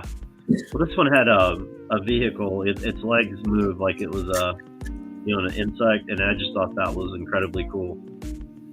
So that's the one I have, and I think I might have a second one of something, and I just don't remember for sure. Yeah, I never thought. That was just one example, though. Even though it's not a theme I collect, it was a set that I found really interesting. Yeah, a lot of people don't collect the space themes or the space city sets, but they've got the poly bags. People don't collect Toy Story, but they collected the Army-Men on patrol because Lego doesn't like to do military products, yet they produce a set with the Toy Story Army-Men. Go figure. Yeah. and also people didn't collect Lone Ranger if you weren't a Western train fan, but so many people still listing the pump car for sale, which was the poly bag. The poly, Yeah. if a theme has a really good poly bag, normally the theme is really good. Because Toy Story and Lone Ranger and other niche themes like that, even Star Wars and superheroes, they have good poly bags and they're good things. Right. I think things that have bad poly bags are normally bad things, because like no one was collecting those Chima poly bags, and Chima was a bad thing, even though you have some Chima fanboys like a Buckshot 2021. Yeah, I was going to say there's a couple of people. And there are other people out there, so I can't. No, not against Chima, but there's a reason why it doesn't have to be. There's a reason why you can get things like Chima and Bionicle still at the RIP, even though they've been retired for nearly all over a decade. Yes.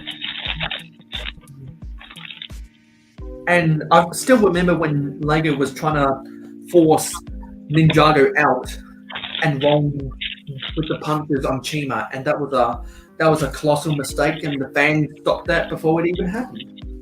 They were trying to push what out? I'm sorry. They were trying to replace Ninjago with Chima. Oh, yes, yes.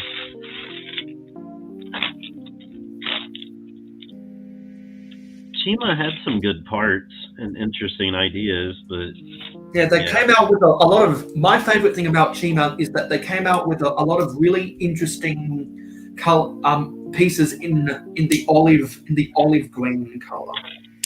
yes, To do with the crocodile tribe.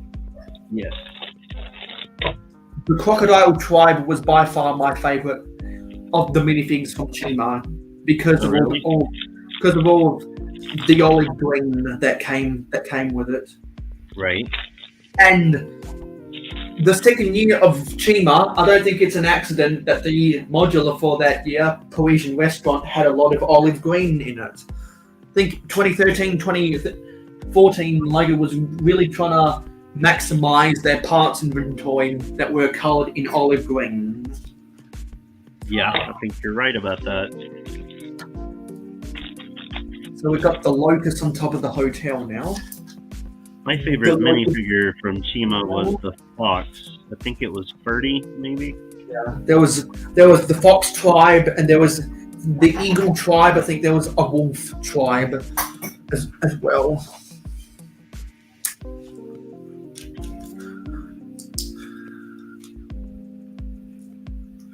The only reason I remember that is because people would show off the sets that they bought, as they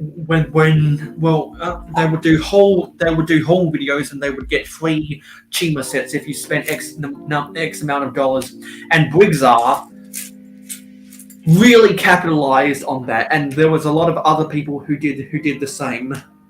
I got a few as well. I wasn't expecting it, so I only got a couple of orders with those. Whereas because didn't you have to spend $50 to get a free Speedor set or something? Maybe, I don't know if they told us. They might have told us later. I just remember opening the box expecting, just the one or two sets I bought, and then there was they threw in a Chima set. It was almost like they couldn't sell the Speedors on their own, so they unintentionally remarketed the Speedors as a gift with purchase. Yes. Like that wasn't the plan, but people I know, the only reason they have Speedors sets to this day, if they haven't already sold them, is because they got them via that way, and they just treated it. And there were some people crazy enough, like Brigzar, who buys Lego left, right, and center without thinking about the bottom line because he's because he's an avid collector and a Bricklink store owner. He had no problem but deliberately spending $50 to get the free Chima set. Yeah.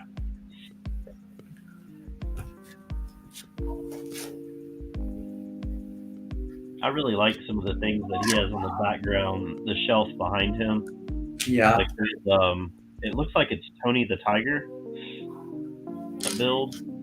Yeah, well, I think that's actually a build. I think that's don't think it's. I'm sorry. Can you mute me?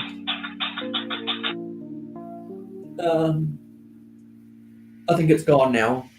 Okay, sorry. I got Was it. that an ad or something? Yeah, I'm sorry. I was trying to look something up, and yeah. Yeah, if I had a nickel every time that happened, I'd probably have 50 cents. Yeah, I should have warned you first so that you could help catch it if I missed it. But the Tony the Tiger, I really like the Tony the Tiger build that he has. I don't think it's supposed to be Tony the Tiger or Tigger from Winnie the Pooh. I think it's just supposed to be an unlicensed tiger, but it does draw a lot of resemblance. Okay. And that's why it's very eye catching because it almost looks like Tigger or Tony. Yes.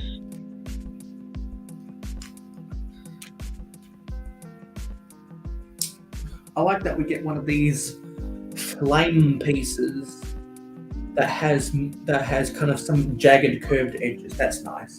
The only flame pieces I have is the traditional one or the ones that came with Lego City Fire sets back in the early and mid 2000s. They don't produce a lot of those big flames anymore. Yeah. They have some, nowadays they've got the buildable flames that you can stack up and knock over, and I don't really like that. Yeah. The one that you have is extremely new. I think new with Monkey Kid.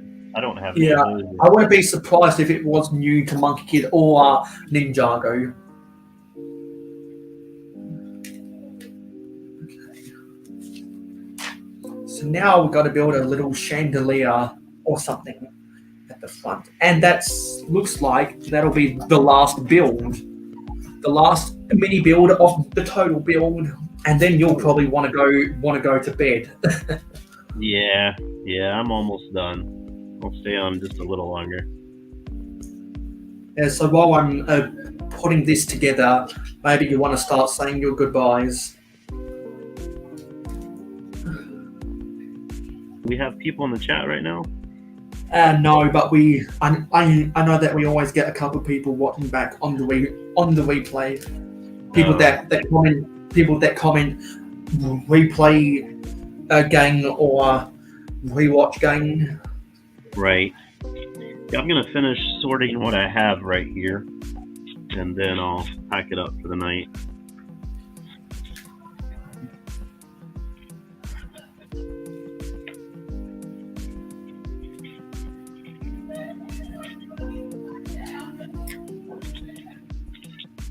I know I keep asking, but what time is it there? It is 3:12 p.m. on Saturday.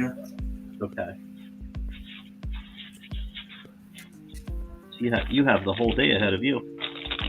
Yeah, because I start these live streams when I'm not in daylight saving, and when North America is in daylight saving, I start at 10:30 a.m. Okay. And for at least a couple years, just like what the US government did in the early 70s, they're going to they're going to eliminate standard time. They're going to do that. They did the same, the US government did the same thing in the early 70s, and they're going to end up doing it 50 years later. So I don't expect it to last long. Right.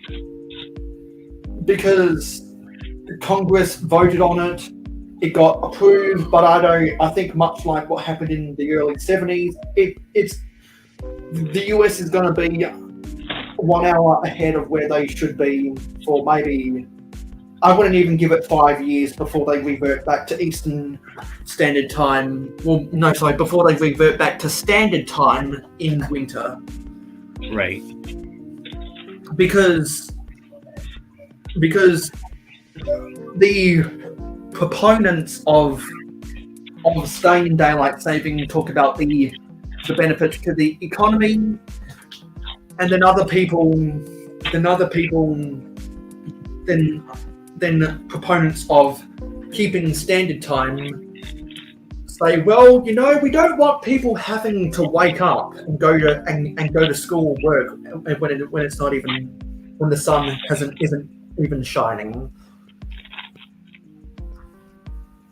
So there's the build for the Lotus Hotel, and we're gonna put this in between the Lego store and the convenience store, like what it shows in the instructions, and we're done!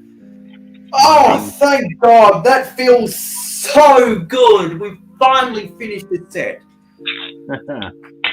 We finally finished. What an epic first 5 hours of the 8-hour live stream. Yes. Woo! I'm curious. That was epic.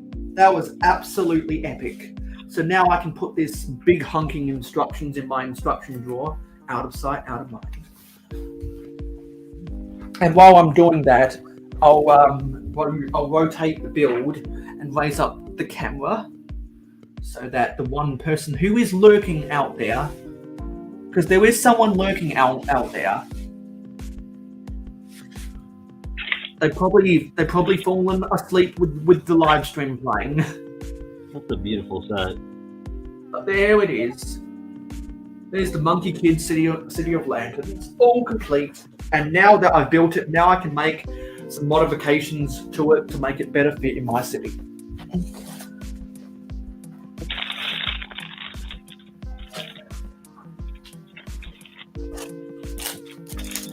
You're gonna keep the track pieces, aren't you? The color. Yeah, because I've told my Patreon supporters something I want to do differently with the monorail track, and I want to have it. I'll probably want to get some more straights just to make it a little bit better, and have maybe 2 S curves. Yeah.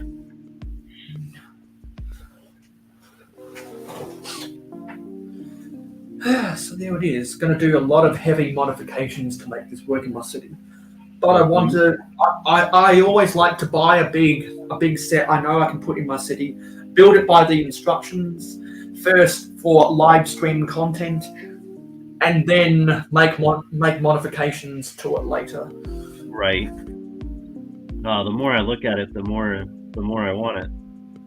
Yeah. Very nice. And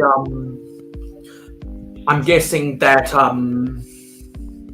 Adora build is probably gonna have her City of Lanterns finished at the end of her live stream today, because she's a fast, for all the talking she does, she's a fast builder. Yeah, I don't know how she does it. Well, Mayo, I've really enjoyed you letting me be a part of the stream. Yeah, sure. You're always invited every weekend. It's Thank great you. having you. Have a good night. You too. Thank you. Take care. Bye.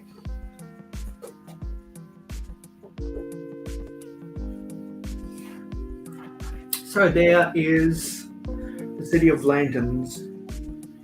I'm going to go away and just do something really quickly. So I'll let you behold the awesomeness that is it, or that the set is.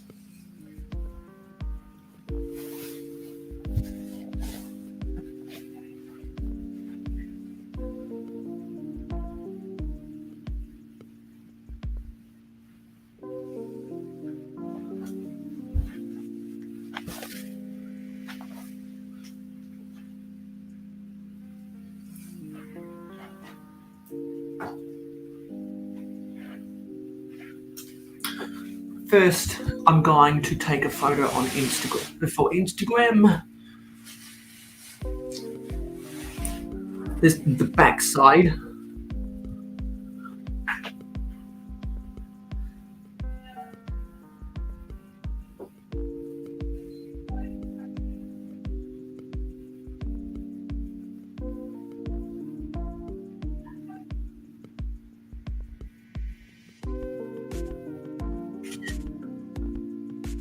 There we go. I can take care of some business.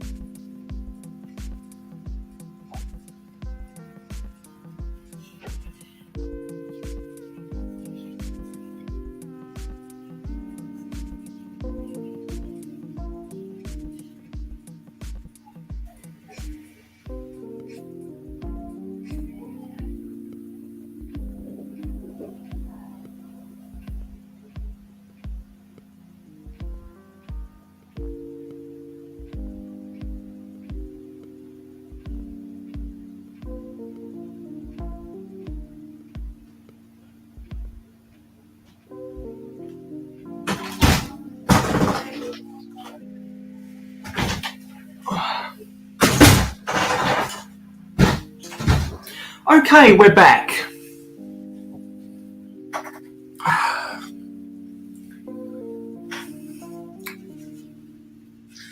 So, I gotta move this off.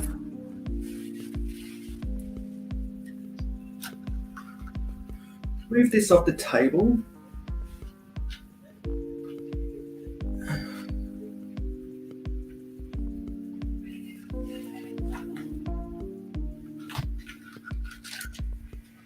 It's a bit tough to get off the table. There we go, I got hold of it.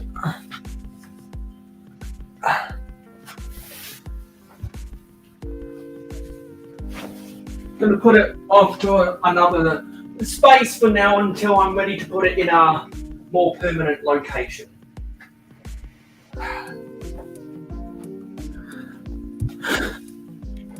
Good, my laptop's finished charging now.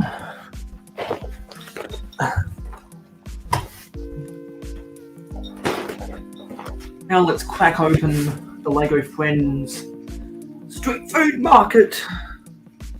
Gotta go get my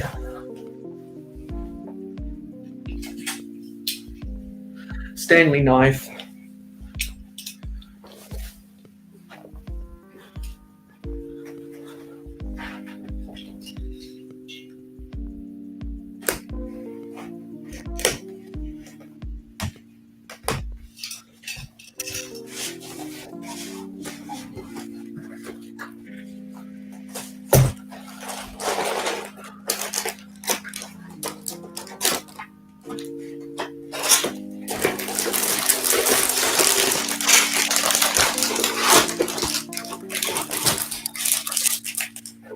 that's everything in the box.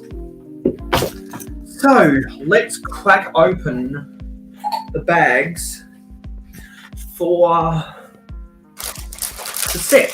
First, I'll open the instructions. Just get a better view of my face.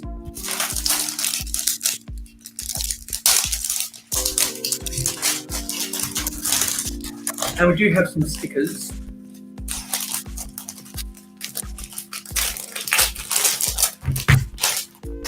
Put the plastic off to the side. And there are some rather interesting stickers in here. Yeah. And this is one of the friend sets that there were a select few friends collectors who encouraged me to get this, and some other people did some interesting mocks and modifications of this, and that got me thinking, what if I'm able to do my own modifications of these? And so I thought, why not buy it when I see it on sale? And that's what I did. I saw it on sale, 20% off. It was below the value of $40 US. So I punted on it, and now I'm going to build it. So, book one. Okay, so we need bag one.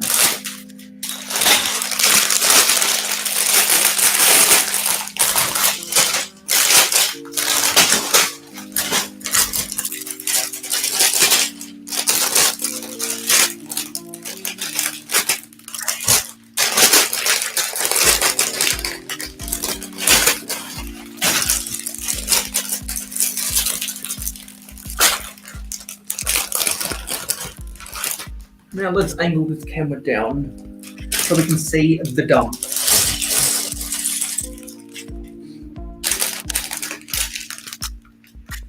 And now that I have finally cracked open this set, we're going to build it. I'm going to pick out some mini dolls that I'm going to be sending to Adora Build as fan mail. Because I have no use for the mini dolls, and Adora Build is a collector of the mini dolls, and she only lives one state away from me.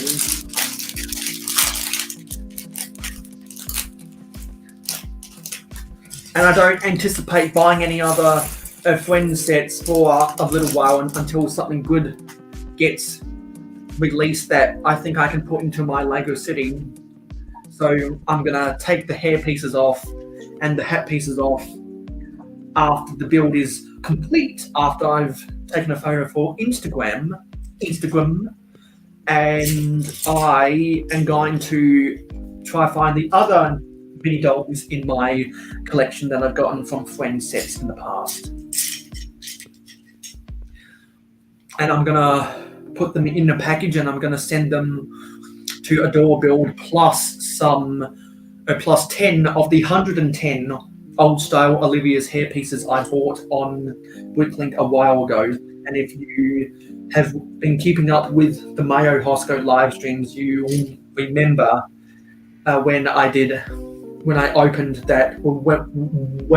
whole segment in one of my live streams unboxing that package. And actually, if we finish this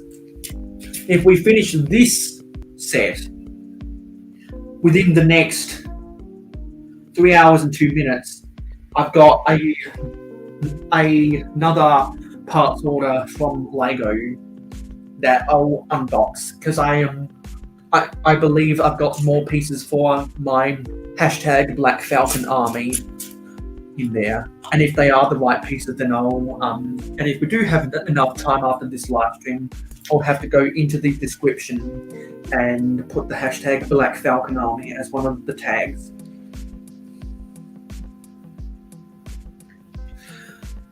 There's so many epic hair pieces in modern friend sets. Have no use for the bodies, but I love the hair pieces.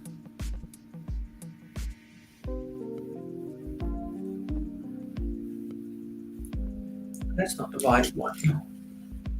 This is the right one. Oh my God!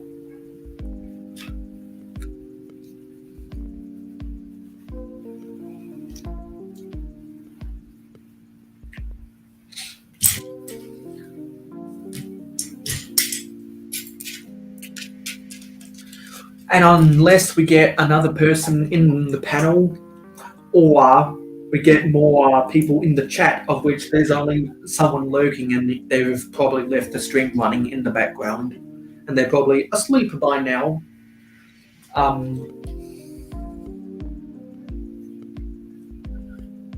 This is a segment of my live streams where I like to call the ASMR hour, because I don't like to talk unless I see people in the comments. And so if anyone is in the comments, we can have an engaging conversation if anything comes to mind. Because we've just ticked over 5 hours, 3 hours to go. And that means in 5 hours' time, Tasman Wix is going live. And in 6 hours' time, Adora Build is going live. And in 7 hours' time, Books Wix is going live on Twitch. Oh, Zisu is in the comments saying, yes, some great hair parts there. I have the one with the yellow wrap. Yeah, I just saw this and what an epic sculpt. I've never seen a Lego hairpiece sculpted like that before, with the little almost front-facing ponytail, front-facing pigtail in the front underneath the bandana. I think that's a really intricate sculpt. I like that a lot. Because I don't buy friend sets for the mini dolls, I buy them for the builds. I'm on record saying that I think Lego minifigures are overrated and buy them because they are overvalued. And I have no shame in saying that. Yeah, you've got to go get some sleep and hope you enjoy your nephew's graduation in the morning.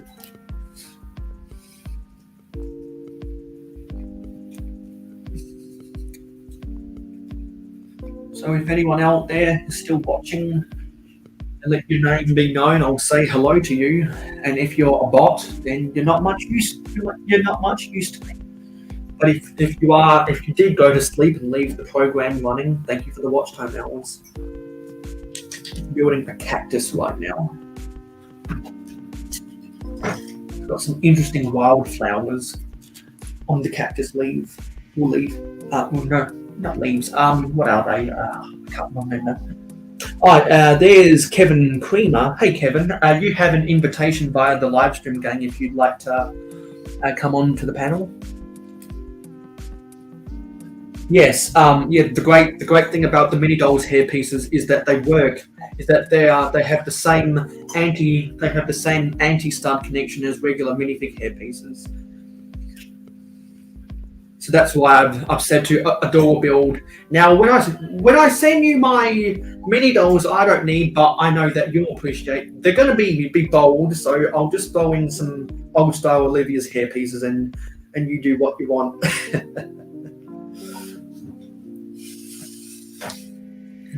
And no one's ever going to say no to free Lego now, are they?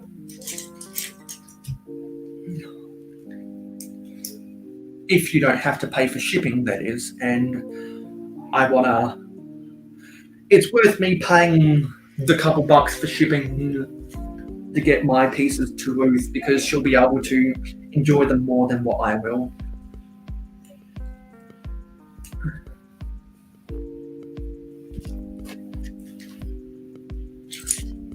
So this cactus has a sign on it. So we can get, actually, hang on. I've got these 4 stickers for the City of Lanterns. I'm going to have to go back in the instructions and see where they go. That'll be another live stream. I might do that on my own time so that I don't waste anyone's time. And there's sticker 18 as well. I must have skipped some things in the instructions. Anyway, I'm going to steam forward ahead, and I'm not going to dwell on the stickers I haven't placed.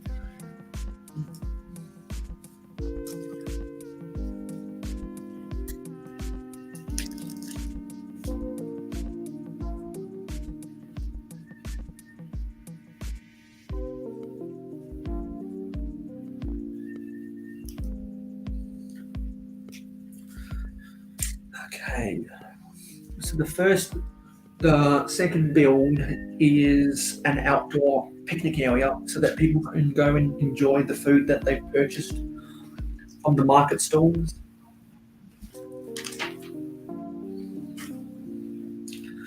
And I was thinking, well, if I buy this set, what I can do is I can convert. Actually, I can convert the taco van. I can convert that into a taco kiosk,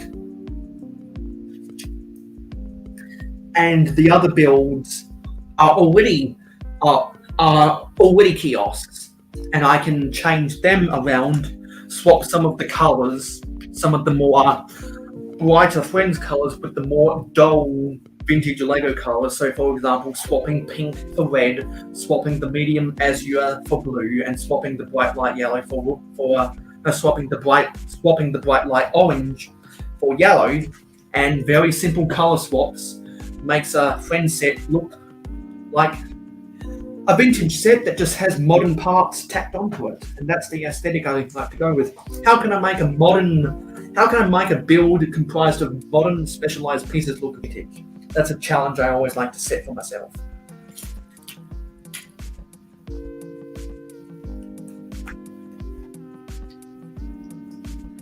It's very easy to do that with the space mocks that I've done, not so much with castle or pirates or town or train. Actually, it's a little bit easier with trains because you can make just bulk cargo using specialized pieces. Hell, I saw Jane Bricks years ago. He took one of the Technic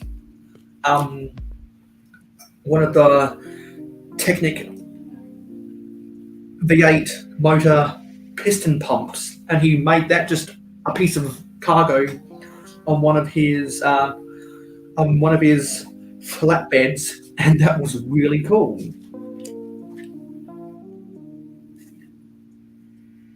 Sometimes on my railway in the past, I've had pieces of power functions, motors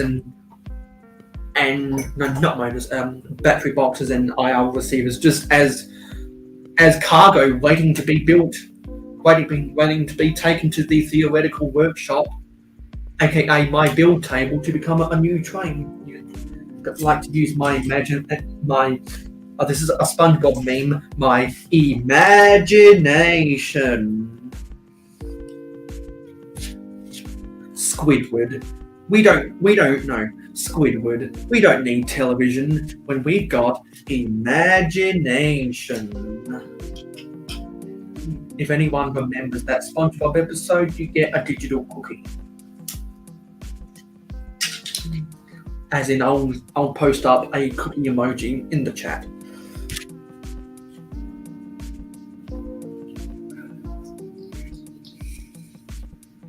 Yeah, so I'm just super stoked that I've finally been able to finish this.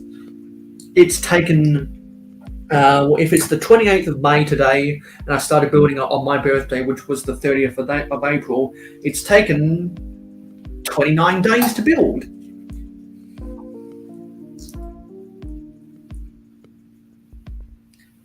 On again, off again on my live streams. So it's nice to be able to finish what I started, and I'm gonna have a lot of fun doing modifications of that in the months of June and July before I go back to second semester university in August.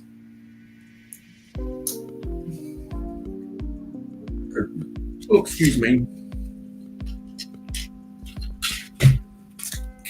And also for everyone watching, whether you're Kevin Creamer right now or you're someone else on the replay, don't forget to leave a like on the live stream to tell YouTube that people like to watch my videos.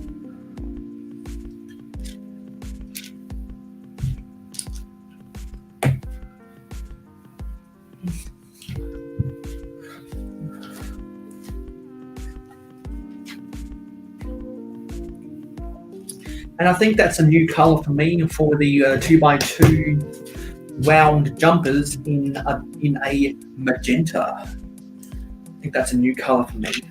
And if you were here a little bit earlier, you would have known that I spotted some new colors for me when I was building the City of Lanterns, most notably the same element, the 2x2 jumpers, in a medium nougat. And I say new for me because I don't build sets as much as what other people do, so I wouldn't know how new a path is. So I just say new for me.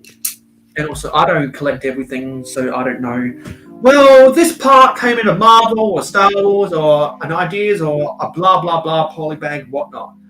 I just say new for me so that I don't have to get into the technicalities. So I can cover my own butt and not end up being wrong about something.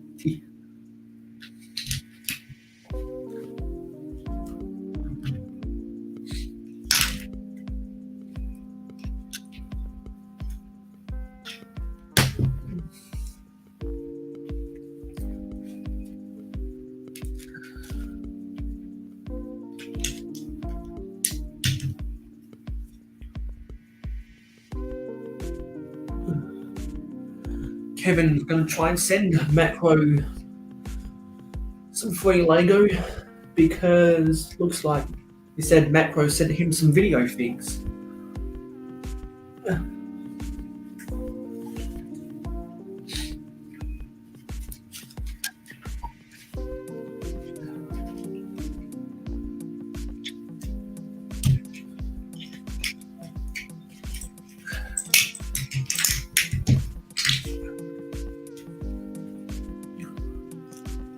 Okay, these go with the orientation, with the leaf pointing towards, or being adjacent.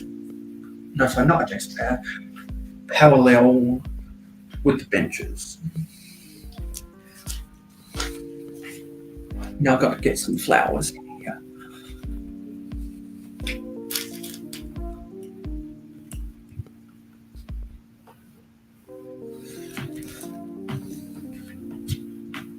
So we'll use 3 different colours of flowers.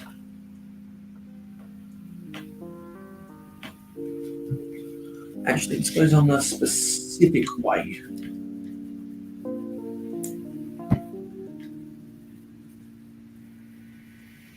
Because the magenta, the vibrant coral coloured flower has to be the tallest. I love getting the vibrant coral coloured flowers.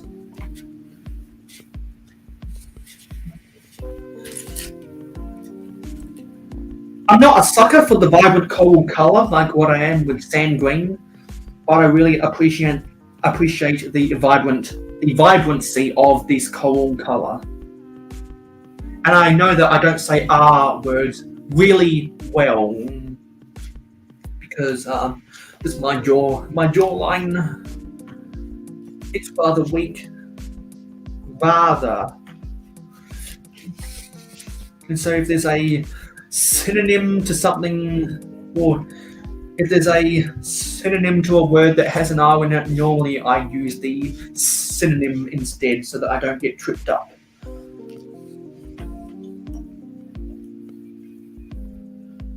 And we don't get a lot of these white flowers that often.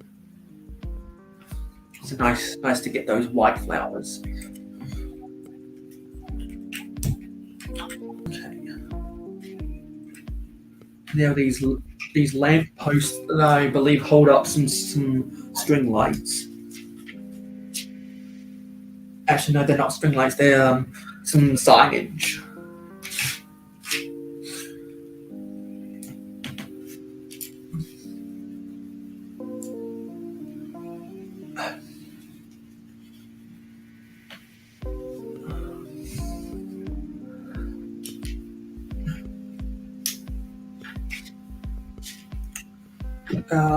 There's supposed to be 2 of these modified 1 by 1 here. There it is.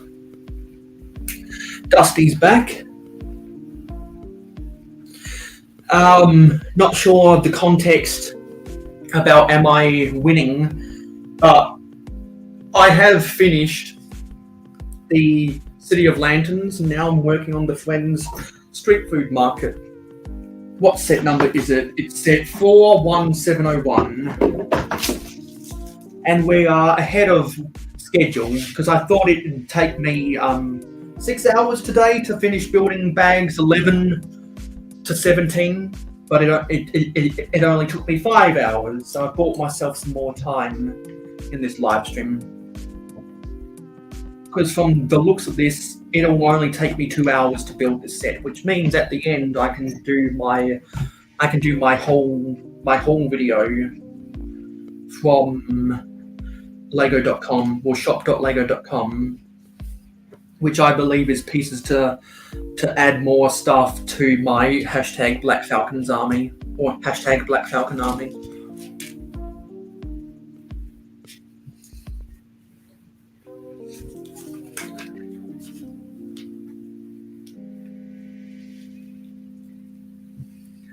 Go. Now I've got to put these triangular sign pieces on here, and then there will be some stickers to go on there. Actually, I'm gonna, for the way these are configured, I'm gonna add the stickers first. So how? Okay. You gotta get the right orientation for these stickers because they are triangular. And also you've got to consider where the clip bar is. So it's a little bit more meticulous trying to put triangular stickers on top of triangular signs that have a clip connection at the back rather than a stud connection at the back. Because if you put it the wrong orientation, it's going to look obvious that you messed up the sticker placement.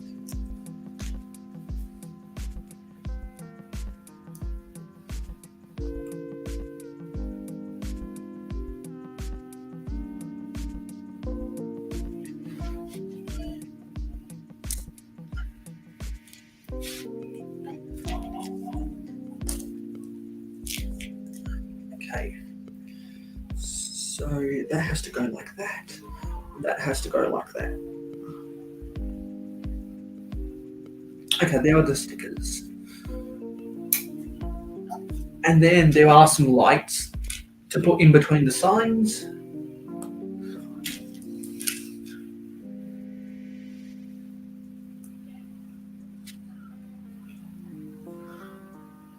That goes there.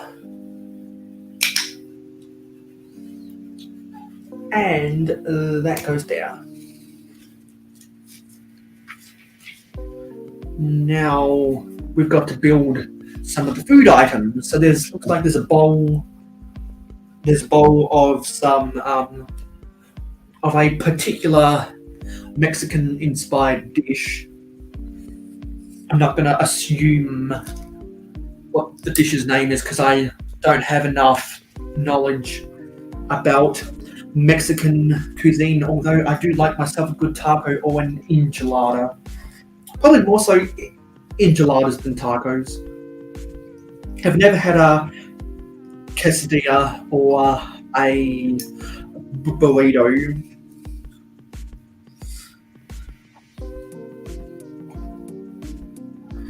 But when I do go, but hopefully, but if I go to Brick Fair, Alabama, in January, I do want to try an enchilada or something from Taco Bell, and just so I can,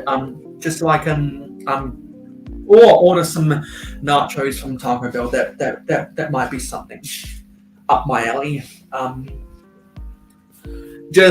And get a combo meal so I can get my drink to be Mountain Dew Baja Blast. Because those in the US would know that Mountain Dew Baja Blast is exclusive to Taco Bell. Because a couple of years ago, Mountain Dew did something called the Dew Sizzle, the Dew Cision, where you had to vote between Pitch Black or Baja Blast flavors of a Mountain Dew, and everyone I knew was voting for Baja Blast. But I think the makers, there's a big conspiracy theory that the makers of Mountain Dew rigged it so that Pitch Black would win the decision, and they would once again make Baja Blast a limited time only product. I still believe that they did fabricate the results, but I don't think the result of the fabrication was what people expected it would be, because then all of a sudden Baja Blast becomes exclusive to Taco Bell, and it was because Taco Bell did some kind of market research that the flavor, that the Baja Blast flavor of Mountain Dew best complements the Tex-Mex flavors of Taco Bell products. At least that's what I heard people talking about on YouTube and doing a little bit of research. So that's my motivation to wanting to go to Taco Bell, is because I want to know if Baja Blast tastes better than regular Mountain Dew.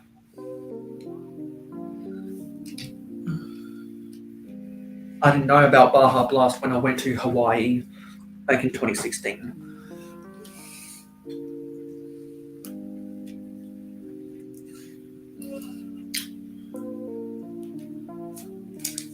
Could put another sticker. Now, someone is eating an Asian dish, and I do know what this is. This is a roll of sushi and sashimi, because I see enough people eating Japanese food from different sushi bars at shopping malls or on campus. There's a sushi bar, and I know how to identify Asian. No, so not. I always want to say Asian. No, Japanese rice dishes more than what you'd expect, because I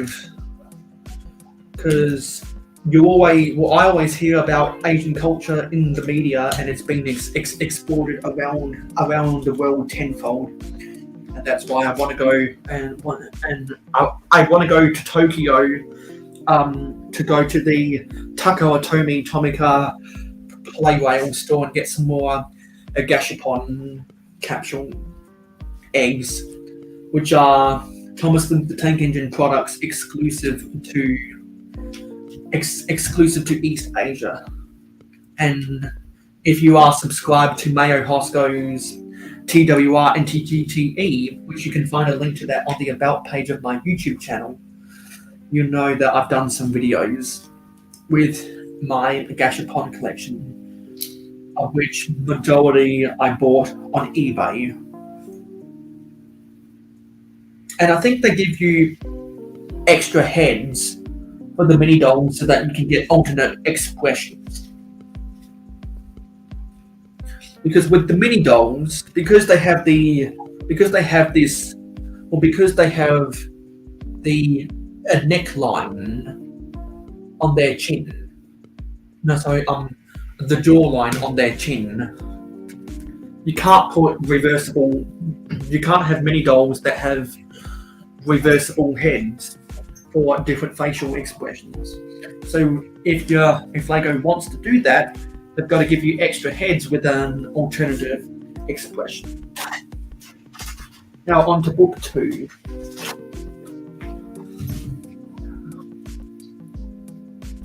So that was the build for book 1 and bag 1.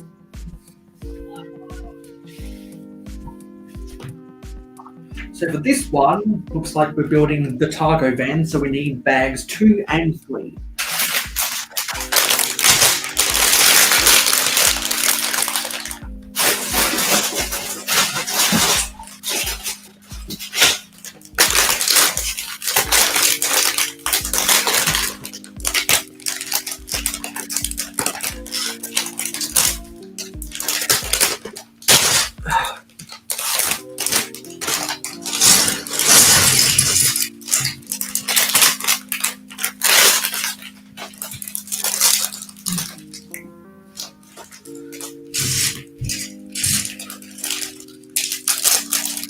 So that only took me 25 minutes to build that. And if you didn't already recognize, I'm wearing my hashtag Tipper Truck Army t-shirt.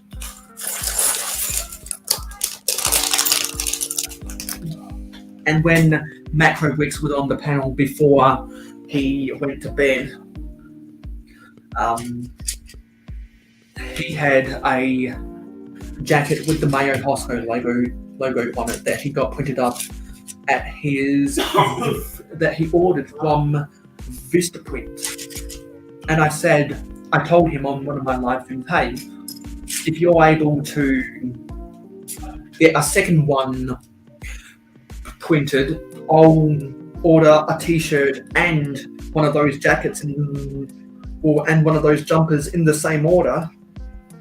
And I'm happy to pay the post happy to pay the extra postage for getting 2 items from one, to say thank you for as a commission for doing that dirty work for me. Because I've got enough money with my work, I'm okay paying money to get people to do my bidding for me. And I still have enough money to deposit into my 2 savings accounts and buy more Lego at the same time, because I don't go and blow my money on a whole bunch of stuff that I know isn't going to last that long.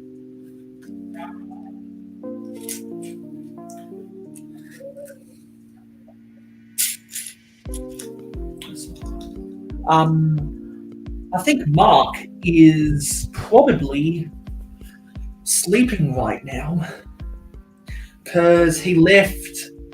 I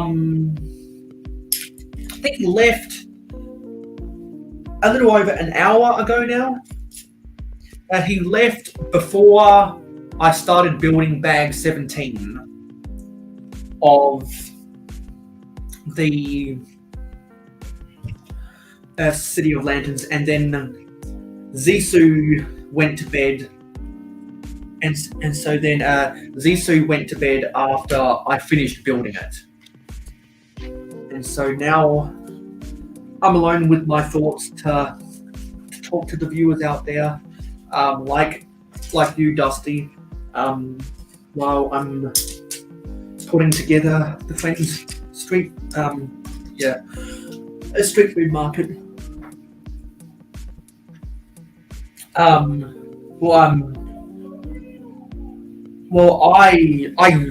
told him, hey, you went to Vistaprint and you got the Mayo Hosko logo printed on a jumper. I'd love to pay you to, or I'd love to commission you to print me up one as well, and we talked about it on my live stream last weekend. So if anyone missed those details, go back and watch my last live stream on the replay after this live stream finishes. But if you want to come on and have a conversation, Dusty, or Kevin, if you're still there, you're more than welcome to, because you both have invitations via the live stream game.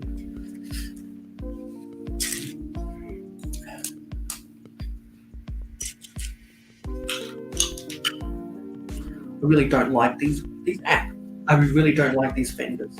They're way too big, and I have no use for them. Yeah, I can get it done here, but I just don't have the time to contact Visprint. And besides, Macro Bricks was the one who designed my logo. It seems like he knows what he's doing more than me. I prefer to spend my time watching people's videos and doing my homework instead.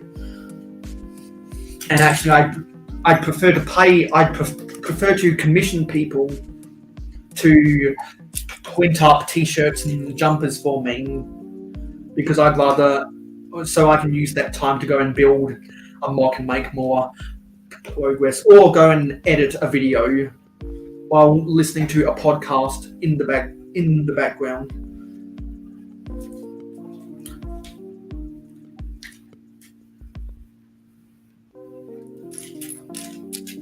So yeah, I think it will be cool if I can commission Macro Weeks, because eventually I am going to buy a T-shirt from him.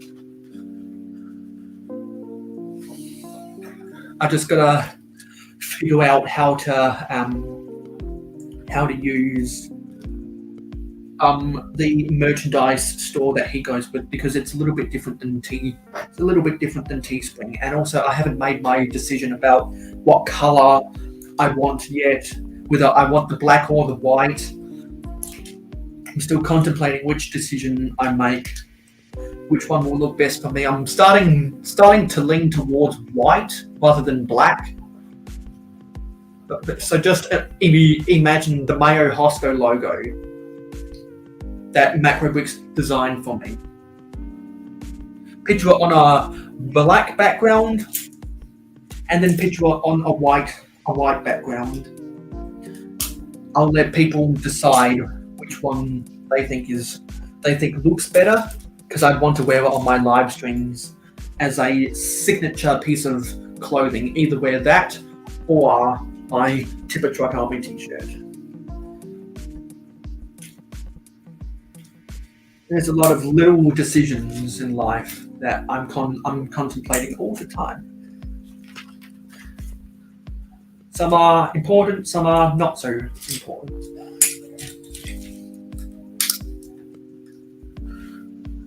I have a hard enough time motivating myself to wake up to get to work in the morning. So some things are lower down on my priority list.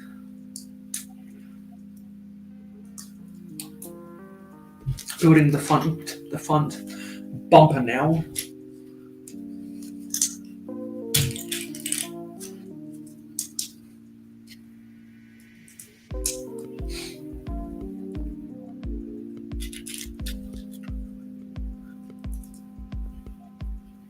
Like that we're getting the flat silver grills instead of regular light bluish grey grills.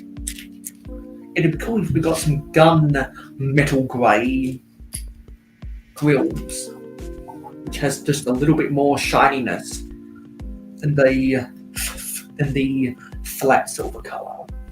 But gunmetal grey, I think, costs a little bit more to manufacture because it has more sheen to it.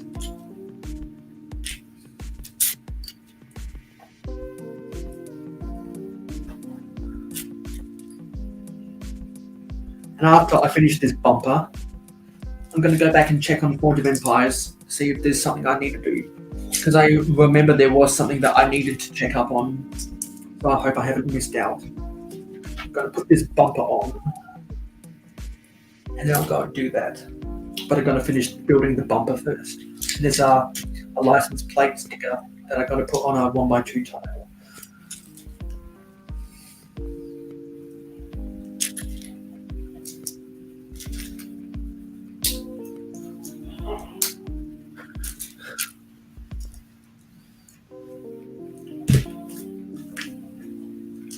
And it's a license plate that says spicing, with a red hot chili pepper and a yellow warm and a yellow mild chili pepper. There we go. There's the bumper. There's the bumper. Let's see what's going on before I recognize. Let that load. Click over to the next page.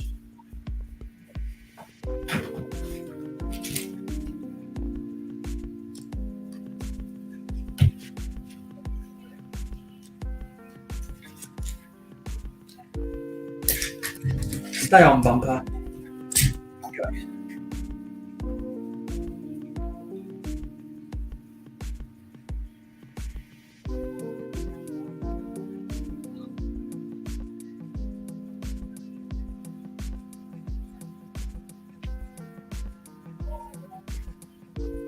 Yeah, because that's in 1 hour 17 minutes. That's in 1 hour 27 minutes. That's in 51 minutes. Okay. It's time right now. It's 4:05 p.m. That's going to finish building soon. Yeah. So, good better set my alarm for 57 minutes. Sorry, 51 minutes.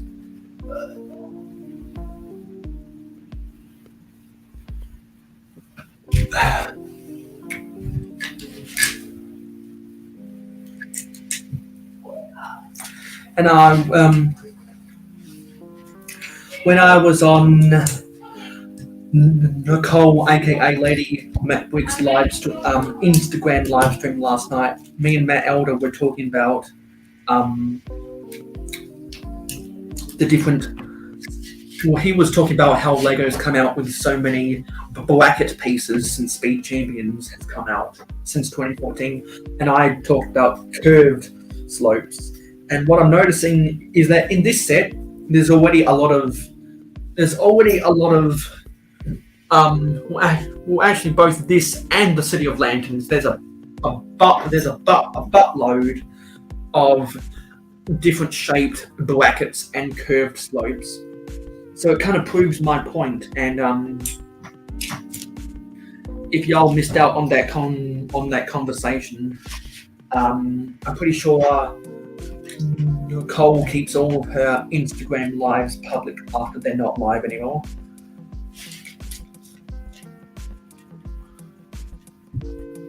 And so if you go back and if anyone goes back and watches that Instagram live, we had a really funny time because there was just a crazy glitch that happened.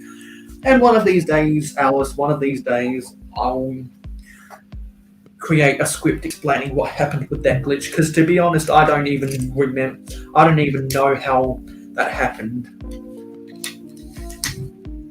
It was just the funniest thing. We were all laughing our heads off about it. It was we had a really fun time.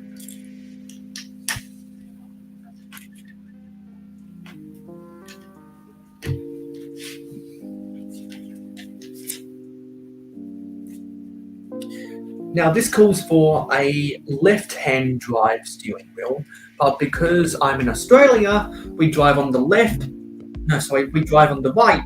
No, our steering wheels are on the right side of the vehicle. We drive on the left side of the road. So I'm gonna reverse the polarity, so to speak, and have the driver sitting on the right instead of the left side of the vehicle.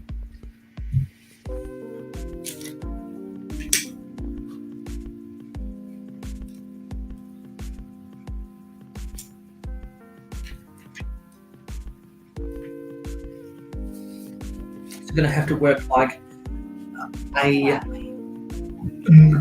mirror build, I think, for this. My guess is that the opening section for the opening window for customers to come up and place their orders is going to be on the right side of the vehicle too. So I'm going to have to kind of do this as a reverse build. This cargo van, and that when I used to buy city sets back in my day, you know, back in my day 10 years ago, whenever there was a Lego City vehicle that had the steering wheel on the left side, not the right side, I'd end up building that vehicle in reverse. Because in Australia we drive on the left side of the road, not the right. Much like other countries that used to be part of the British Empire or are a part of the Commonwealth.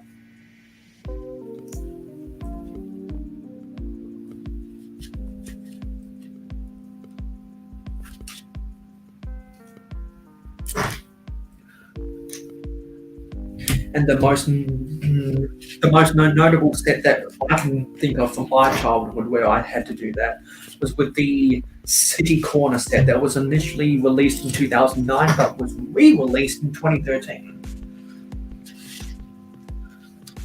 there was a yellow bus in that had advertisement for Octane, City Pizza, and a museum.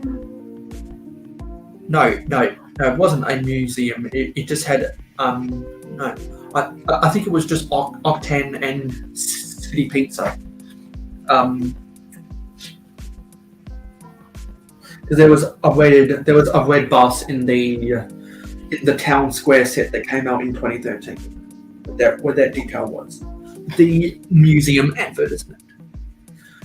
So that bus was built for the right-hand drive countries.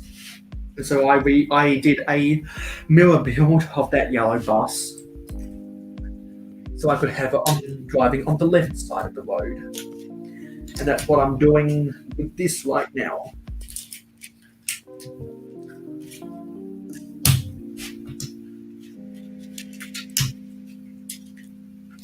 And what's Dusty saying? Brackets and curved slopes. Blah, blah, blah, blah, blah. Brackets and curved slopes are a big part of LEGO looking so cool now. It's not blocky no more. Absolutely. And that's why I always cringe when I'm watching LEGO Masters. And I think, oh, this is too blocky. That doesn't fly anymore. We're not living in the 80s. Blocky builds don't fly anymore.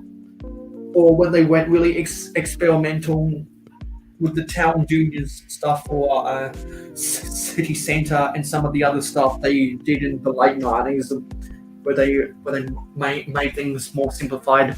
But blockiness doesn't fly anymore unless it's a 4+ set.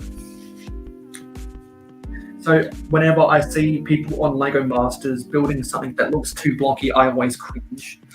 Because it's like, that's not gonna win. That's not gonna win you. That's not gonna win you a challenge if you build blocky. LEGO has raised their standards. They treat their toy products like a buildable model sometimes because of the amount of detail they add.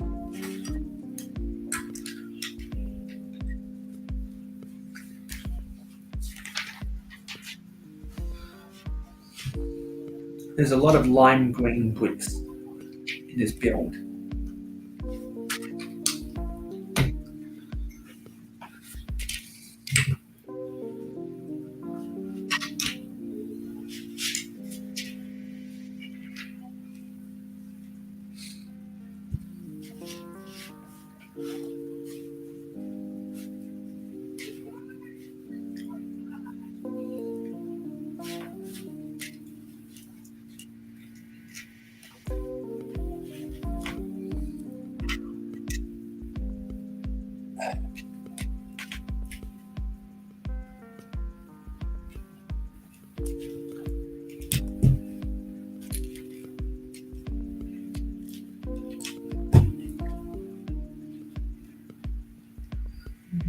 Yeah, that's supposed to be trans yellow. Yeah. That's not. Gotta use the brick separator. Come on.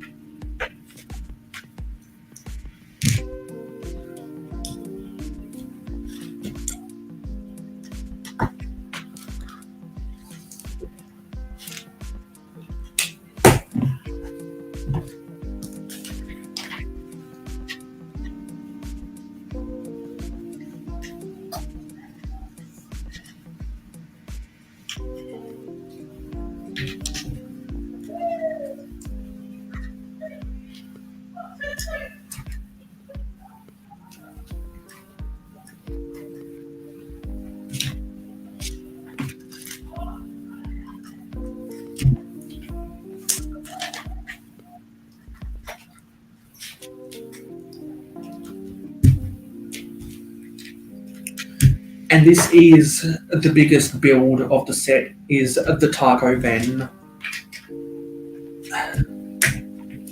Because I believe this has half of the pieces that go to the set. Or they're about half of the pieces. Just that long.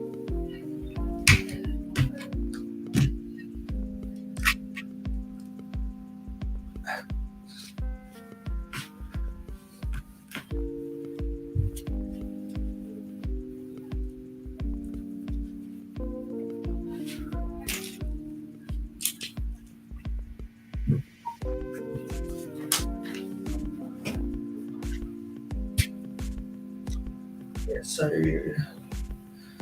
want to do the revert? Actually, nope. What where?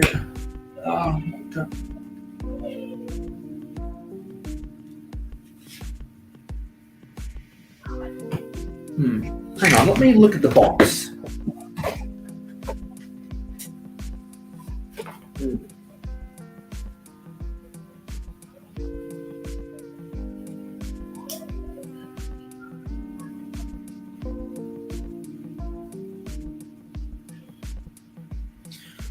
Okay, that's not how I would do it, but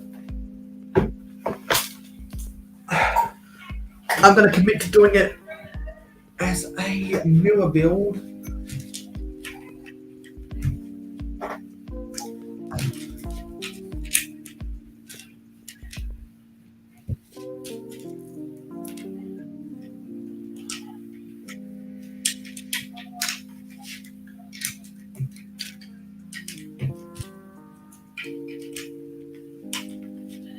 Here we go.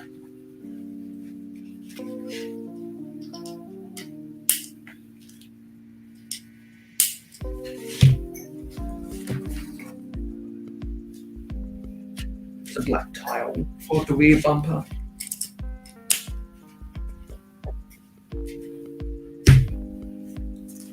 That's all extras. Now let's open bag 3.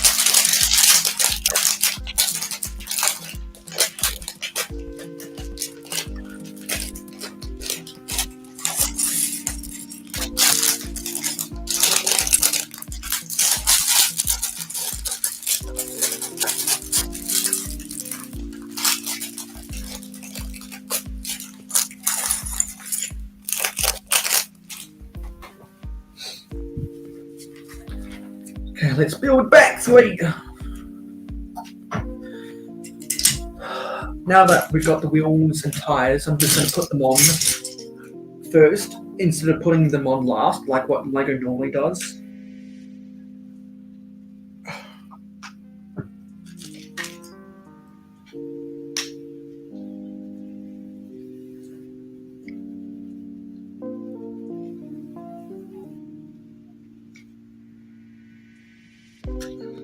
Come on, get in there.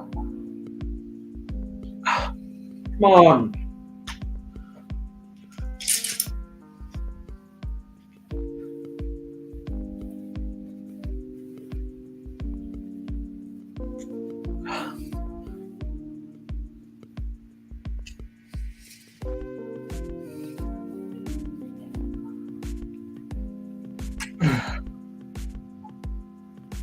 I hate putting wheels inside the tires, I really do.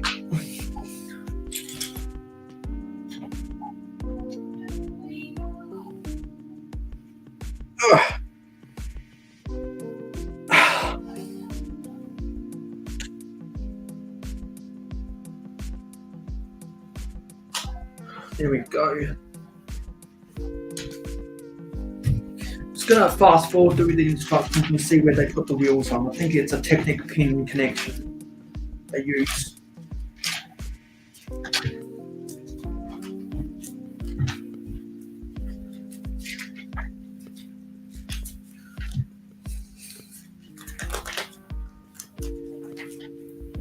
Yeah, it's the Technic pin. And it looks like they put some of the vibrant coral coloured flower pieces onto the white hubcaps to give it a little bit more colour. So I gotta find some of the non-friction pins so that the wheels roll smoothly. Because if you use the black friction pins, then the wheels wouldn't roll all that good. But when you use the light bluish grey non-friction pins, then they're going to roll better.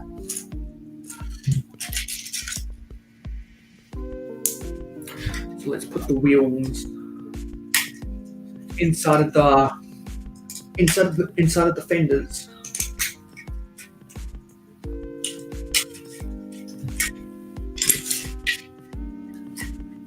Yeah, got some nice roll to it.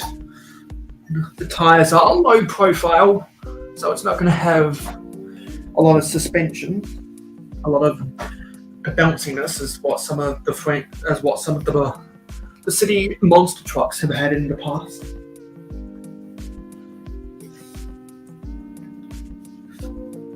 So I've got to build this reverse. So I've got to build all the interior details reversed as well. Got to build this back to front.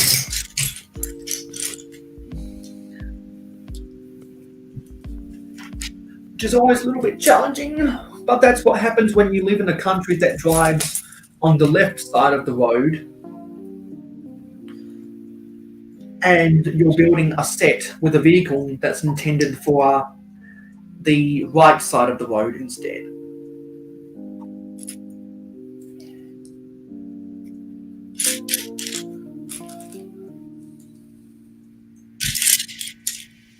There's a lot of vibrant yellow colored pieces in here.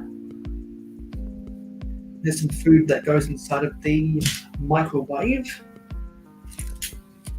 So let me get this.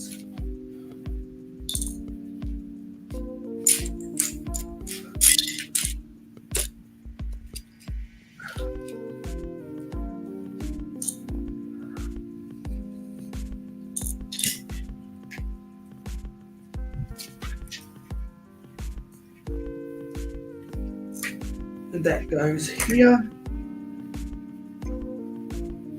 And there is some red hot chili peppers supposed to go in those brackets.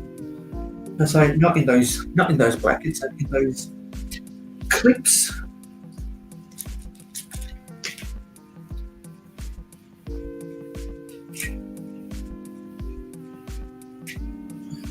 Go.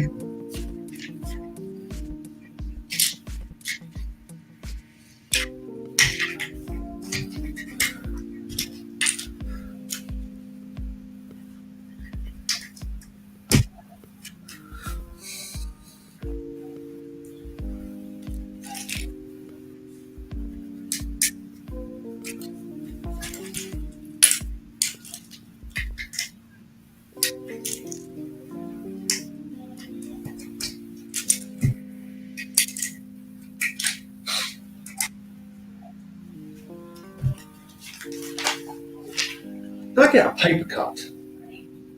I feel something in my thumb.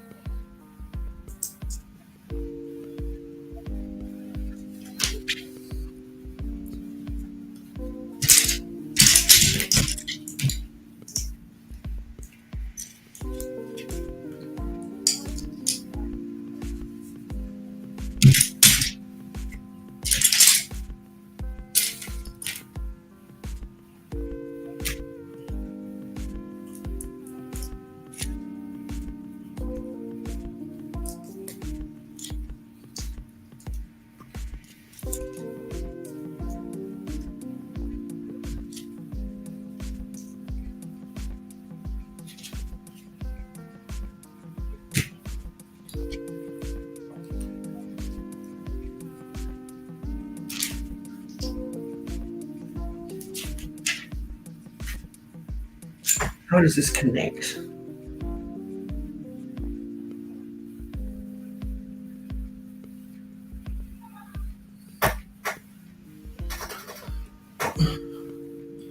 How does this connect?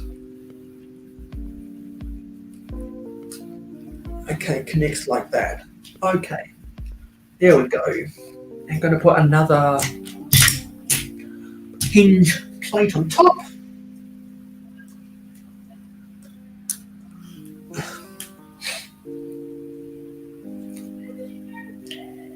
Now we're building around the corner here. So get a 1x4 plate. No, sorry, a 1x4 brick.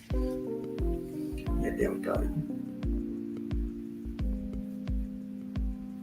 I'm trying to build this reverse, like a mirror, so it's a little bit more challenging because I've explained a couple times now.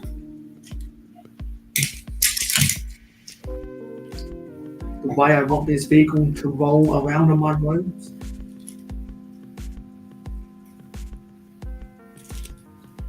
Although it's actually not going to be rolling around on my roads, bar a couple snippets or whatever, because eventually, sometime down the line, I'm going to be converting this taco van into a taco kiosk. Same thing with the hot dog van I've got. That was also a friend set from back in 2017 or 2016. I can't remember what year it came out. But eventually that'll be in the kiosk. And now that I've got this taco van, maybe I can have a hot dog and a taco kiosk next to each other. And I want to have a small little coffee kiosk as well.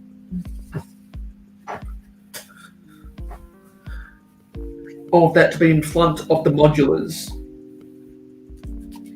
So I've got to play around with with how I want to build up that sidewalk detail. And who knows, I might even want to change the grey with the grey sidewalks of the modulars to be light tan to match the rest of my sidewalks if I get that adventurous.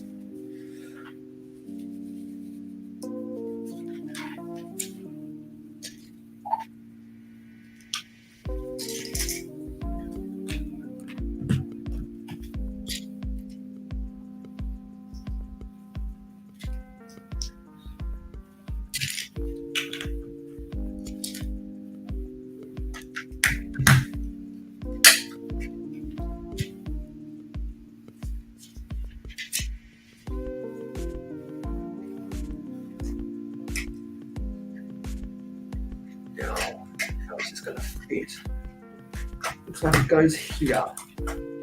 Okay, sweet. So you can see that folds open like that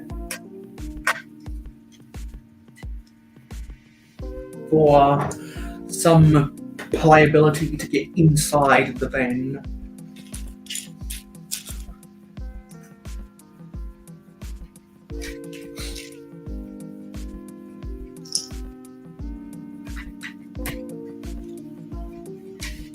And I am seeing one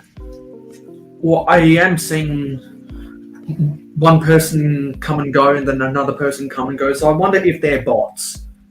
I really wonder if they're bots who try to spam something, but then they realize that they're blocked. Oh! Yeah. Hello, Irish.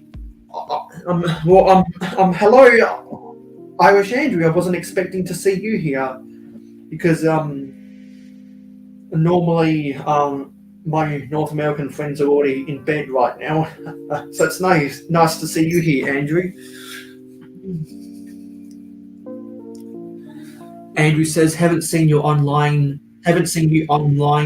this late my time in a while. Yeah, normally I do a 4-hour live stream, but I'm quite liking this format where the first 3 live streams, or if there's 4 Sundays in a month, I like to do the 4th Sunday be an 8-hour live stream.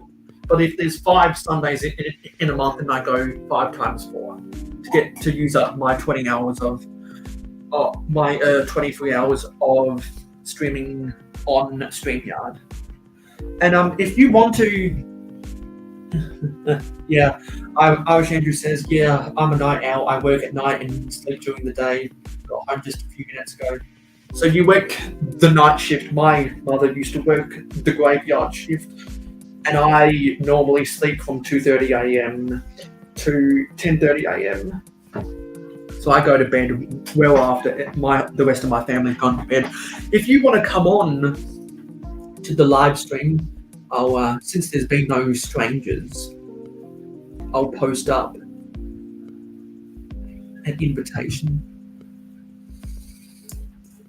Because people like Dusty, who was in the chat earlier, they would have already they would have been in the panel if they wanted to be in the panel because they're part of the live stream gang on Instagram, so they always get automatically invited. So if you want to come on, Andrew, I just threw you a bone because I'd love to talk to you again. Well, I'd love to talk to you on camera sometime. But if you can't make it, that's no biggie. Just toiling away building this friend set after we finish building the City of Lanterns. So now there's the interior detail we gotta put. I think they're trying to use one of the 1x2 cheese slope grills as a cheese grater, and then okay, that's fair. And then a yellow cheese slope as an actual piece of cheese. What's that? I just crunched something. And then there's a frying pan. Where's the frying pan? What color is it? It's flat silver. There it is.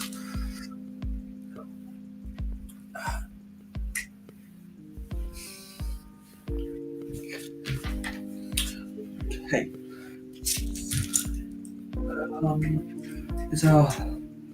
Okay, that's for the other side there.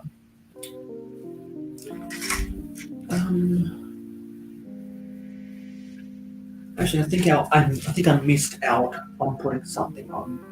No, that's supposed to be like that. So, oh yeah, I'm building the reverse angle. So what I want is to put this slope here. I really don't have that many Australians that watch, to be honest. There are Australians that watch me, but normally they're busy during their Saturdays, so they don't watch me because they're either working or they run errands. And people in the UK are probably just starting to wake up because if I'm correct, it should be just after 8 a.m. in the UK. Yeah, it's after 8 a.m. in the British Isles.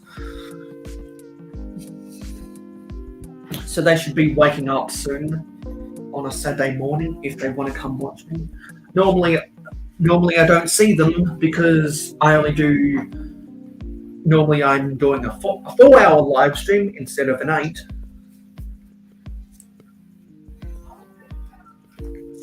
And so my UK, well, my British and Irish viewers are normally sleeping after I end my live stream.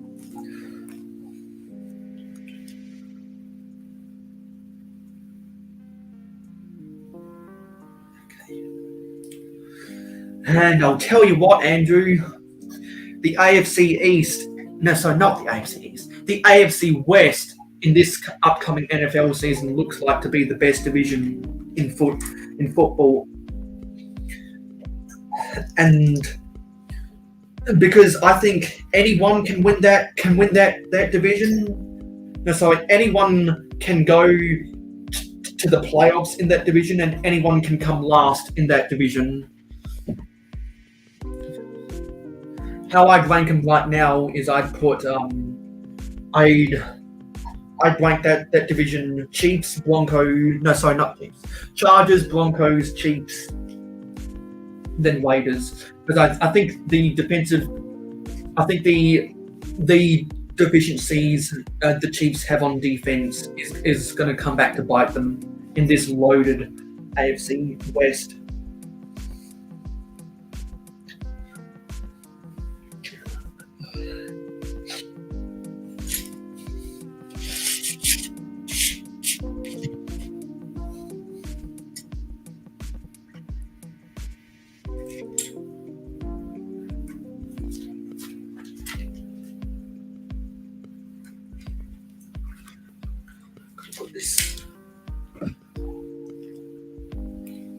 Yeah, the only people, because the best argument that the Chiefs are going to be the division champions again is that the other teams, they've yet to prove their worth, because we don't know how good the Broncos offense is going to look with Russell Wilson as the quarterback. We don't know if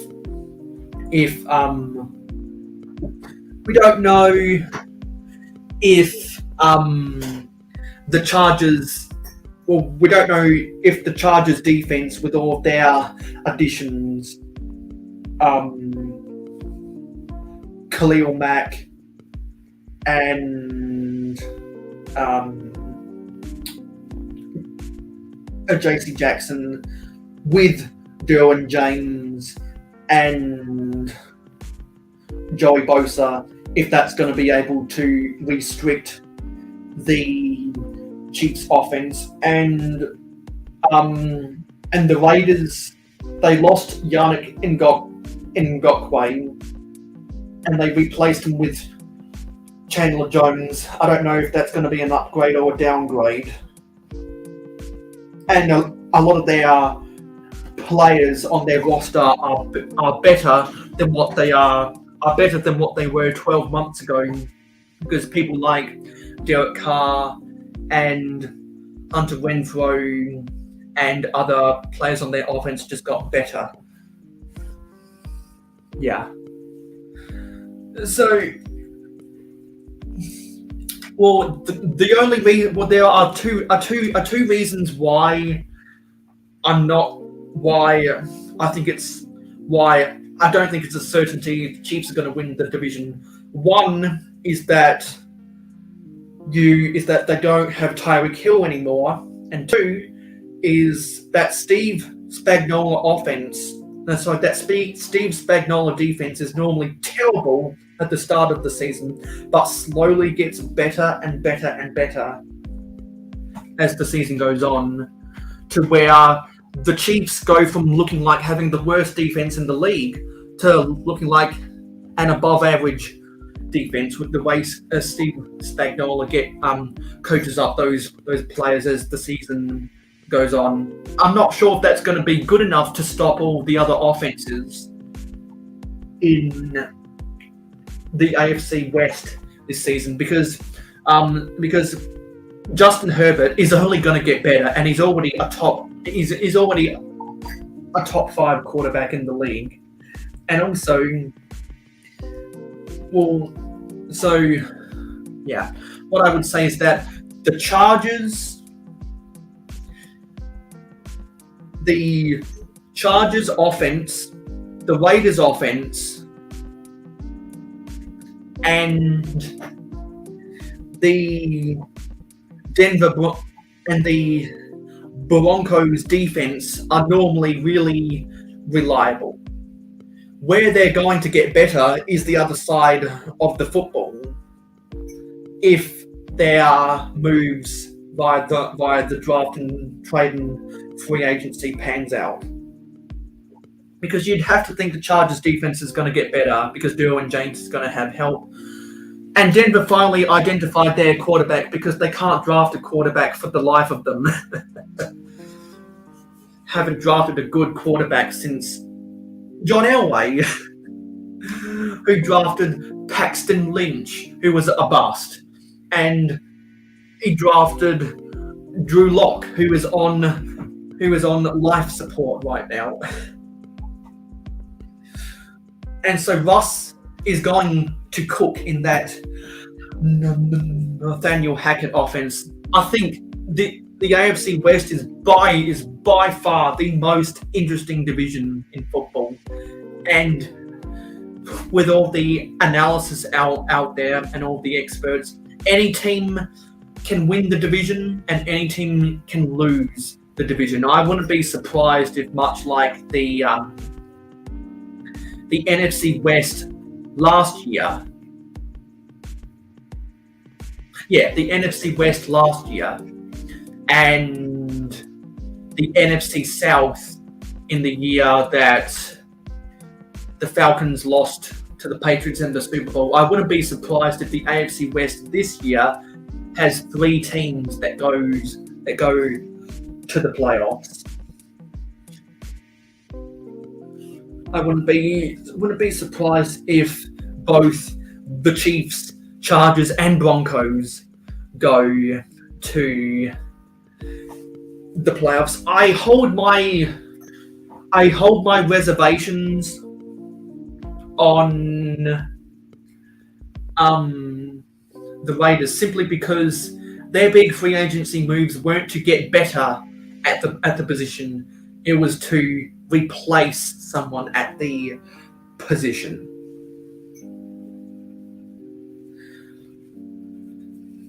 Because the Chargers got better at the cornerback. The Broncos got better at the quarterback, but the Raiders had to replace. They had to replace players on their defensive line.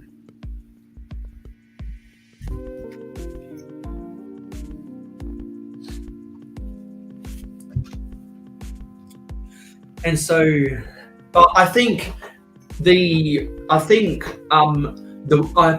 still think the wise bet would be to bet on Kansas City winning the division, because we know what we're going to get from that connection between Patrick Mahomes and Travis Kelce. We know what's going to happen there. We know that Andy Reid is the best coach and the best offensive play caller in that division. We know Patrick Mahomes is the best quarterback in the league.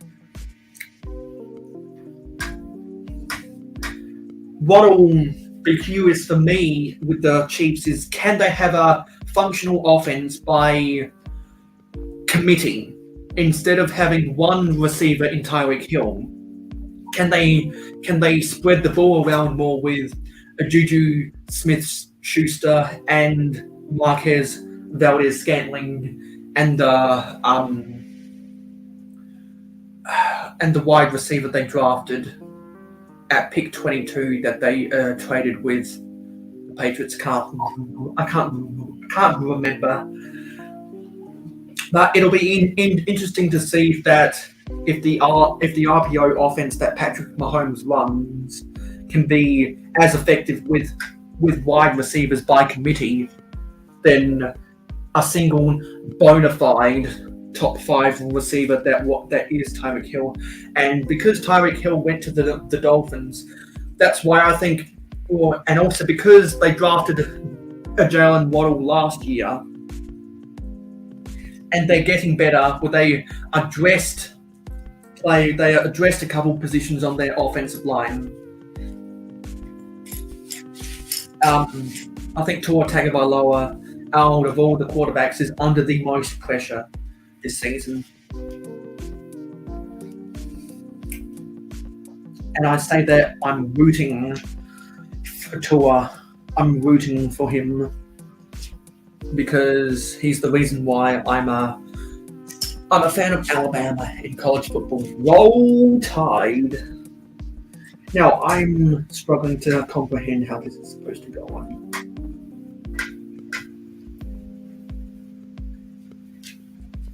I think... How is this supposed to go on? I think that that's supposed to go on like that. And is there a 1x1?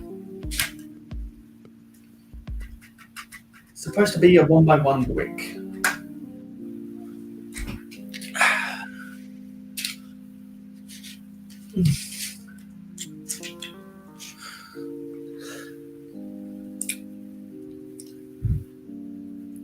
Yeah. And with everything you say, there's a lot of. That's why I think this year the Chiefs are the most interesting team to watch in the NFL, because people want to see can they be just as good without Tyreek Hill.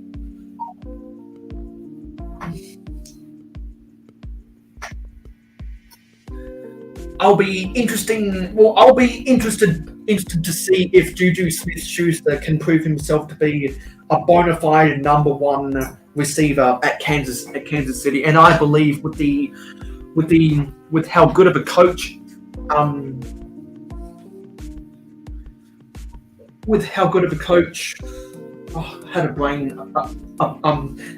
Andy Reid is, and how good of a play caller he is, I wouldn't be surprised if Andy Reid can turn Juju Smith-Schuster into a number one receiver. But the jury is still out.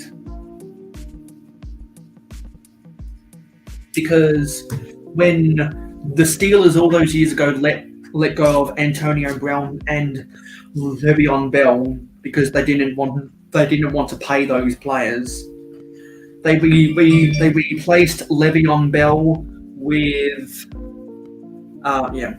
replaced Le'Veon Bell with James Conner, and they replaced Antonio Brown with Juju Smith-Schuster. They were cheaper, but they were not good. Well, no, they were not as good, I should say. But I believe if there's anyone that if there are two coaches that can turn Juju Smith-Schuster into a number one receiver, it's Andy Reid or it's Kyle Shanahan.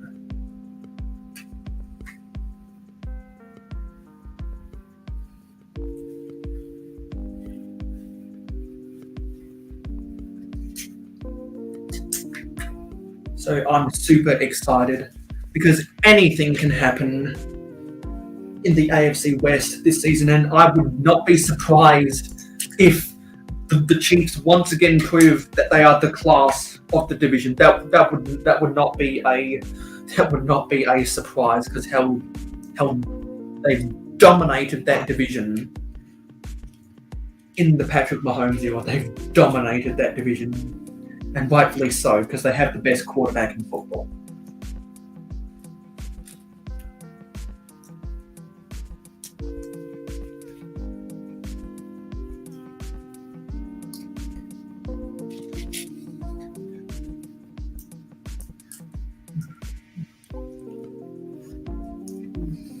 I just hope that Russell Wilson can match it in the last quarter with Patrick Mahomes. I really do. Because if he can't match it, then there's something wrong with either his raw talent or the scheme that he's going to play in.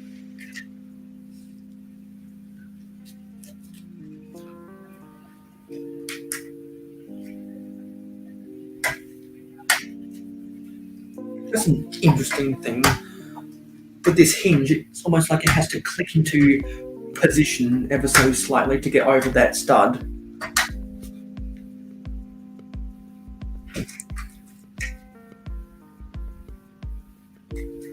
Oh no, sorry, that's not supposed to go there. Where are we?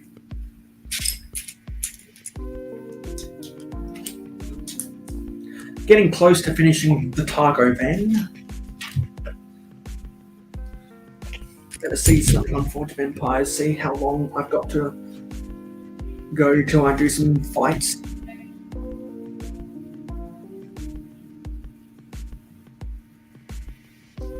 Yeah, a little over 6 minutes.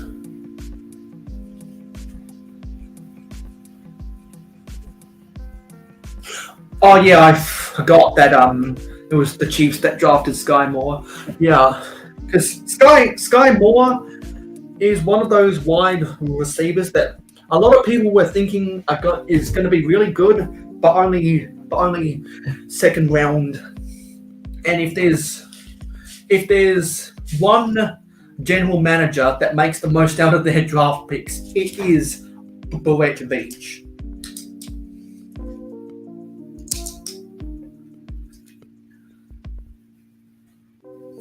And the Ravens have historically been a good draft team as well, but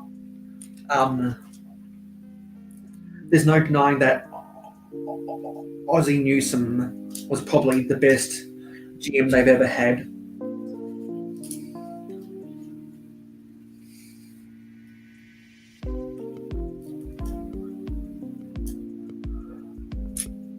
Hey, Legend Lego 29. If anyone wants to come on to the live stream, there is an invitation right there because there's been no strangers in the chat.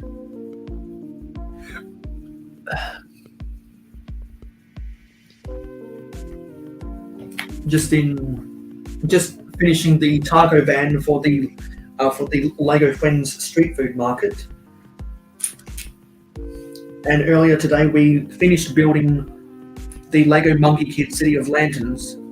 We built a bags 11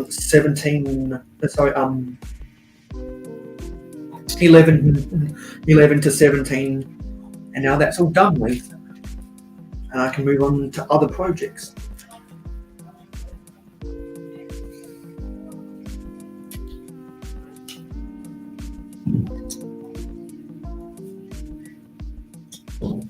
And hopefully some people from Europe and the British Isles are going to be waking up soon, because I'd love to see them in the chat.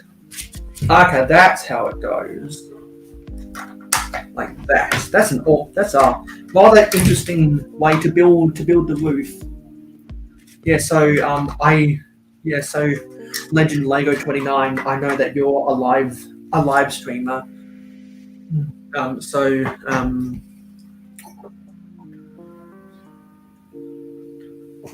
Maybe you want to come onto the panel and talk about Lego stuffs.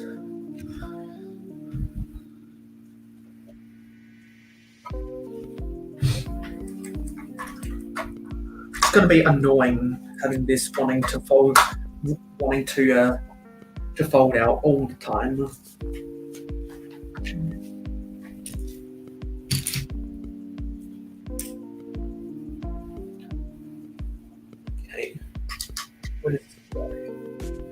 Okay, this please starts from the back.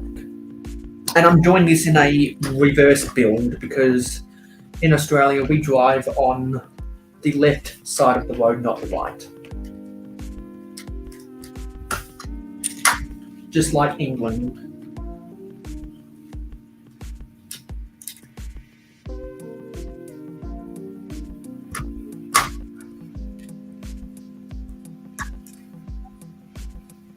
Oopsie. Oh, wait, oh no. I'm building this all wrong. Ah, okay. That's fine.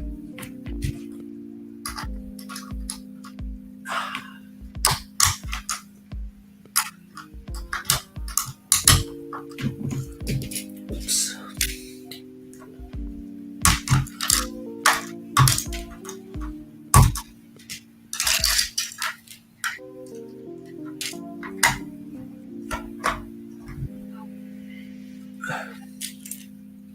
This has to go here.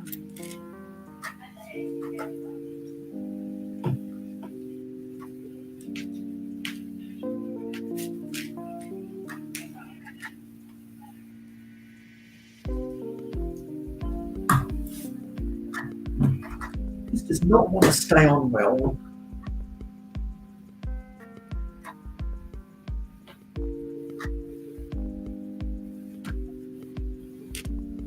It's tough to get this in the right orientation. Trying to figure out how to do this roof.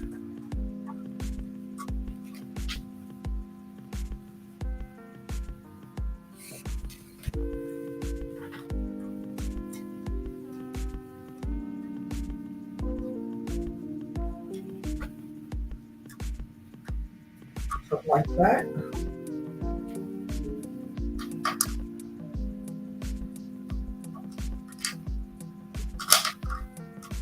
And then like that. There we go. And that goes there. And then this would go here. There we go. Okay, now to do some fights on Forge of Empires.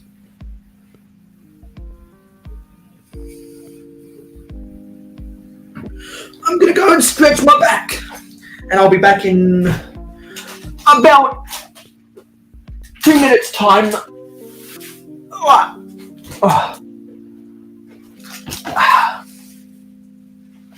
And later I'll put photos of these sets I've built on my Instagram and my Twitter. Oh, my back's starting to hurt real bad.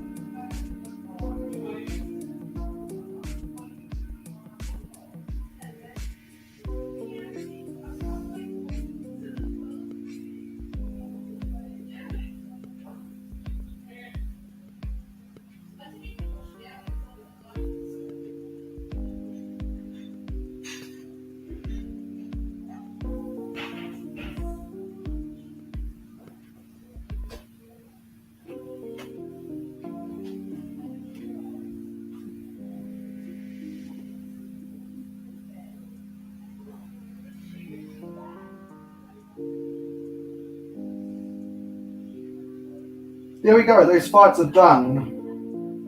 Is there any more? Yes, there is. Right, no, there's not, I guess. What just happened?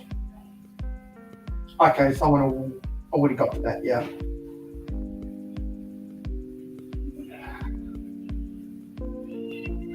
Okay, sweet. Next time I'll have to do fights is in 23 minutes.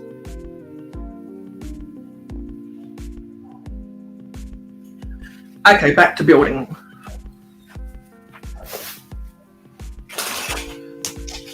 Let me come back over here.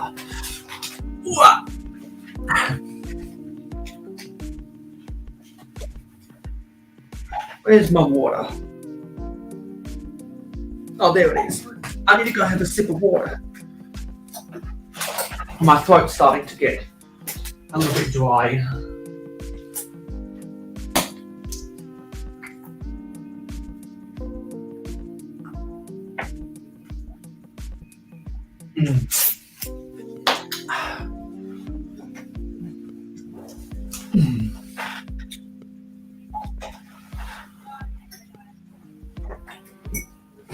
Whoa! Sorry for bumping the computer. Okay. So there's a chimney at the back.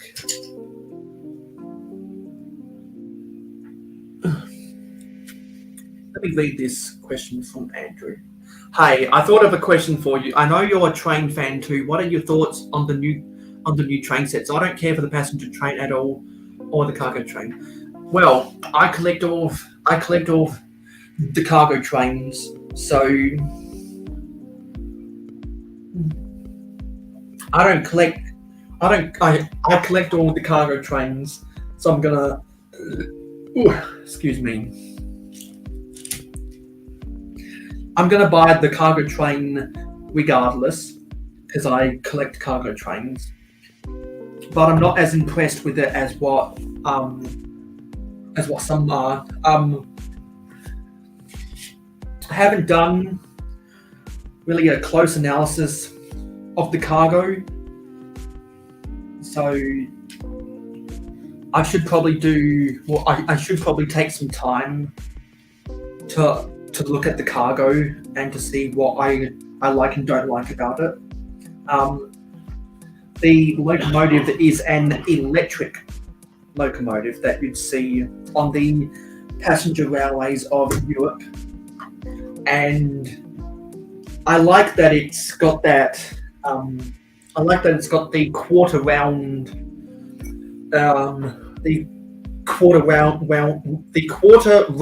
windows to the cabins, and it's dual cab, like the past 3 cargo train locomotives.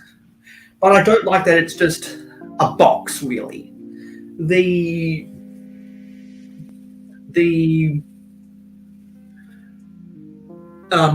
2018 cargo train locomotive has a bit more shape to it, and it has a better front end because it reminds me of a lot of British diesels. While I couldn't imagine the new cargo train locomotive anywhere else but somewhere in Eastern Europe. And generally, I don't like the styles of locomotives in Eastern Europe as much as Western Europe or the UK, because I think they're just a little bit more simpler, and I like more complex and streamlined shapes.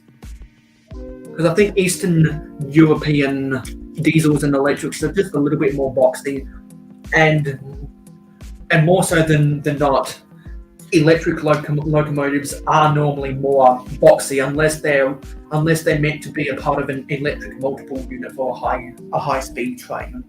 So I'm not sold on the locomotive for the cargo train,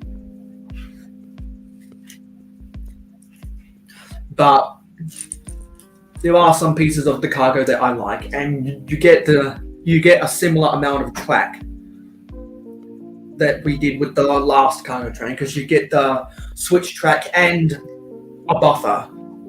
And for a while we didn't get a buffer in train sets, and it's not every time we get a switch track with a cargo train either.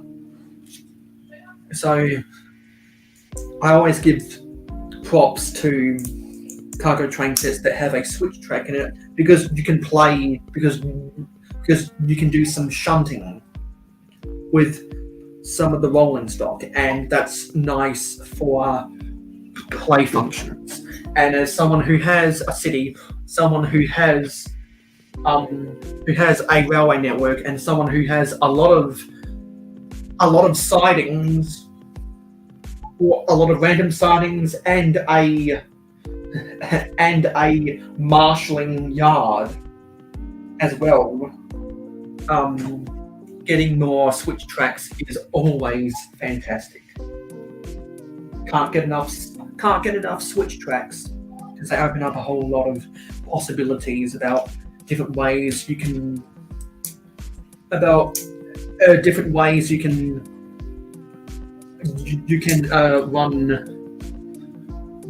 run a train around the layout. And and if I can get another siding, that'd be very good. Because I think there's at least one more spot on my railway line where I'd like to add another siding. So, but I'm just not sure if that's going to be a left-hand or a right-hand switch. I'm just not sure.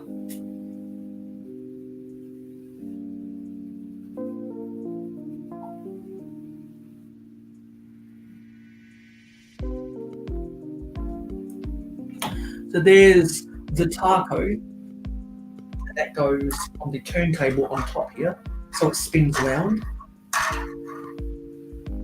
Actually, there's supposed to be some other stuff. Yeah, and here.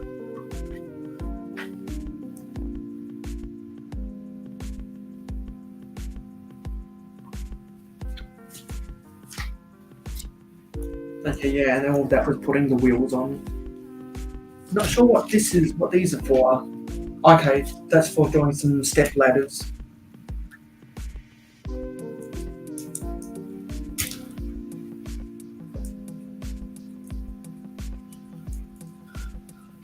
There's no doors. There's no doors on this van. Like, where are the doors? There's no doors. The driver's gonna fall out because there's no doors. It's a little bit of a weird design decision to have no doors.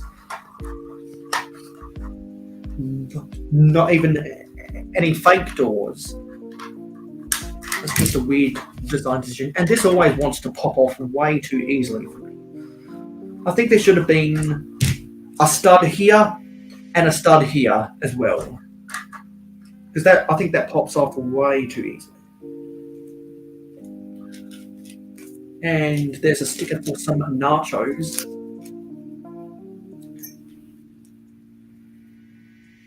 Looks like there's some guacamole on top of that.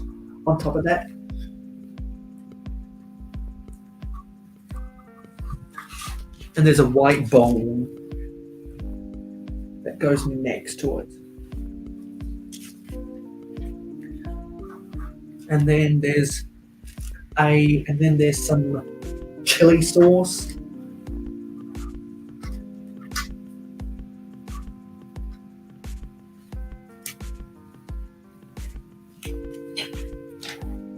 Okay, so that's that build. Actually, there's a spare, I don't know, there's a 1x6 tile that probably should have gone somewhere.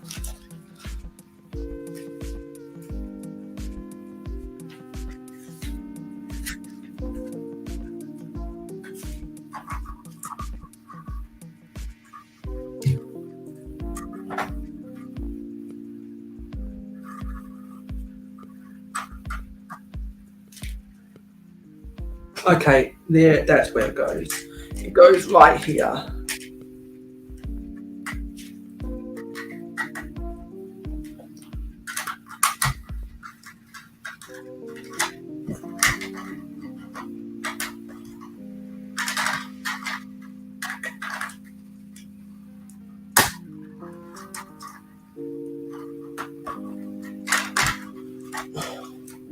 Just snap on there, come on.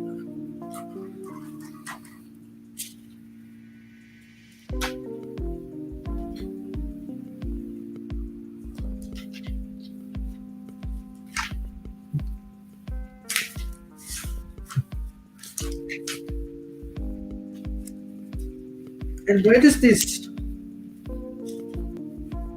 bar go?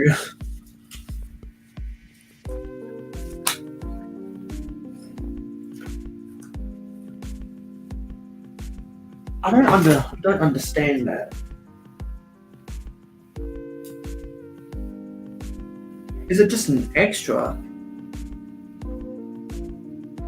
It must be just an extra for this. Must be an extra bar piece. That's nice that you get an extra one of those. Wasn't expecting to get that. So that's book 2 and bags 2 and 3 done. Now let's do book 3. So we've got to open bag 4.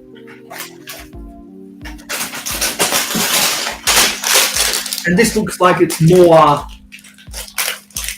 This should be less complicated because we're only building some of the kiosks.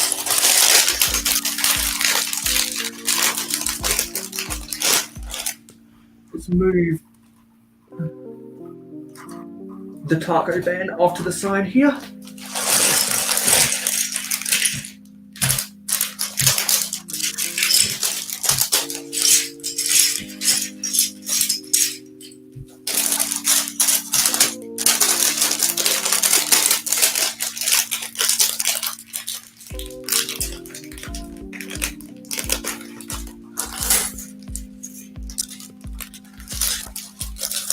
I'm amassing a lot of extra pieces, which is very nice. As you'd expect with both friend sets and a Monkey Kid set that has over 2,000 pieces, you'd expect there to be a lot of extra pieces. So I think we're building a juice bar right now.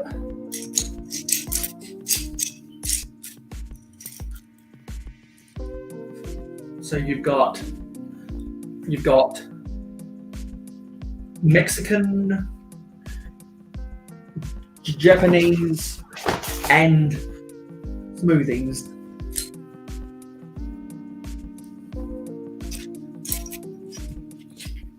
I might have to make a mock of what is it?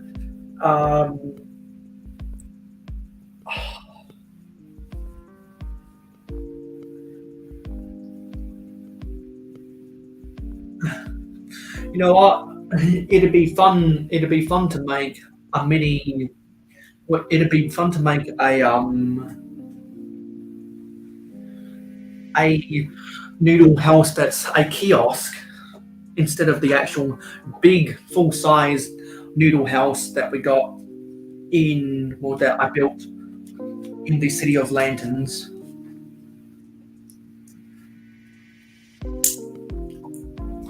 And I think it'd be another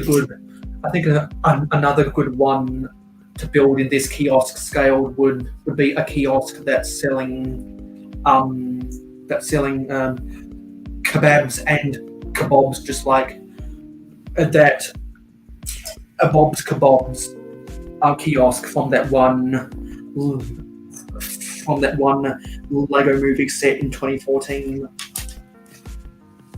Actually, Bob's Kebabs would probably look very nice in this scene. If anyone has that set, it'd probably go really well with this set, in my opinion. I think the Bob's Kebabs was a part of the Creative Ambush set. I want to say, because that had the biggest of the micromanagers, and it also had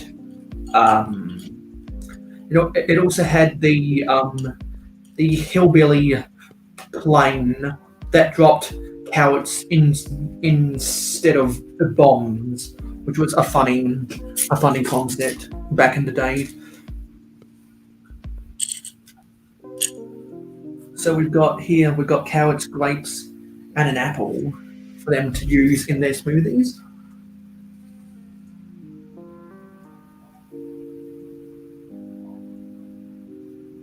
Seven minutes till I have to fight.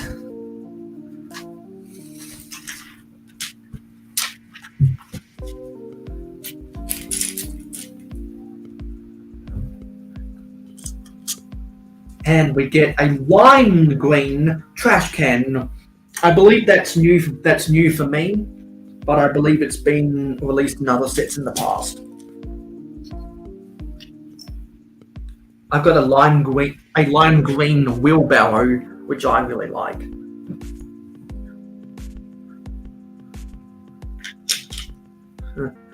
And because I collected all the either series 20 or 21 collectible minifigs, I've got the bright green coloured shovel that the dog walker uses to scoop up the poop.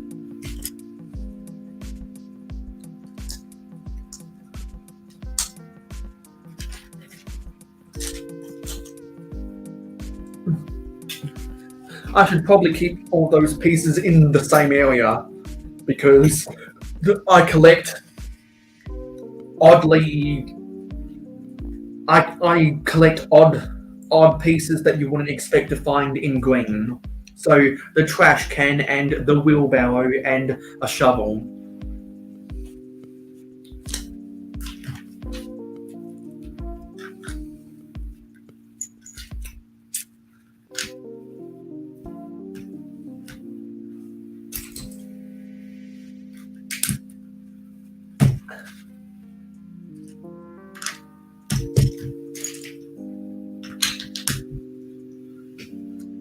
In the chat.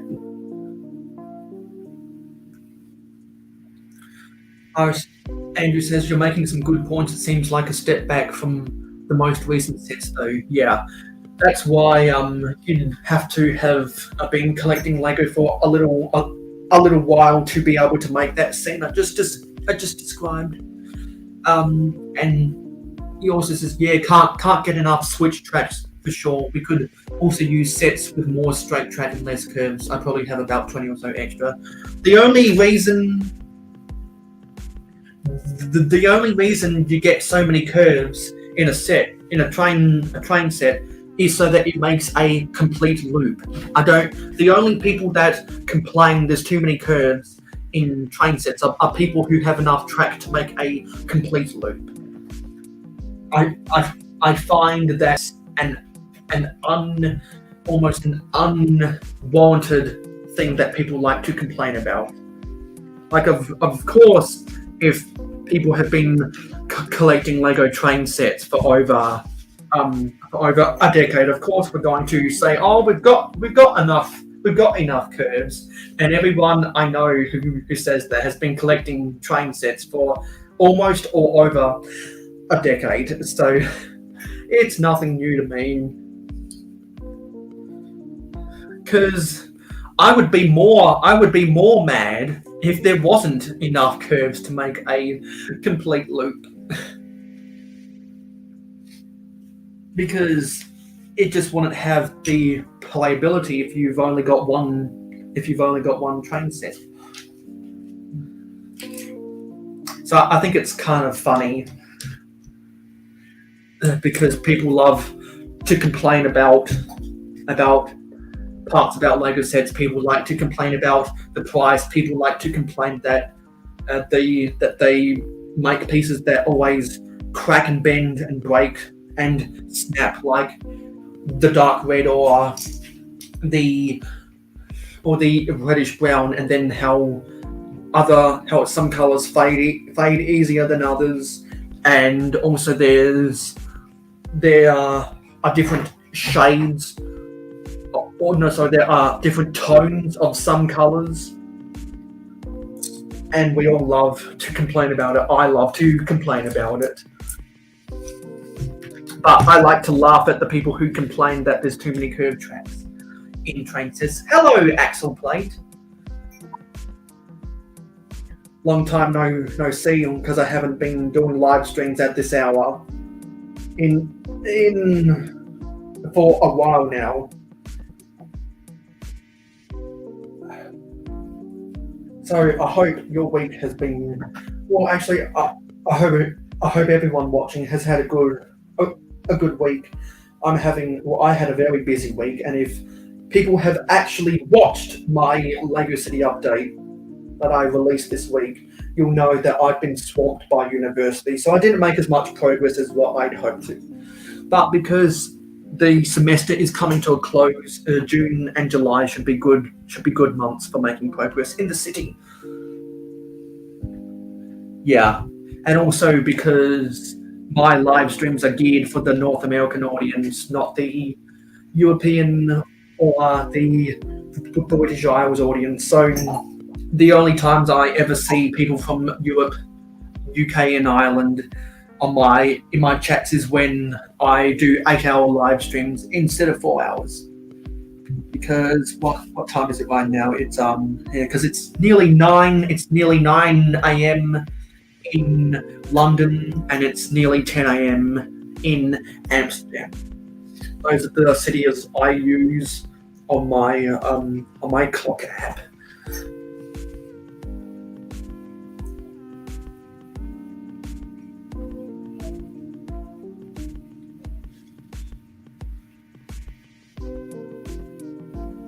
So it looks like we're going to be able to get this set done with about half an hour to go in this 8-hour live stream. I'm just going to go away and talk while I'm doing some fights on Forge of Empires.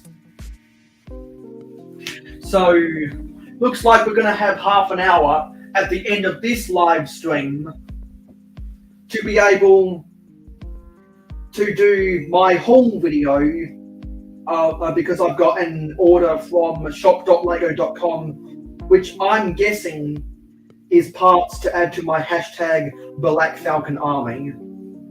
And I got that package on, I think, Tuesday, and I haven't opened it because I wanted to open it on this live stream if I had enough time in this live stream, if I was quick with building the City of Lanterns and the...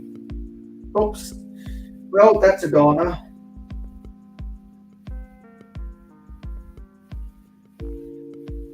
That's a goner. And the Friends Street Food Market. And I have been quicker, and I think I'll end before 8 hours. So that's nice, that I'll be able to open my package and not have it sit around. So I've got more Forge of Empires fights to do in about 9 minutes.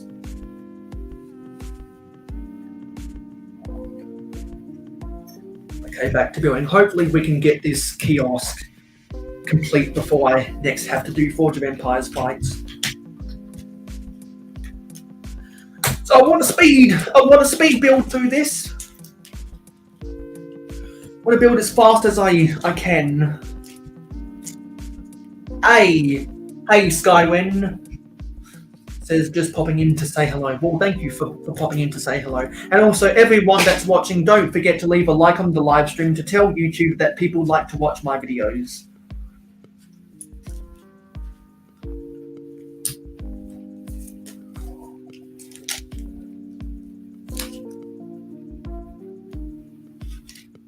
So I hope everyone's having a good morning or day. No, sorry, a morning, evening, afternoon, or night. Wherever you are in the world.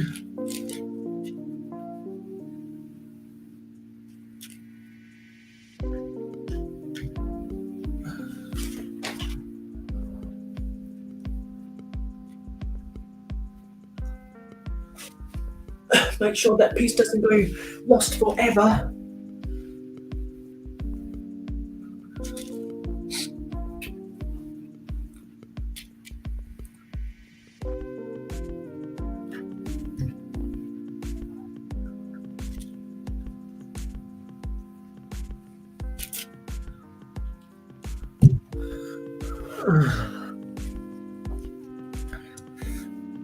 So, where are we?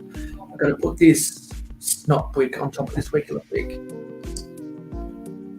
And we're building the juice bar right now. Oh, and there's Miss Bricks. I knew I'd see you eventually if I'd stay around long enough. So this is just popping in to say hi and give you a like before I head off into town. Well, thank you for stopping on by.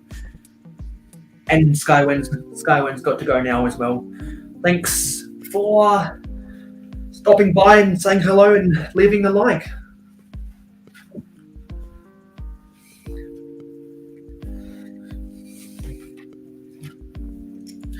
And as always, my live streams are always available to watch on the replay, because unlike other YouTubers, I don't private my live streams afterwards. So if anyone has missed out on anything, there's always the replay button. And we do get a couple people who come back and watch the live streams on the replay, which I like.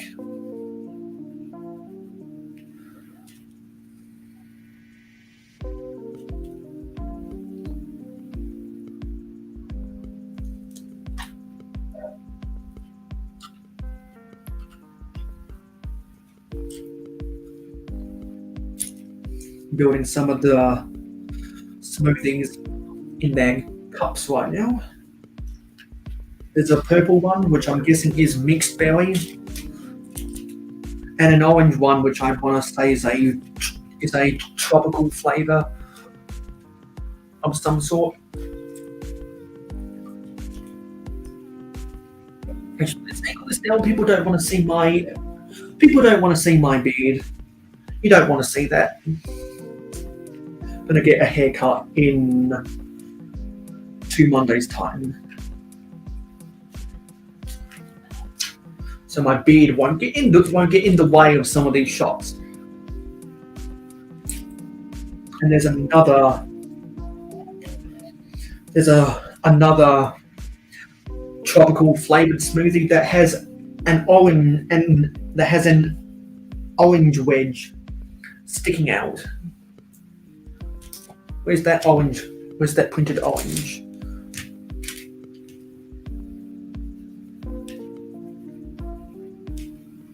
Oh, there it is.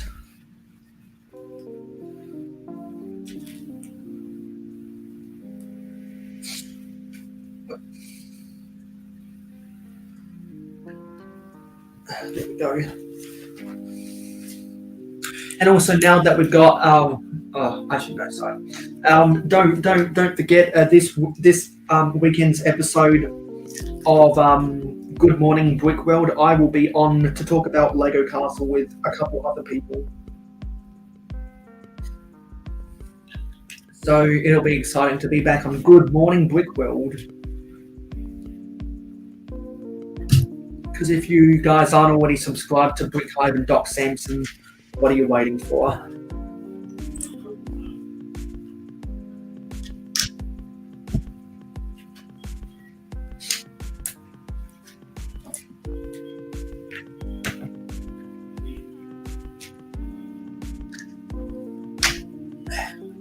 Stay forward.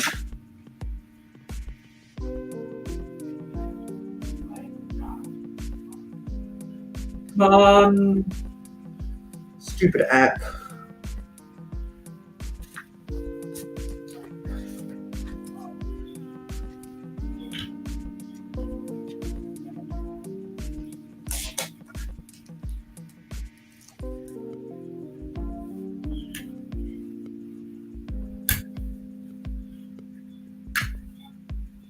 There we go.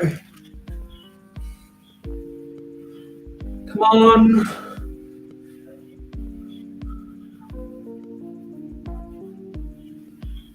Where are we?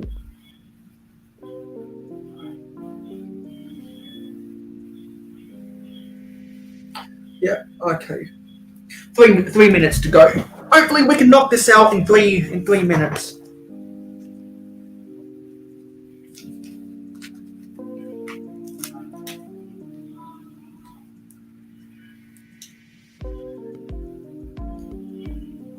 Carefully place this sticker.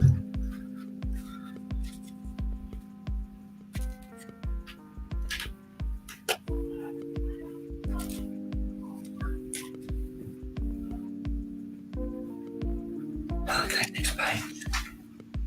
There's a 2x8 brick. Gotta put some flowers in. Make sure that the tallest flower always has the vibrant coral colour, as it says in the instructions. Or actually, sorry, as it illustrates in the instructions. And I like getting the white flower pieces as well, because that's not as common for friends. Oh, and also, Miss Brixall already knows it, but she was one of the people who inspired me to buy this set. So if you're still there, thanks for inspiring me to buy this set, Lee. It's been a fun build so far.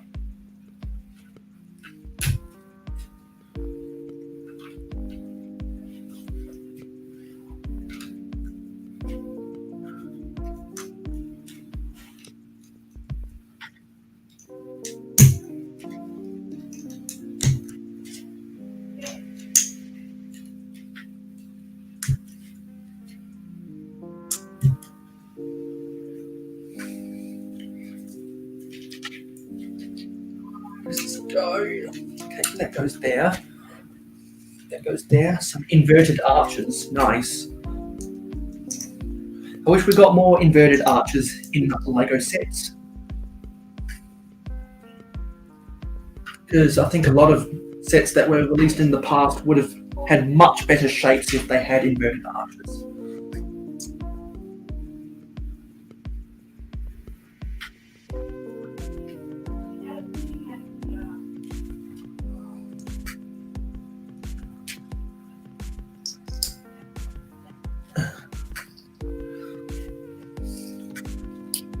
There's a nice carrot.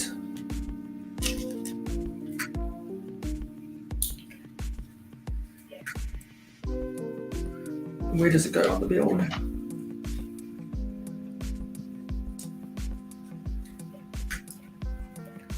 Oops. Gonna do Forge of Empires fights right now.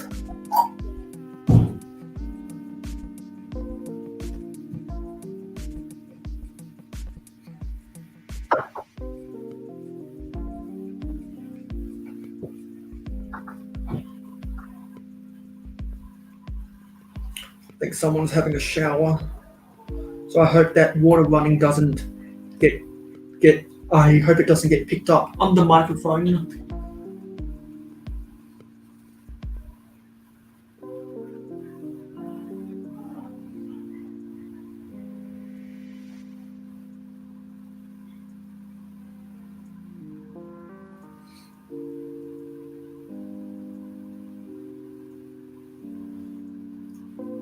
Come on.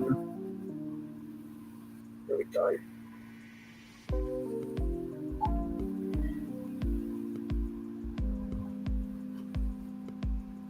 My back is killing me. We've just gone over 7 hours, which means we have slightly less than 1 hour to go.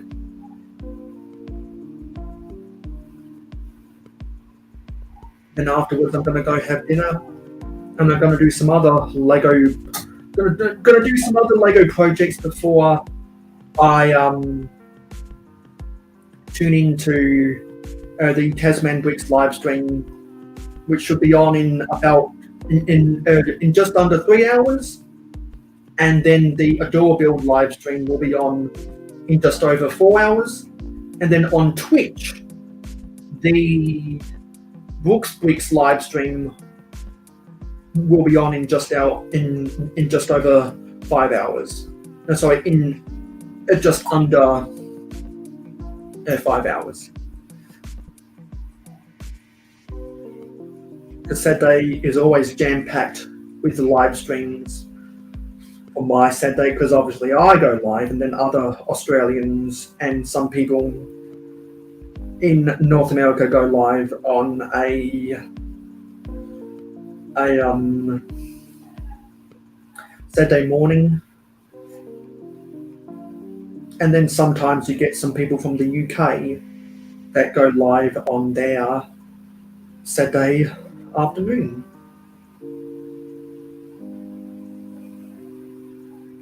Once they've all gotten back from their errands, just like how Miss Bricks, when I do an 8-hour live stream, she likes to stop on by and say hi before she goes out and does her errands on Saturdays.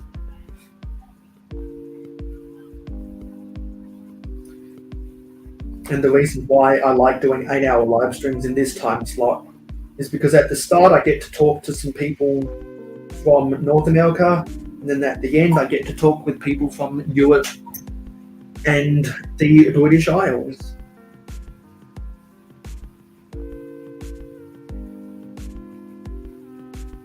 Which is always a fun It's always fun to talk to people from multiple time zones in the same live stream. But normally my free StreamYard hours budget doesn't allow me to do 8 hours every said day. So I normally like to reserve them for the last said day of the month. And that's when I can talk to more people from different time zones, not just solely Australians and North Americans. And earlier we had, and for those who weren't here earlier, we've had Zissou, Macro Bricks, and Scott's Blocks on the panel. So if you want to hear all those interesting conversations we had after this live stream, you can go back and watch the live stream on the replay. And while you're building a Lego set or whatnot, have us on in the background while you're doing your busyness, while you're doing whatever you do with your day. How is this going to be fights?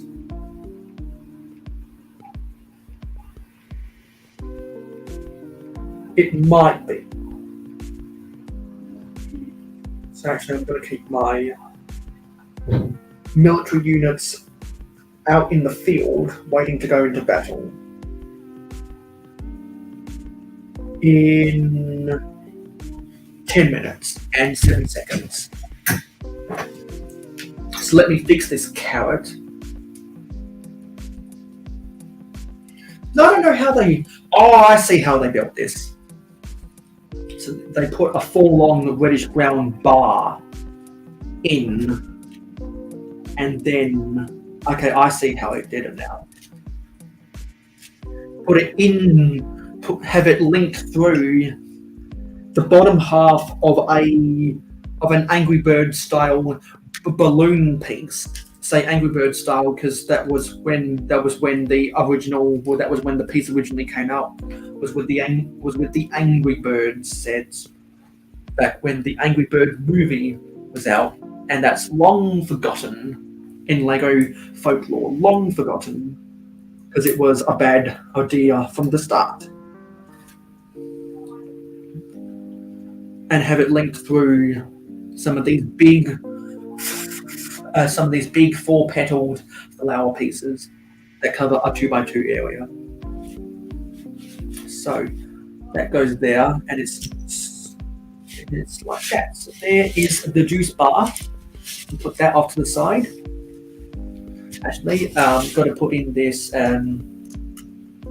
this curved slope right there. Sweet. So now on to the last build of the day, which is book 4 for bag 5.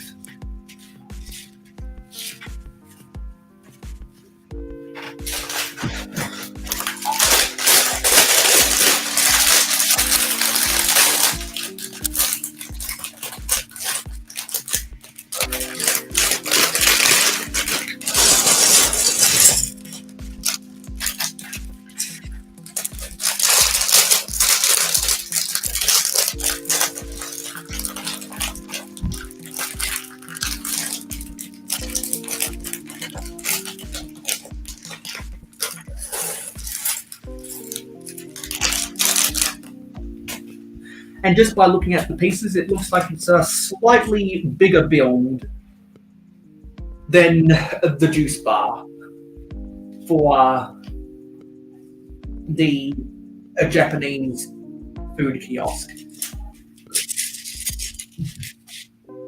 And I know it's a Japanese because it's got some sakura leaves built into the roof. If it had the white leaves, not the pink leaves, that'd be more Chinese than Japanese. Because if anyone's seen some of the Chinese New Year sets, you notice that they have white leaves But with the Ninjago and the Monkey Kid sets, they have the pink leaves, which is more what you'd see in Japan and Korea, I guess.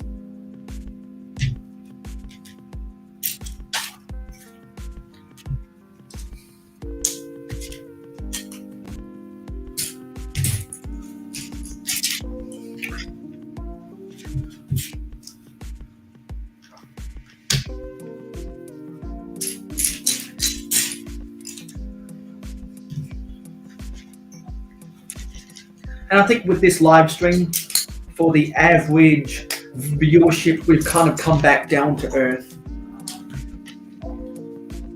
There hasn't been as many viewers today as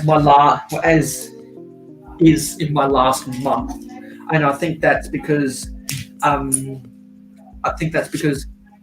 more people have been busy this week, just like me, because I've been busy, than other weeks this month. So something must have happened in the business world or the finance world that means that people have been more busy, which is totally understandable because I was busy myself.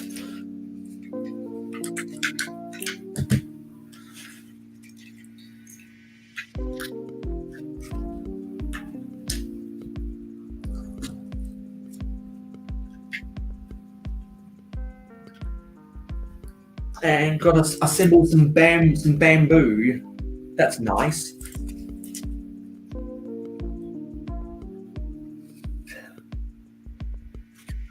I haven't built too many sets that you have to assemble bamboo.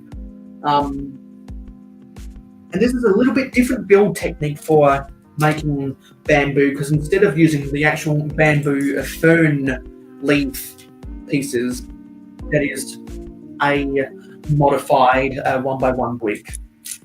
Instead, they use the 3-leaf piece that's a modified 1x1 round plate.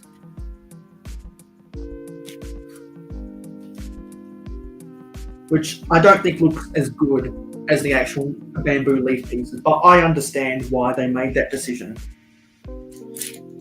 Because it's probably cheaper for them to use this style of leaf piece than the actual bamboo element that is made of plant-based material, and it's probably easier to mold as well. And I wouldn't be too surprised if a couple of years they get rid of that mold, just like how they got rid of the goat mold. Yeah, if you've seen Buick Hive's video about Lego not liking the goat, you'll know that they actually got rid of the goat mold, which has made a lot of people, including myself, very angry. Because how can you just lose a mold like that? A mold that cost estimated $300,000 to make the mold. That's why Lego has to be very strategic about, if we're gonna make a new mold, we've got to use it as much as possible to make up for the cost of tooling up a new piece. Similar to the excuses they use in the model train industry. Just the bullshit that goes on with saying,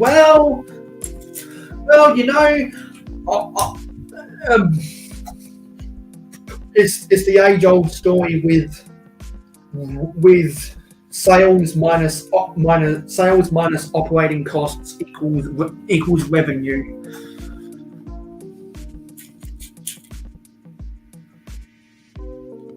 And there's a lot of ways that companies can fudge those results to be where they can get away with being more lazier. And sometimes they're just downright stupid by losing a whole mold for a Lego piece. That might be the most be the most hilarious thing I've ever heard come out of the Lego group is they've lost a $300,000 mold. How can you just lose a mold like that? And of all molds, it was the goat mold. I better stop from there, otherwise I'm going to turn this into a rant. Unless you want to hear me go on a rant, if anyone's still in the comments, let me know if you want me to go on a rant about that. But I don't want to lose my insanity, but I'll give the people what they want if they want it. Because on the Mayo Hosko channel, we like to give the people what they want. And especially we like to give the Patreon supporters what they want. Because I like to give my Patreon supporters bang for their buck. So if you want to support the channel monetarily, there is a link in the description of this live stream and every other piece of content I've ever made. There's a link to my Patreon page where you can become a member and get a lot of exclusive content and information that my regular viewers don't get.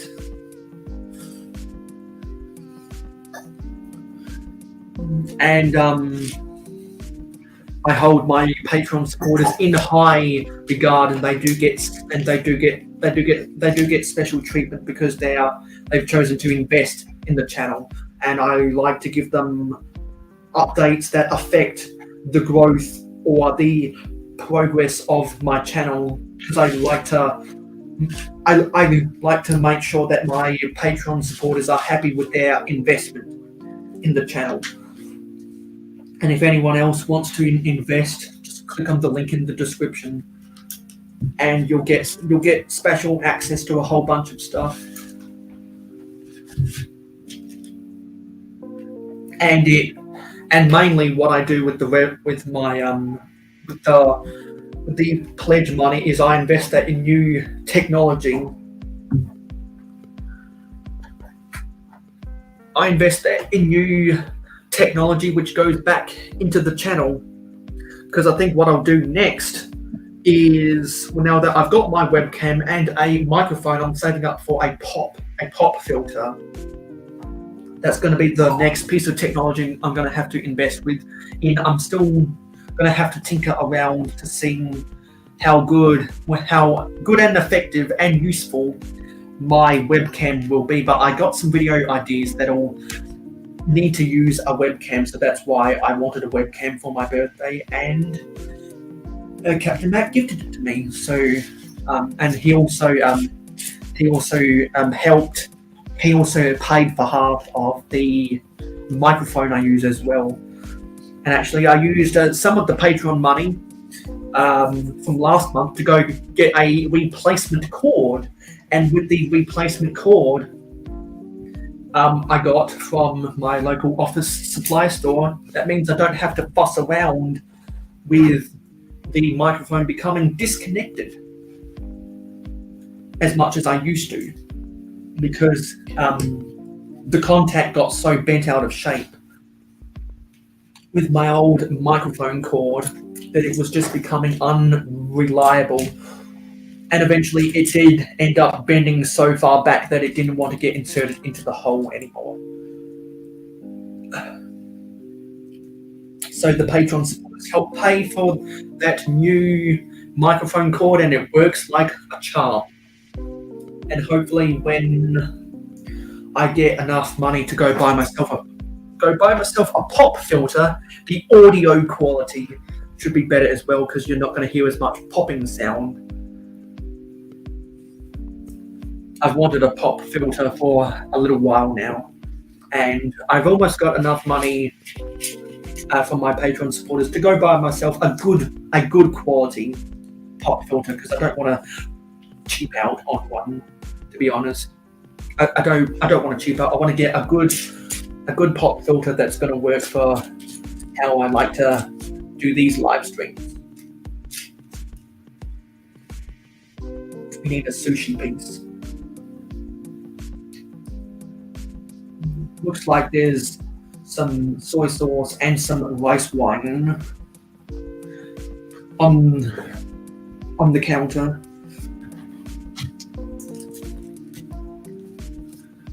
We've only got 2 more stickers to go. So in this set, there was 15 stickers. In the City of Lanterns, there were over 70 stickers.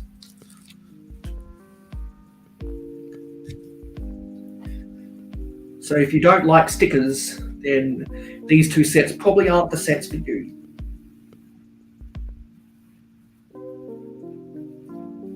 If you don't like stickers, go with the modulars or the classic sets because they don't have stickers in them.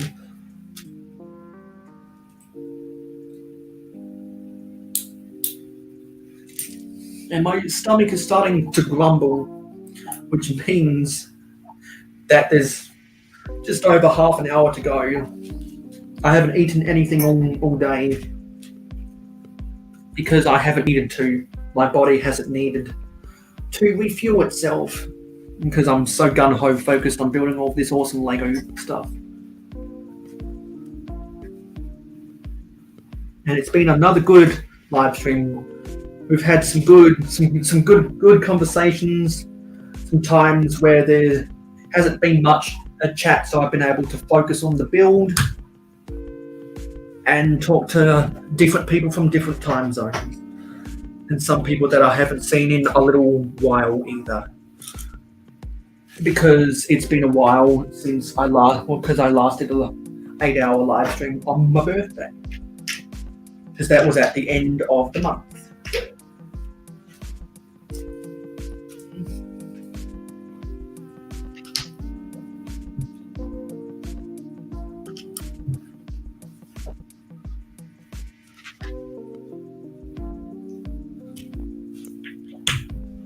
We're over halfway through this build now because of the progress bar at the bottom.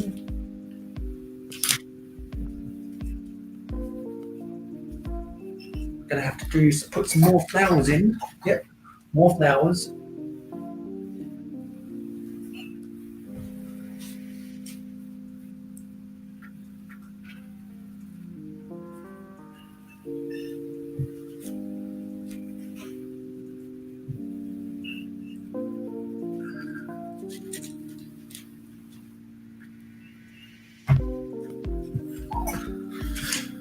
And my back may be sore, but I'm going to finish out this live stream no matter how hurt I feel.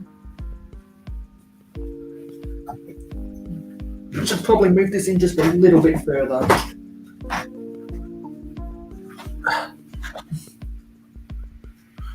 There we go.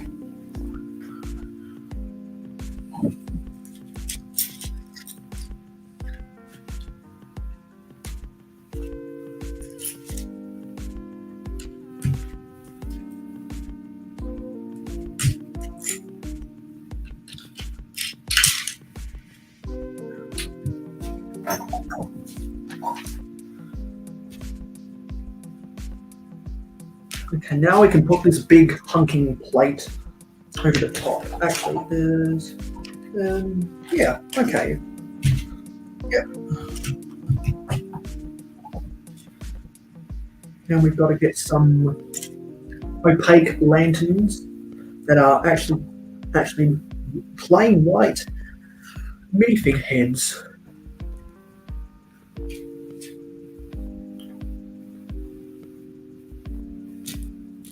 Some studs to go underneath. Squeezing you.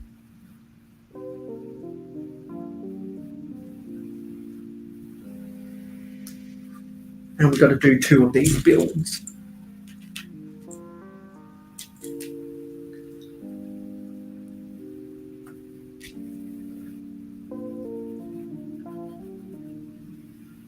I always enjoy the weekends when there's no homework to do because that means I can focus on my Lego. That means I can watch more people's videos and live streams. I'm not having to stress about something that has a deadline.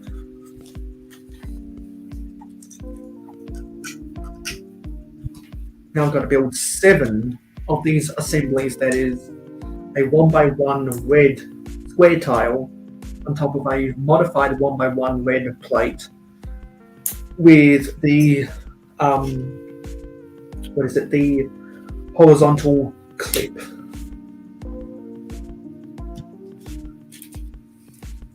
So bear with me while I build 7 of these things.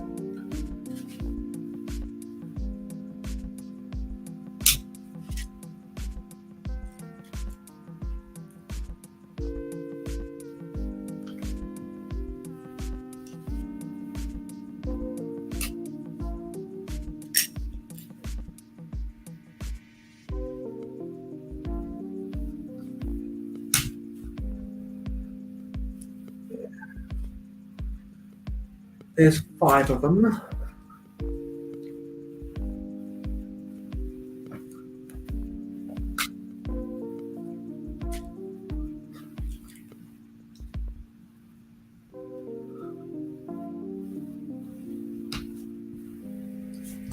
Okay, there's that. Now to build up some of the roof details.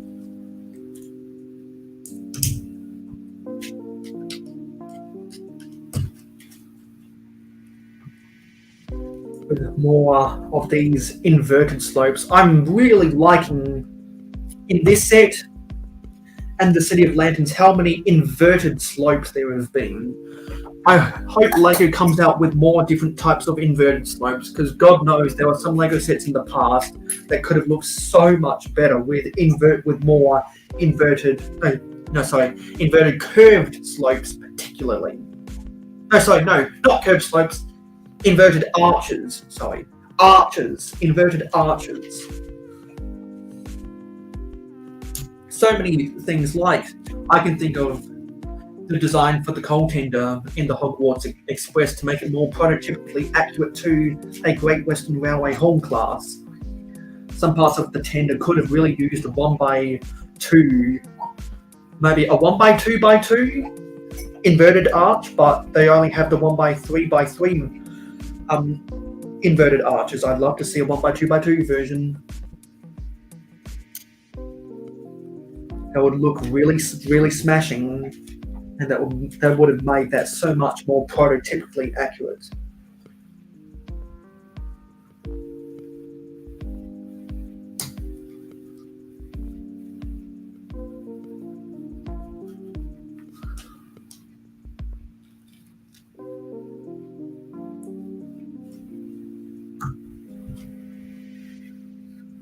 And we're 3/4 the way of this build according to the progress marker.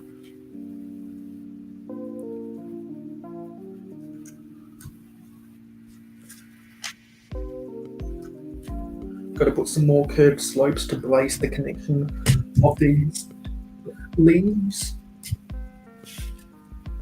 And now we've got to build the sign on top. And I think that'll be the finish.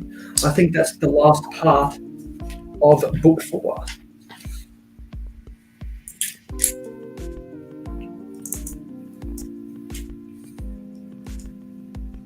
Now see down the way we've got to put the last sticker on a 2x4 tile.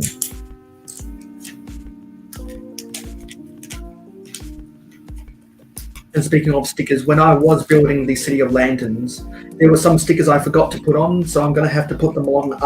I'm going to have to put them on after this live stream is finished.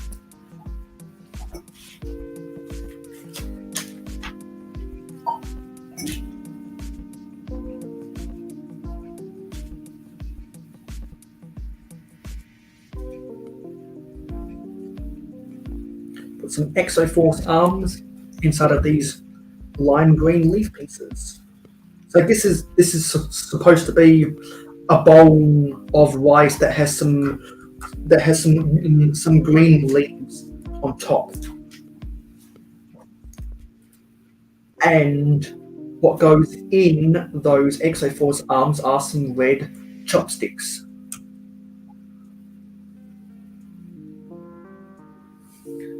They're actually the same 6 long red bars that were used for the chopsticks of the sign of the Noodle House in the City of Lanterns.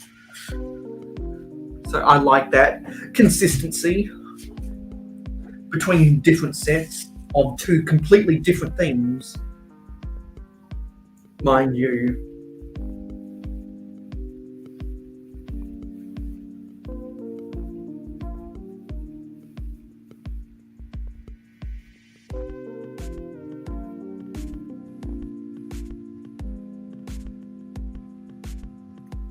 Let's see if that's worth fighting on.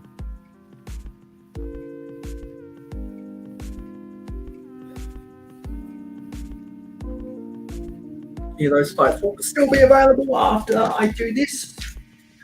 Yeah, so that's the finished product. So let's set this up. Try and set it up like what it has in the box. Because this is the box. Let's see if we can set it up like it is in the box. So, and I want to have this so that it's good for the camera shot.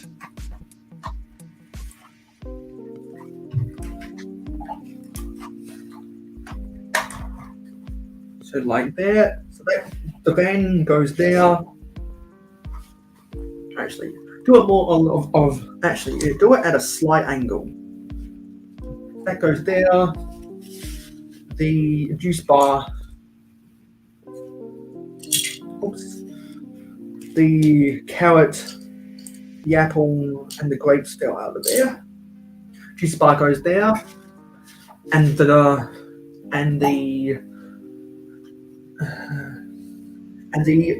Japanese kiosk goes there. So there is the Lego Friends street food market. So, and there's the cactus as well. There's a cactus with a sign on it. So sweet. And I'll just put all of the mini dolls in shot as well. Just loosely thrown together. So there's three mini dolls. And as I said before I started building this, well actually I think during the first bag, I will be taking the hair pieces off of these dolls, and I'll be sending these hairless dolls to a door build, because I said after I had built this set, I'm gonna cobble together the rest of my mini dolls, and I'm gonna ship them off to her because she will get better use out of these mini dolls than I ever could. So I'm gonna have to. What I'll do now is I'll put them off to the side until I am ready to do a photo of them for Instagram. And I'll try and, because I already took a photo of the City of Lanterns, and I'll have to do the same with the Friends Street Food Market.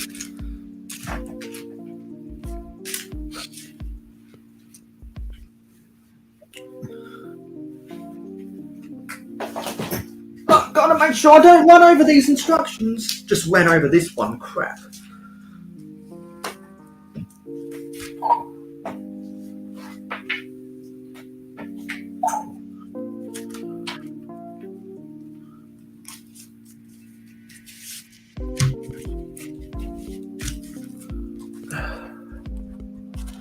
There we go.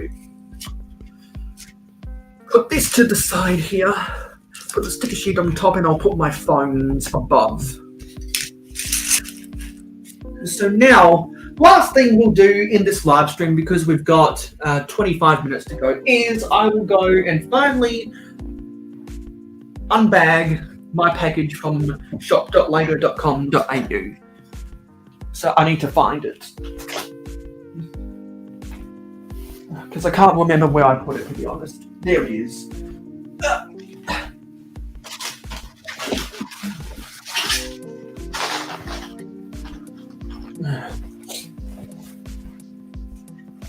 Whoa! Okay, let's unbag this sucker.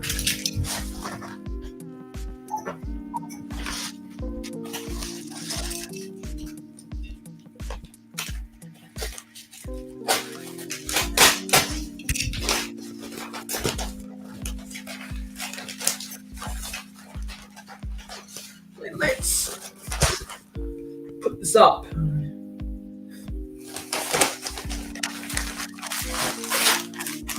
Here's what we're all interested in. Oh, I completely forgot. I ordered some sand green masonry bricks as well, so that'll be a treat to use with my other sand green 1x6 bricks that I got off of the Pick a Brick wall. And I've got some of the figures from the City of Lanterns on here. So now I've got some 1x6 sand green bricks and some 1x2 sand green masonry bricks that I can use to build a rusted copper coloured thunderbox for the Tasman Bricks Thunderbox Challenge.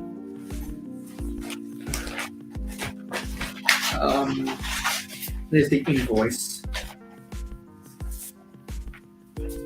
Yeah.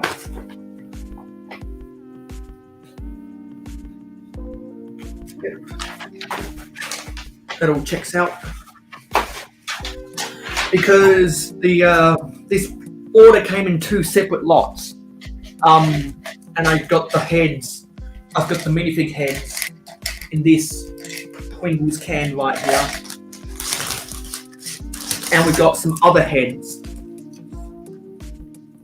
We've got some other heads that I'll put in this same lot. So let's angle this camera down and let's spill some of the contents onto the table because I'll have to sort this anyway. So that's my order. Got the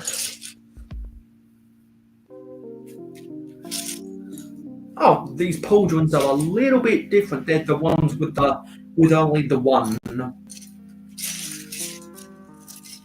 the doubles.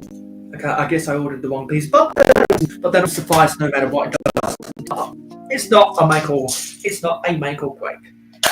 So quickly, I will put these heads in with the others, and you can get some nice ASMR.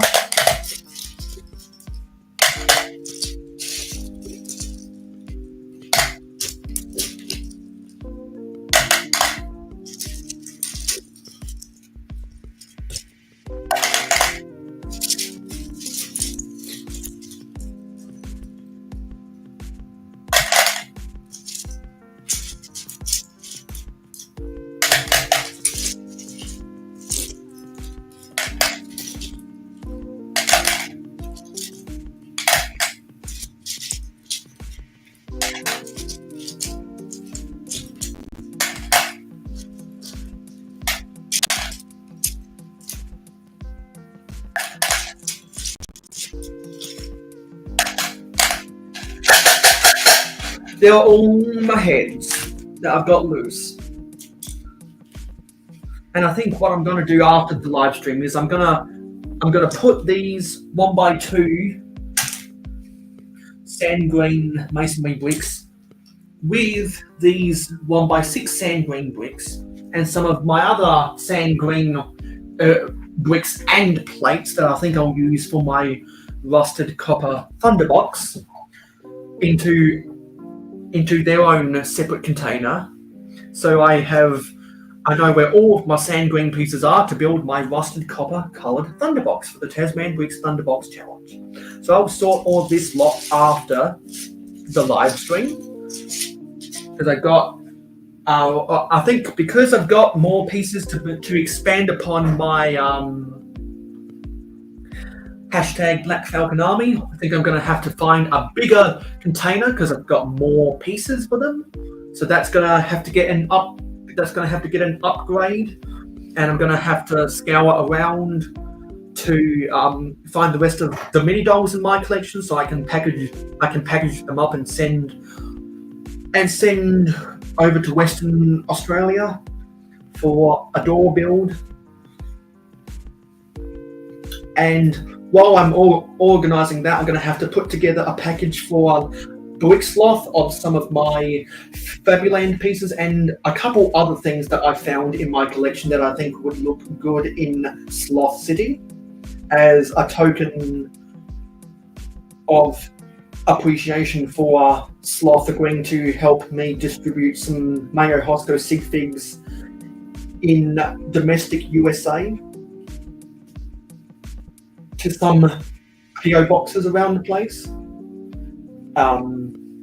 because I think that my mini dolls will be best enjoyed by another person being a door build, and I think that Brick Sloth can get better use out of my Fabuland pieces than what I do, because I don't make a lot of Fabuland mocks, but Sloth has used lots of Fabuland pieces in some of the buildings in Sloth City. So I've got a couple. Actually, I've got 3 packages I need to send out, because I've also got to put together a little something for macro bricks as well, including a sig fig, and there are some other castle related things that I think would be better in his Castle Pirates diorama than me. And there's a couple minifig accessories, a couple weapons that I know I'm not going to use, and some other castle type elements that I just don't have a use for with the types of castle mocks that I want to build. So yeah, so that's really all I had to do in this live stream. Now we're gonna list off all the names of the people who kindly left a comment. So this live stream wasn't about getting the views, it was about getting progress done. And also I must say that last week I forgot to mention Douglas McBricken and Tasman Bricks when I was saying goodbye to everyone in comments. Okay, this doesn't want to load back all the way, that's dumb.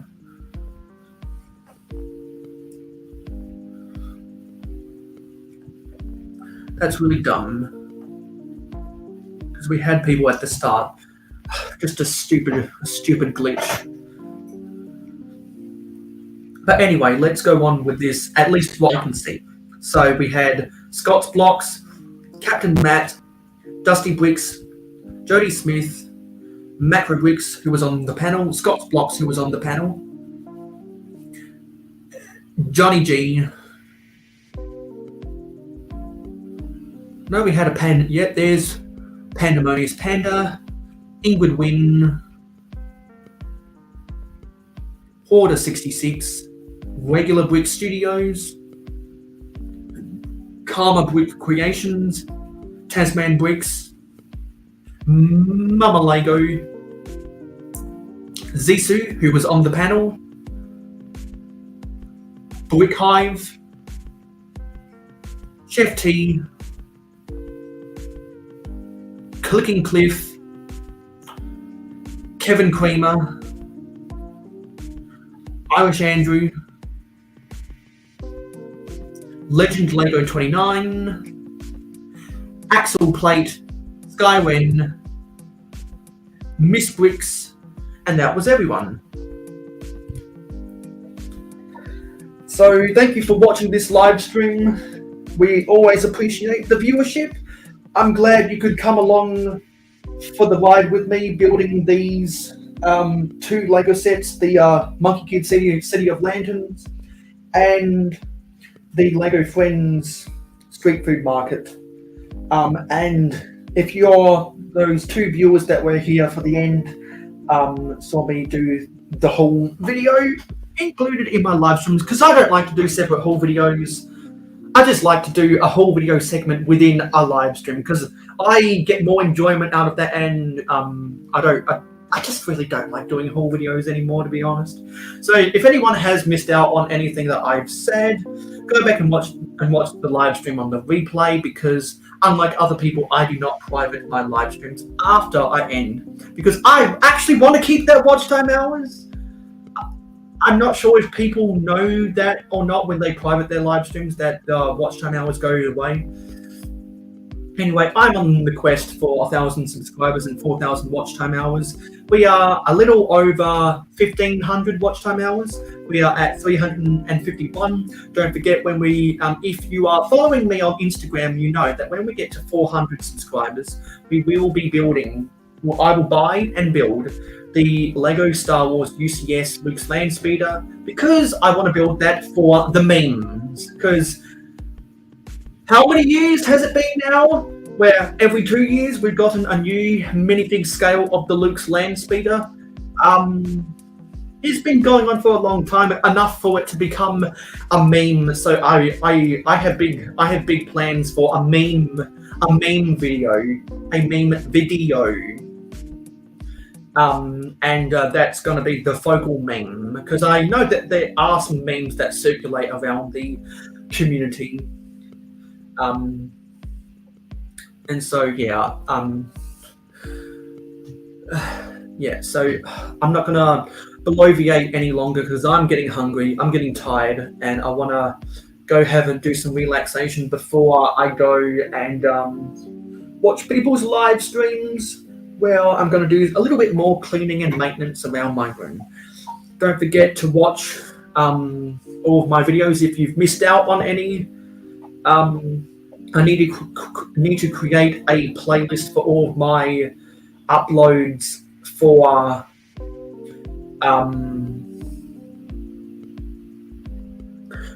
May and June. I'm going to have to do that after the live stream. I'd like to get it done tonight. I didn't.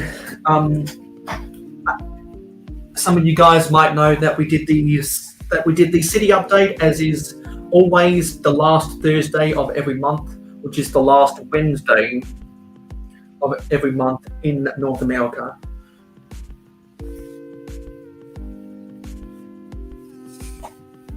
And I didn't have much in that city update, but there is one or two things that is key information for the next city update. So now that I've got more time, now that university is coming to a close this semester, I'll be a lot more busier in the next 2 months before I go back. Oh, I knocked something under my table. Before I go back to university for second semester. Just looking around the city if there's anything else worth saying. And I'm not seeing any. So I've got some stuff I need to relay to my Patreon supporters. There's a link in the description to go pledge to me on Patreon, and they'll know that stuff within the next week, and everyone else will know that stuff probably in the middle or late of next month. So thanks for watching this live stream. We'll see you in the next live stream, which is always at 9 p.m. on a Friday night in North America Eastern, which in Australia is on a Saturday at 11 a.m. Eastern. So thanks for watching, everyone. See you in the next live stream. See you in the next short, and I'll see you in the next video. I'm going to wrap this up 10 minutes earlier because I just want to get on with the rest of my day. I'm all tuckered out from all the progress we've made. So yeah, let's roll the credits.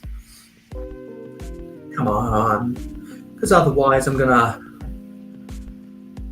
drive myself mad or something. Actually, note before that, we need to shut off the music. I've made that mistake too many times now, and I'm gonna learn from my mistake. There, the music is cut out. Now let's no. Gonna scroll back up, and now let's roll the credits.